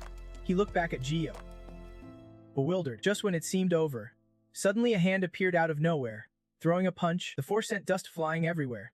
She stared in shock at the mark on the barrier, while the other angrily demanded, Who the hell is that? His eyes glowed like a reflection. David barked. Do you know where you are? Daring to show up here. Want to disappear? David, currently ranked 8th nationwide, the country's second highest rank, head of the Hida Guild. His threat was not even finished before Samik cut in. Excuse me, summoning all his courage. He asked, Are you the Empress? She said quietly. What? The Empress? Geo tensed up, staring at her opponent. David looked surprised. You are the Empress. Seriously. Traits include obsessively chasing after the Empress. Geo, 5th 6th grade elementary, sitting by the window. She turned to gaze at the sky. Right then, a notification appeared. Congrats to Korea. Another Awakens rank has emerged here. Elsewhere, reporters kept asking, David, how does it feel to be Korea's 2nd rank? Hearing this, a reporter whispered to the one next to her. Reporter Kim, why do you ask that? You know it is kinda awkward, right? Well, we need to confirm. Suddenly a sound caught their attention. Jayo. Both reporters turned around to listen to the girl. David said boldly, I want to meet you. Jayo. I want to be your friend. Cut to another scene. Jayo calmly said, He said he wants to be my friend. I am curious about others' ranks too. And besides, he is not going to go around telling everyone about me. And he softened his tone. Jayo. I know you have been training hard regularly, but you still have not fully controlled your power. Besides, that kid is way more unstable than you. If the two only ranks in our country meet and something happens, I can't even imagine what that'd be like, but it could shake the very foundation of the nation. A few years passed quickly. Now she was sitting in art class, focusing hard on copying a model. Right then, the system popped up again. Korea National Channel 1. Please enter content. Along with a message just sent, this is so ridiculous. I can't even. She was not sure what was going on. But Jayo suddenly recalled the words she would heard. I want to meet you. Jayo. Her gaze just locked onto the bulletin board like a nail in wood. Jayo sent a message back, blushing but still keeping it chill like, just a little playful. Right? This small thing actually made her smile. Back to reality. David could not help but shout, Why? Why do not you want to join our guild? She is really good, she said, trying to convince him, but Gio just lounged comfortably, thinking of how embarrassed she was by a world where people only cling to empty fame. So instead of seeking the spotlight, she chose to be a hidden master, quietly helping others behind the scenes. Hearing that, David judged. Sounds like you memorized that somewhere. She calmly denied it. Not all. Then Gio recalled someone's words. In a world where people only chase fame, some live in shame, choosing to stay hidden and help others silently instead of being recognized. Thanks for the setup. Oh, great artist, she nervously tried to persuade. Still, do not think about it now, but who knows what the future holds. Right? How about we just introduce ourselves for now? But she bluntly refused. No thanks. Jayo's words hit David so hard he almost collapsed.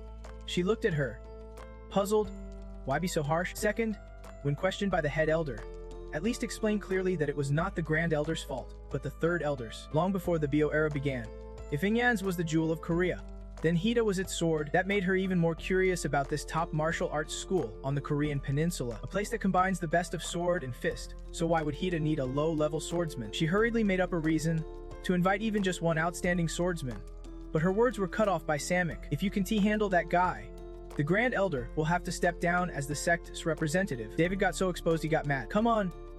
This kid. He snapped defensively. But Grand Elder, you already promised that to the head elder. That only made her anger flare up more. Internal matters should be settled internally. If it means death, so be. If it means ruin, so be. If it means destruction, so be. No matter what, we have to keep it secret until we die. Dio took a realistic view. Is not everything just about survival in the end? Samik really wanted to argue back, but there won't be another chance this good. Right? He raised his voice demanding. Please explain.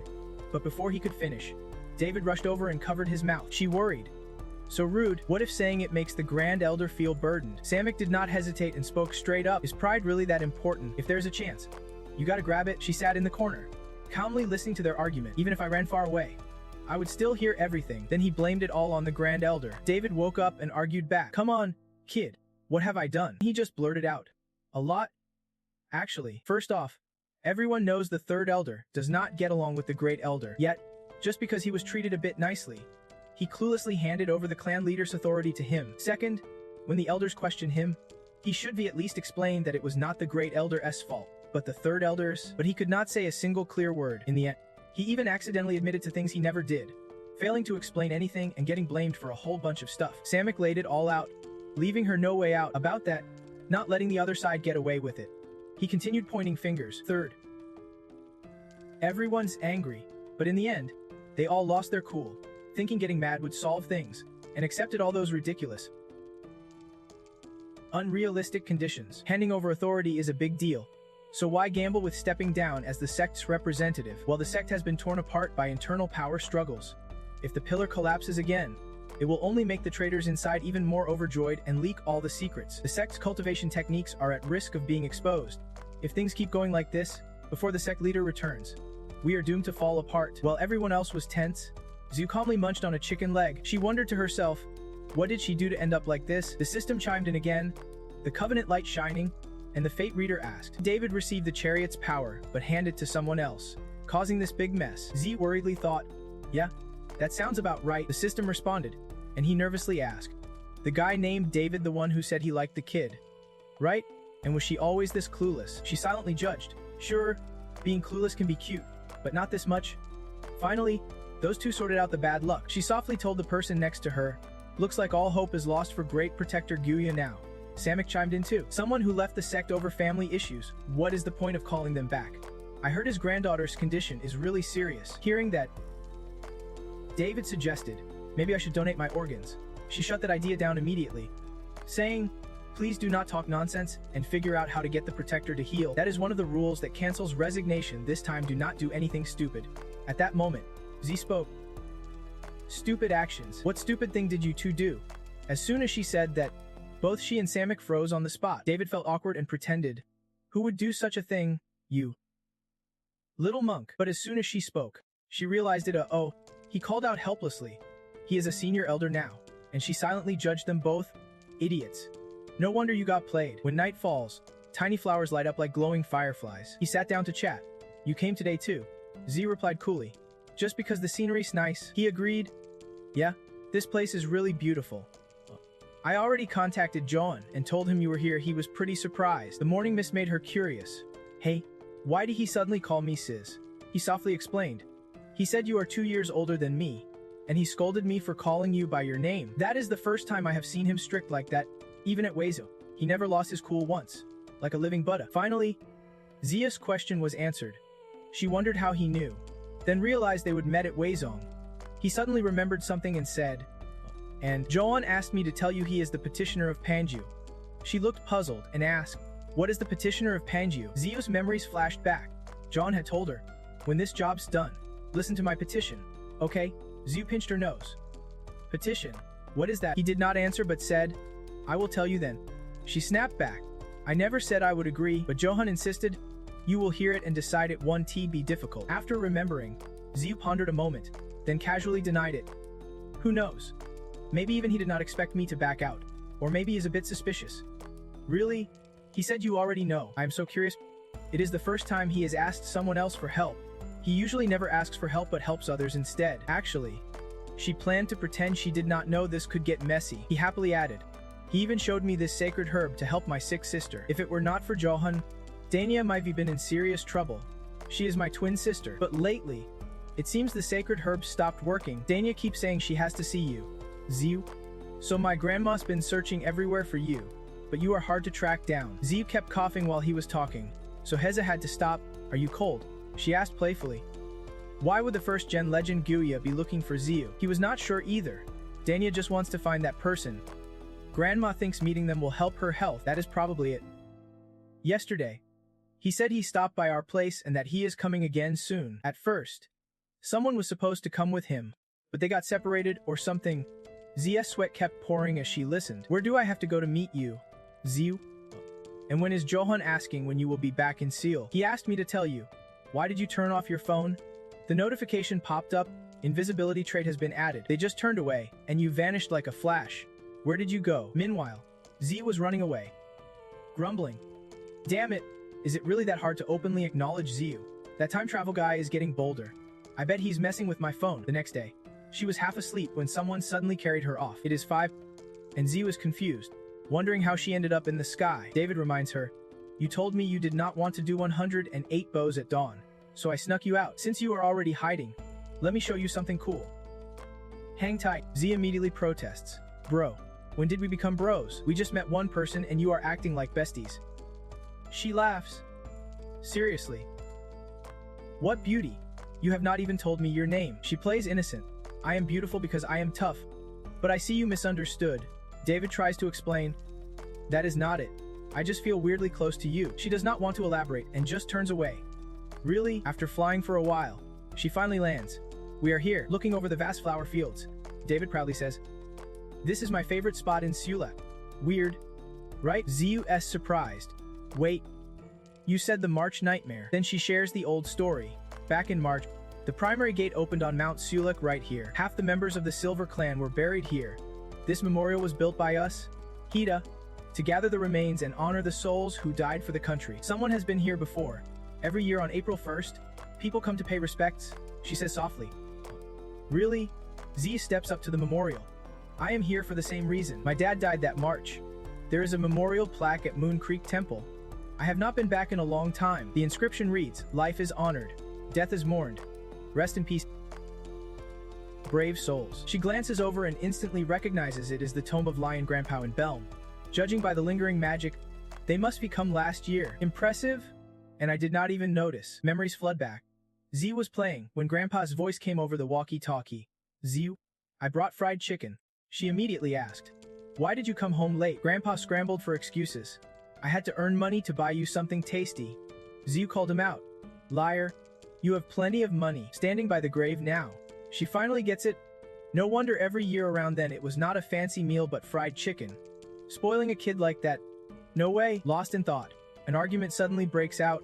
Why the heck didn't Guy suddenly bring people to the tomb and cause all this trouble? David fires back. Hey, I did not know. I thought hard about it before bringing her to the most beautiful place I know. She is fed up with these two. I heard everything. You guys. The others speak up. You said you would persuade her, but where's the success? All I hear is excuses. She sighs. You guys can keep a secret and just whisper all day. Suddenly, she speaks up. Startling David. Hey, she asks casually. Why did not you say anything? If you had told me the whole story, maybe I would have changed my mind. Seems like it is not just some ordinary emergency. She scratches her head awkwardly, making up a story. Well, you said you are a stealth master who quietly saves people. Since we both train in martial arts, I kinda get it and wanted to respect your choice, so I waited and tried to persuade you in my own way. Besides, you already said it yourself, you are Hedis, so why cling to that toughness? After hearing that, how could I still stick around? So embarrassing. David raises his voice.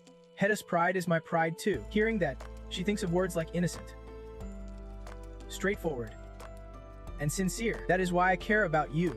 So no matter what happens, please do not ever change. Without hesitation, I will be straight with you. David, I like your innocent. Goofy sighed. That honest confession stunned her for a moment. But she did not hesitate and kept going. You have been like that from the start anyway. You heard her say she wanted to be friends with me. Smiling, she formally introduced herself. My name's Gio. Close friends just call me Go. She slowly said the name. That small hand gently reached out in front of David. She said seriously, will you be friends with me? S bold move left the other person momentarily stunned. After a long pause, she finally answered confidently, yes. Don't worry about the meeting. Your friend's my friend too, whether it is you or me. It is time we both enjoy the blessings of friendship. Night fell once again, and as usual, Hager sat quietly in the eerie forest. He recalled the warning. Hager, watch your words. He nervously admitted to himself, I messed up. Uncle Yemthuk advised, you are living in a crazy world, where unimaginably powerful beings exist. Always remember, any one of them could be right beside you at any moment. Apologize for calling her an elementary student. Will you? Just then, a voice echoed, Hager, do you know the legend of Moonlight Valley? Replied, expressionlessly, it is called the Tome of the Stars. He was curious, what is that? The system appeared again. Star Covenant. The Fate Reader immediately reacted. How could a mere mortal know the star's story? She calmly said, maybe I am mixing it up with something else. What is that legend about? Or helplessly complained. What? Kill the mood much? Still, Hager told the tale. Long ago, immortals descended to observe humanity. Moonlight Valley was where they used the clear water to reflect the galaxy like a mirror, to see all the world's hidden corners. So if a human came here at night when spiritual energy was thick, the gate would open just like back then, letting them witness the world of the stars. The system appeared again. Intrigued humans actually came up with a pretty convincing explanation. But humans are endlessly greedy, right?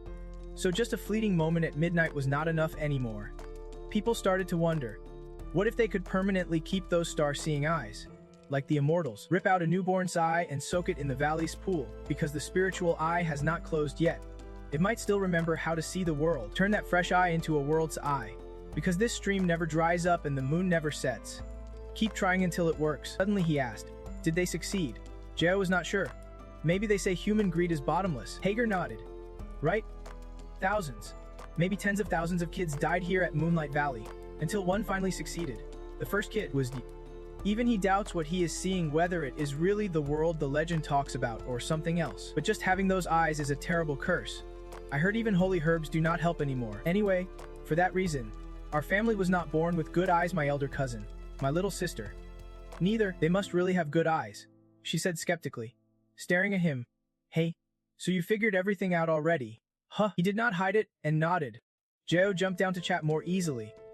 Seriously, am I some kind of meepty type that gets all emotional over tearjerkers or what? Alright, I will go meet your sister, Denia, but if I am only coming because of Jiayo's request, that seems a bit unfair. So if you are cool with the deal, well, actually you already accepted it, then you are definitely the one, right? The next morning in Sirak, on the day of the meeting, Sanjio and the kids were saying goodbye to Bo Hyan, thanking him for all his help recently. Just as she was about to leave, he called out to Gio. Then Bo Hyan asked how she felt about her time in Sirak. She replied confidently that there were more people than she expected.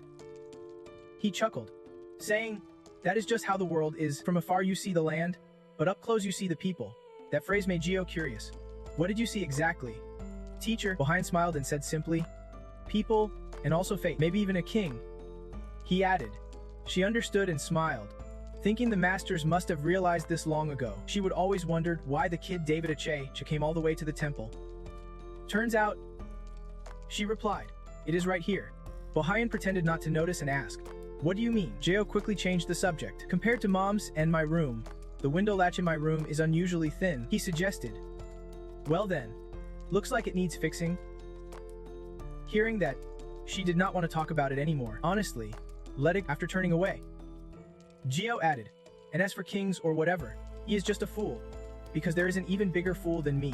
I am letting it slide this time. At Hada's main office, meeting room 2, David was nervously standing by the door. Sam Beck worriedly called out, Grand Elder, but when she turned back, she had regained her calm and smiled at him. David ruffled the kid's hair. You have been through a lot. Sam Beck, once this is over, she turned and said, let us head inside. The little girl beside her slowly reached out and pulled the door open. As the door opened, everyone respectfully called out, Grand Elder has arrived. Once all members had gathered, the chairperson announced, let us begin the meeting. He went through the agenda slowly, starting with the motion to remove the head disciple's authority. Since the Grand Elder failed to meet the agreed conditions, we will start the vote on his dismissal. A filled cup means agreement. The third elder smirked at David, while an empty cup means opposition. That sly look irritated her. What a sneaky fox. Had she already bribed all the elders? After seeing everyone had voted, the chairperson began to count. Let me confirm. One by one came the confirmations. Agree. Agree. Agree. David thought helplessly. Is this really how it ends? Because I acted like a fool. The precious trust you placed in me, Hida, that you always protected. Flashback. A gentle voice called out. David, the kind woman spoke softly. I know you have not bonded with this place like I have. To you, Ida's not a group, but just a name. Even so, my dear, this place, this name, belongs to both of us. This is our Hida. With that, she embraced her, saying, I entrust Hida to you. David swore inwardly. Damn right. She loudly interrupted. Wait. Just then a voice cut in. Fine, let them wait. Don't I deserve a drink? David looked over at the newcomer, whose guy, confidently stepping in, familiar faces all around. The others scrambled when they saw her. Isn't he that Grand Protector Goya? The third elder was surprised by her arrival. You are back. Didn't it the tiger's neck injury keep you put? She sneered. Goya snapped back. Not all. Just worried about your health. Grand Protector. But Goya knew the sneaky plan well. The nightmare of March the fairy attack's wound has long healed. So do not worry. I was in seclusion then, so I did not know much. The third elder panicked. Who is that behind you? The man answered seriously when asked. I am here representing the guild master of the Silver Guild. He added. I finally returned to his homeland, accompanied by an old friend. The third elder objected vehemently. An outsider? How can they enter Hida's sacred grounds? He explained. I am not an outsider. I am here to fulfill a promise between two guild masters, to repay an old debt and honor a brother in arms. Since Gaia stepped in, she's been frozen like a statue. Chi-san's voice slowly rises.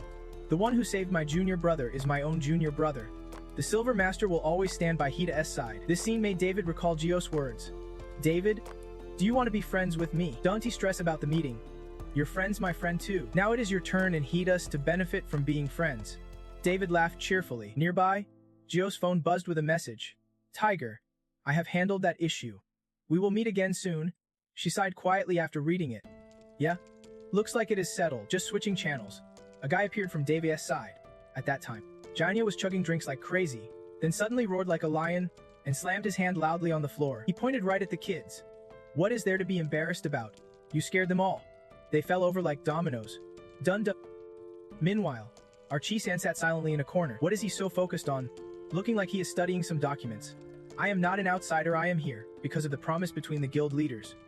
Goodbye, he said, frustrated as he interrupted. It is not Jimida. It is Jot. Don't he say more? She quietly judged after reading. Look, she came back to life instantly, pretty convincing acting. Then a message popped up. David? Admit it.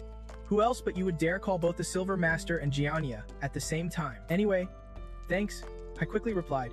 She would been mumbling to herself all this while. What the heck is she talking about? David chased after her.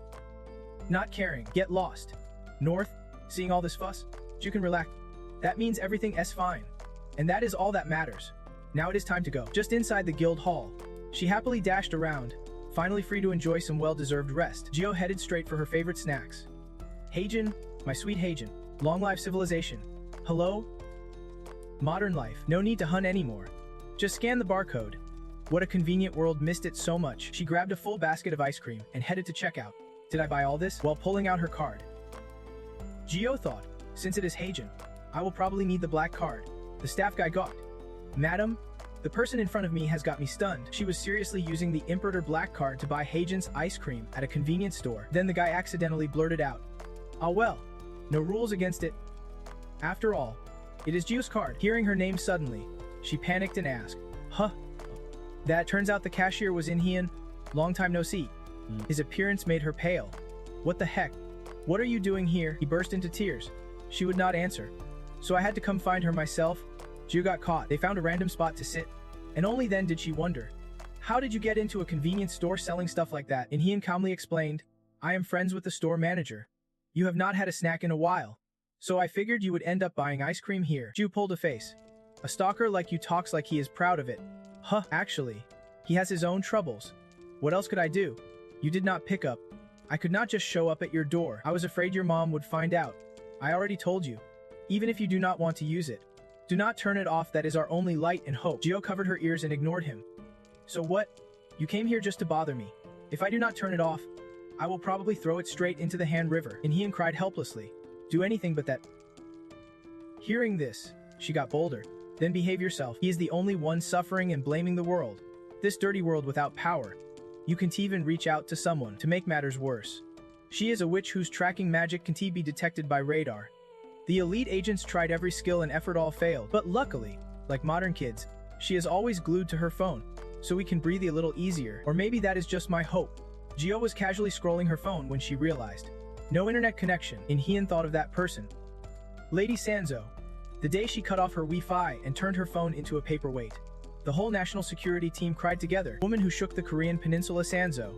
Gio wanted to dismiss Inhyun's thoughts. Don't exaggerate, said solemnly.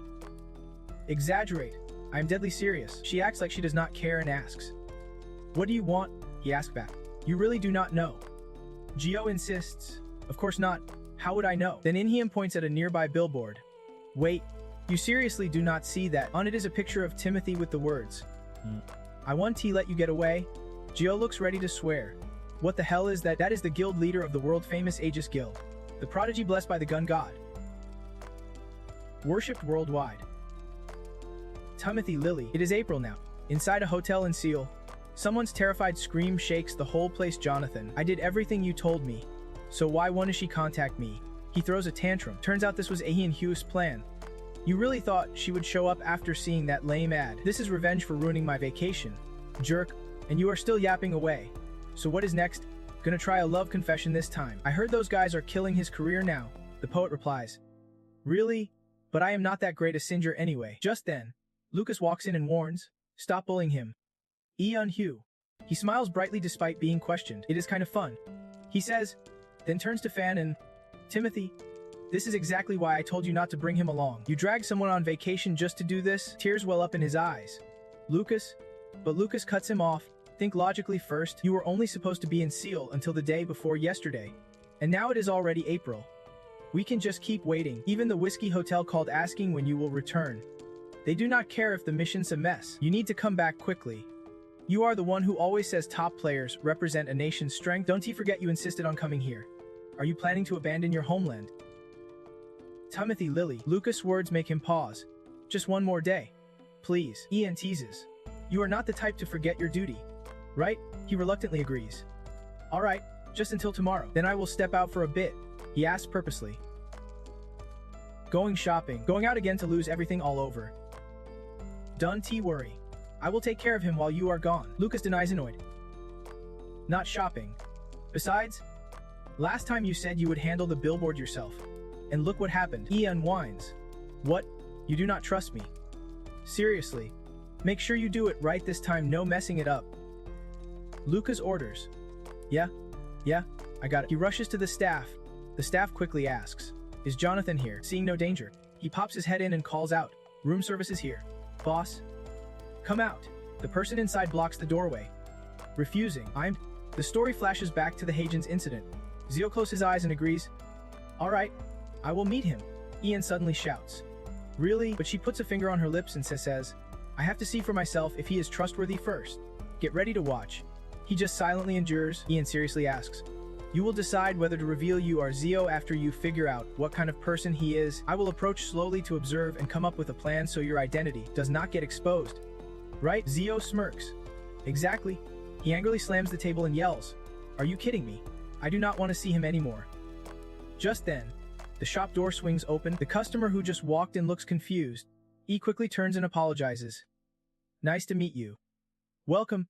Then he puts on a guilty face and says, sorry. I hope you do not think I am talking to Zio. She easily sees through An's lame act.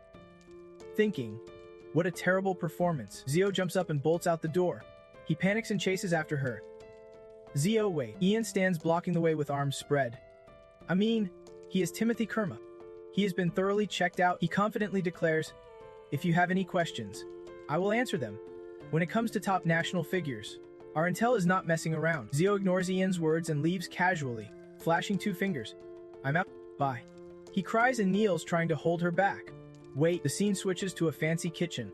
Zio looks down at the apron she is wearing and frowns. What the heck is this? He was also dressed in a chef's outfit, wearing bright pink arm guards, and asked back, what do you mean by that? Like a kid fidgeting nervously, blurted out some naive words. In the movie Earth Garden, they wear oversized suits and earpieces. You know, Ian just listened quietly, speechless. She said she wanted to keep things discreet. He seriously reported the situation. Timothy has been holed up in his room since arriving in Korea, but tonight is an Aegis dinner party. So if you are here, you will naturally run into him. I will be with you too. But things did not go smoothly at all. A whole stack of plates and bowls crashed down with a loud clatter. Zio panicked and nervously turned around to look. Ian looked stunned with wide eyes, while the chef behind him flared up with anger, his gaze sharp and fierce. Both of them were promptly kicked out by the chef. Get out! Get out! Zio nervously twiddled her fingers and cautiously glanced back. She would just been kicked out. Seeing him slumped against the wall, looking utterly defeated, Zio finally admitted her mistake and apologized. Yet she kept pleading, but since I have already been kicked out, can you help me with something else? Zio even dared to ask for a cooler job. The scene shifted. She was now dressed in a bright red server uniform, standing in front of a distant dining table, still smug and proud.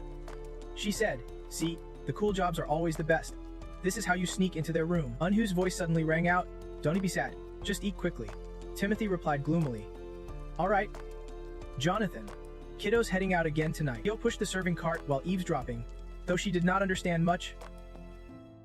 Deputy Commander. Right? Yeah, he has been busy lately. The kid said he has a Korean girlfriend or something, and he will come to the party tonight.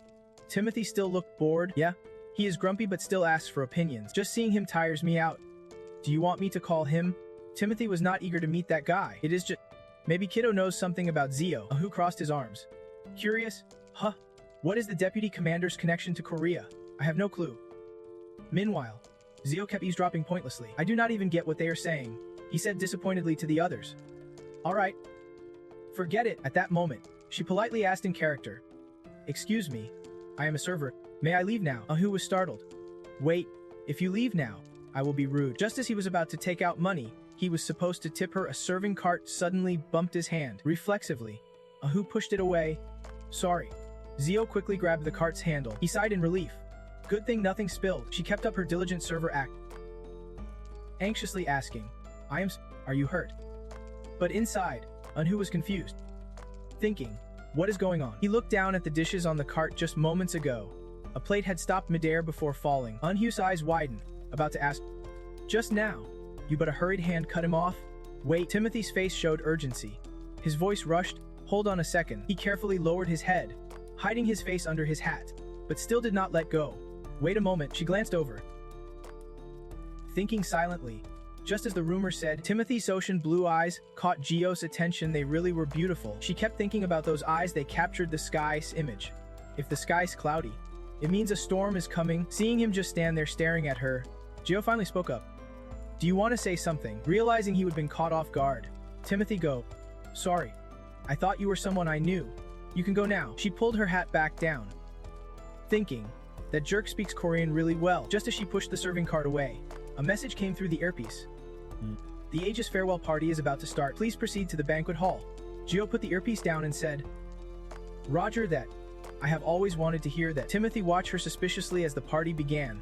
Everyone was dressed elegantly. Everything was decorated beautifully and tastefully. Flowers, wall lamps, all perfect. Unlike the outside atmosphere, Gio sat leaning against the wall, hiding behind the serving cart, sneaking a bite of cake. With such a big party, she would hide here until Timothy showed up. She held the snack with both hands, nibbling like a little hamster. Is this really a fancy hotel? Even the snacks here are amazing. But then someone interrupted. What is going on? Eunhoo was dressed in a sharp suit, eyes piercing like stars. That lazy guy over there. He seemed totally certain about something inside him. Gio stood up annoyed, while Eunhoo walked back and forth confidently, as if he just felt some kind of magic. She was annoyed her meal got ruined. Come on. Do not be stingy with your own people. Gio glared up at him and asked, what do you mean? A notification popped up. Shoe-face trade activated. She denied it instantly. No way, that is true. Gio started acting like she had been seriously wronged. You are the customer here, Hugh said, faking surprise. And she even put her hand to her face pretending to cry. You bumped into me, and now you are making false claims for compensation. He shouted back. What? That is not how it happened. Eunhoo clenched his teeth in frustration. I definitely just felt magic a moment ago. So why can I feel anything now? Gio took the chance to leave. You got nothing to say? Huh, fine. I'm out. He raised a hand to his brow suspiciously. Just then, someone else came over calling, Yoni. Eunhoo looked over in surprise as a classy guy walked up, raising a hand to greet. What are you doing here? He politely asked. Deputy Commander, when did you get here? The commander was just looking for you. He shoved his hands in his jacket pockets, smiling brightly as he stepped closer. Timothy always needs me, he said with a sly grin. She hurriedly pulled her hood over and left. Rumors were swirling that the traitor was here. Ahu forced a smile. Well, that figures. He patted Kiddo, the deputy leader. Your jaw's looking way better now, he said politely. Thanks, my tutor's amazing. Hey. Kiddo replied. Kiddo gently placed her hand on the cart Gio was pulling. Lucas is looking for you. Go meet him upstairs. Eunhoo believed it. Really? He hurried away. Lucas is looking for me?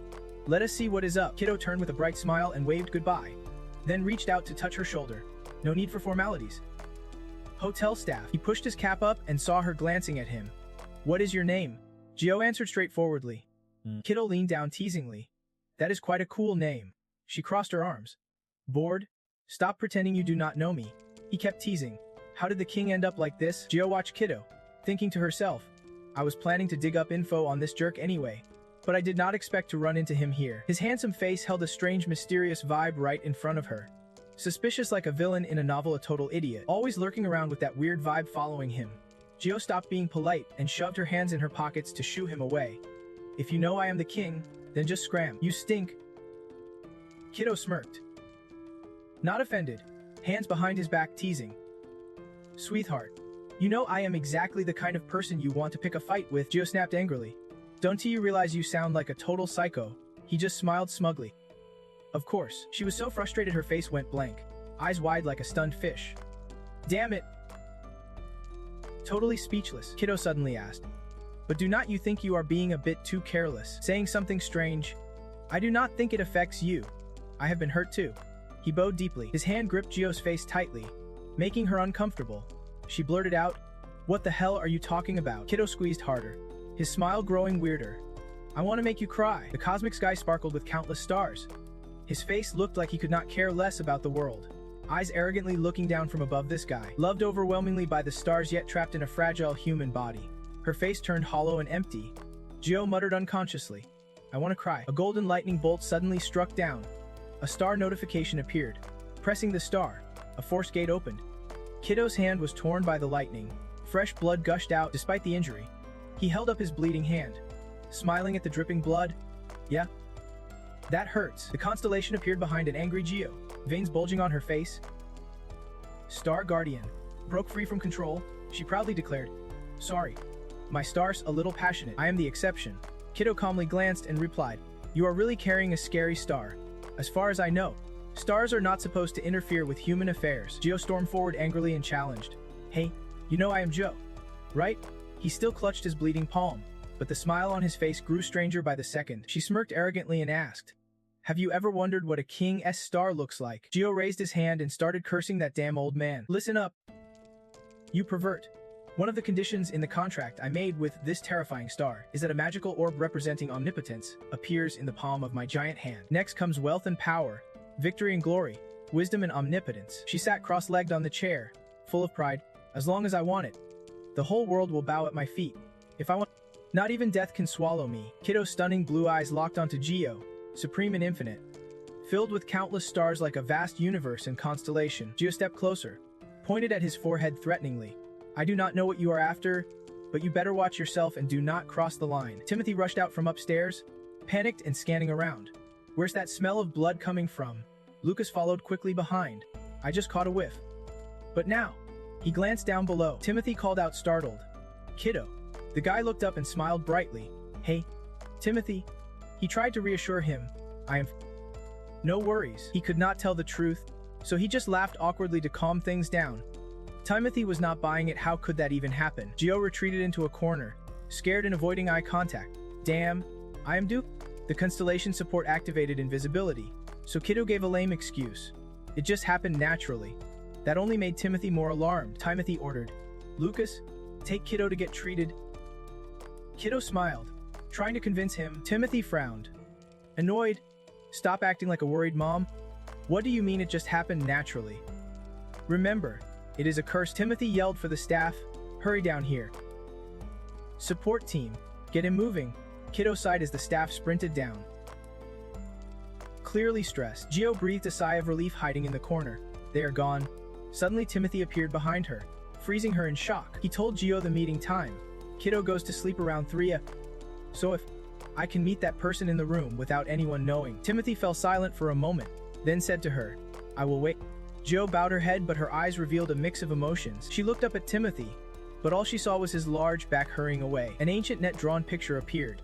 A young shepherd boy named Timothy lily-white working on a sheep farm. One day, he heard a voice. She asked, "Why did not you chase after it?" The shepherd boy just stood there watching the wolf catch a sheep and run off. The cold eyes asked again, "Why did not you chase me? I am asking you." The shepherd boy, dark in the old net drawing, still looked vivid and alive. He answered, "Peter has not eaten in almost a month." The cold eyes kept watching. Timothy held the sheep and replied, "It is not just Peter. A few others died months ago. Mary, Avi, Roy." The eyes asked the question they would always wondered. "So you let the wolf go? One sick sheep already died. Jasper died just the other day. If Peter starves again today, he will be next. And if Peter dies, the others won't survive either." The eyes asked again, "Don't you feel sorry for the sheep?" The reply came, "Saving them only delays the inevitable. It is, but fate's fate. Wolves do not think like that." The eyes kept questioning, "But what about you?" Then came the threat. "Your master will blame you for not protecting the sheep." The boy said plainly, "That is just how it is. Like night falls when stars rise and day comes when the sun shines. It is just nature's law." Huge wings folded together. "Lies?" The shepherd boy lay down, trembling in fear. The eyes exposed the truth. "You are afraid? Silence fell over the whole place. The eyes warned, if you are scared of getting hit, just do your job right. That kid is actually Timothy, gently petting the innocent sheep in front of him. Even if I get hit, I am not going to die. The image of a family of 3, mother and child happy while the father brings food, appeared, he said softly. Anyway, everyone has to keep living. The stars above kept watching and judging Timothy. Some were hypocritical, but others praised him. What a well-behaved boy, so young and fresh, not bad at all. Of the 4 stars, only 2 remain now. 2 voices have left, with 2 still speaking. Following the instructions of the remaining voices, Timothy climbed the mountain and entered the cave. Time passed and winter arrived. Snow covered the mountain and cave entrance. A divine revelation, the snow melted. Then the first rains of the season fell, starting a 30-day trial. Finally, Timothy stepped out of the cave. Sunlight pierced deep inside, lighting up a network of 3 leaves, announcing to the whole world. His silhouette against the sun looked steady and confident. The announcement popped up. Congratulations, America. Everyone fighting and arguing below froze, looking up at the message. With this event, the US became the first country to produce a false awakening at S rank. The little angels joyfully blew their trumpets. The first title, Star Faithful, Myth, has been unlocked. Timothy widened his eyes in astonishment as he accepted his mission. Star Faithful, the voice bearer of the stars, child of the gods, Timothy Angelus Lillowy. The skyscraper pierced the sky and atmosphere. Since the Great Babel era began, he ranked 2nd worldwide, the birth of a false S-rank awakening. Yet inside the huge hotel, only one room remained lit. Timothy's constellation grumbled in annoyance. So fussy. Just sit down already. He paced nervously, teeth clenched, like a spinning top. The constellation sighed in frustration. How many times have I told you? You always blow things way out of proportion. Another constellation was more blunt. That sounds so fancy. Just call him a pathetic idiot straight up. Timothy slumped into his chair, face scrunched like he had a stomach ache. A kind constellation spoke up. Oh please, do not be so harsh on the kid. The hot-tempered constellation snapped. Just looking at him irritates me. The compassionate constellation pitied him. Our poor Timothy. The other constellation remained cold as steel. How long is this kid going to drag this out? We should be just left him to die in that weak shack. He collapsed in panic, trembling in his chair. Missing her so much it hurt. The fiery constellation shot a cold truth. Your hopeless hesitation is not new. No one expects anything from you. The other constellation quickly comforted him. Just be patient, Timothy. He steadied himself and looked up with wide, shimmering eyes filled with tears. The constellation kept soothing. If it is meant to happen, it will. Stay calm. Just then, a knock sounded at the door. He jumped up and hurried to open it. The hot-tempered constellation growled. That useless brat's hopeless. When Timothy opened the door, someone outside spoke up. What is up? He looked embarrassed and shy, sweat dotting his cheekbones. Geo teased. So funny. She stood straight. Serious? Aren't you gonna ask who I am first? It is past midnight. Standing in the doorway, Timothy got a little excited, stepped closer, and called out,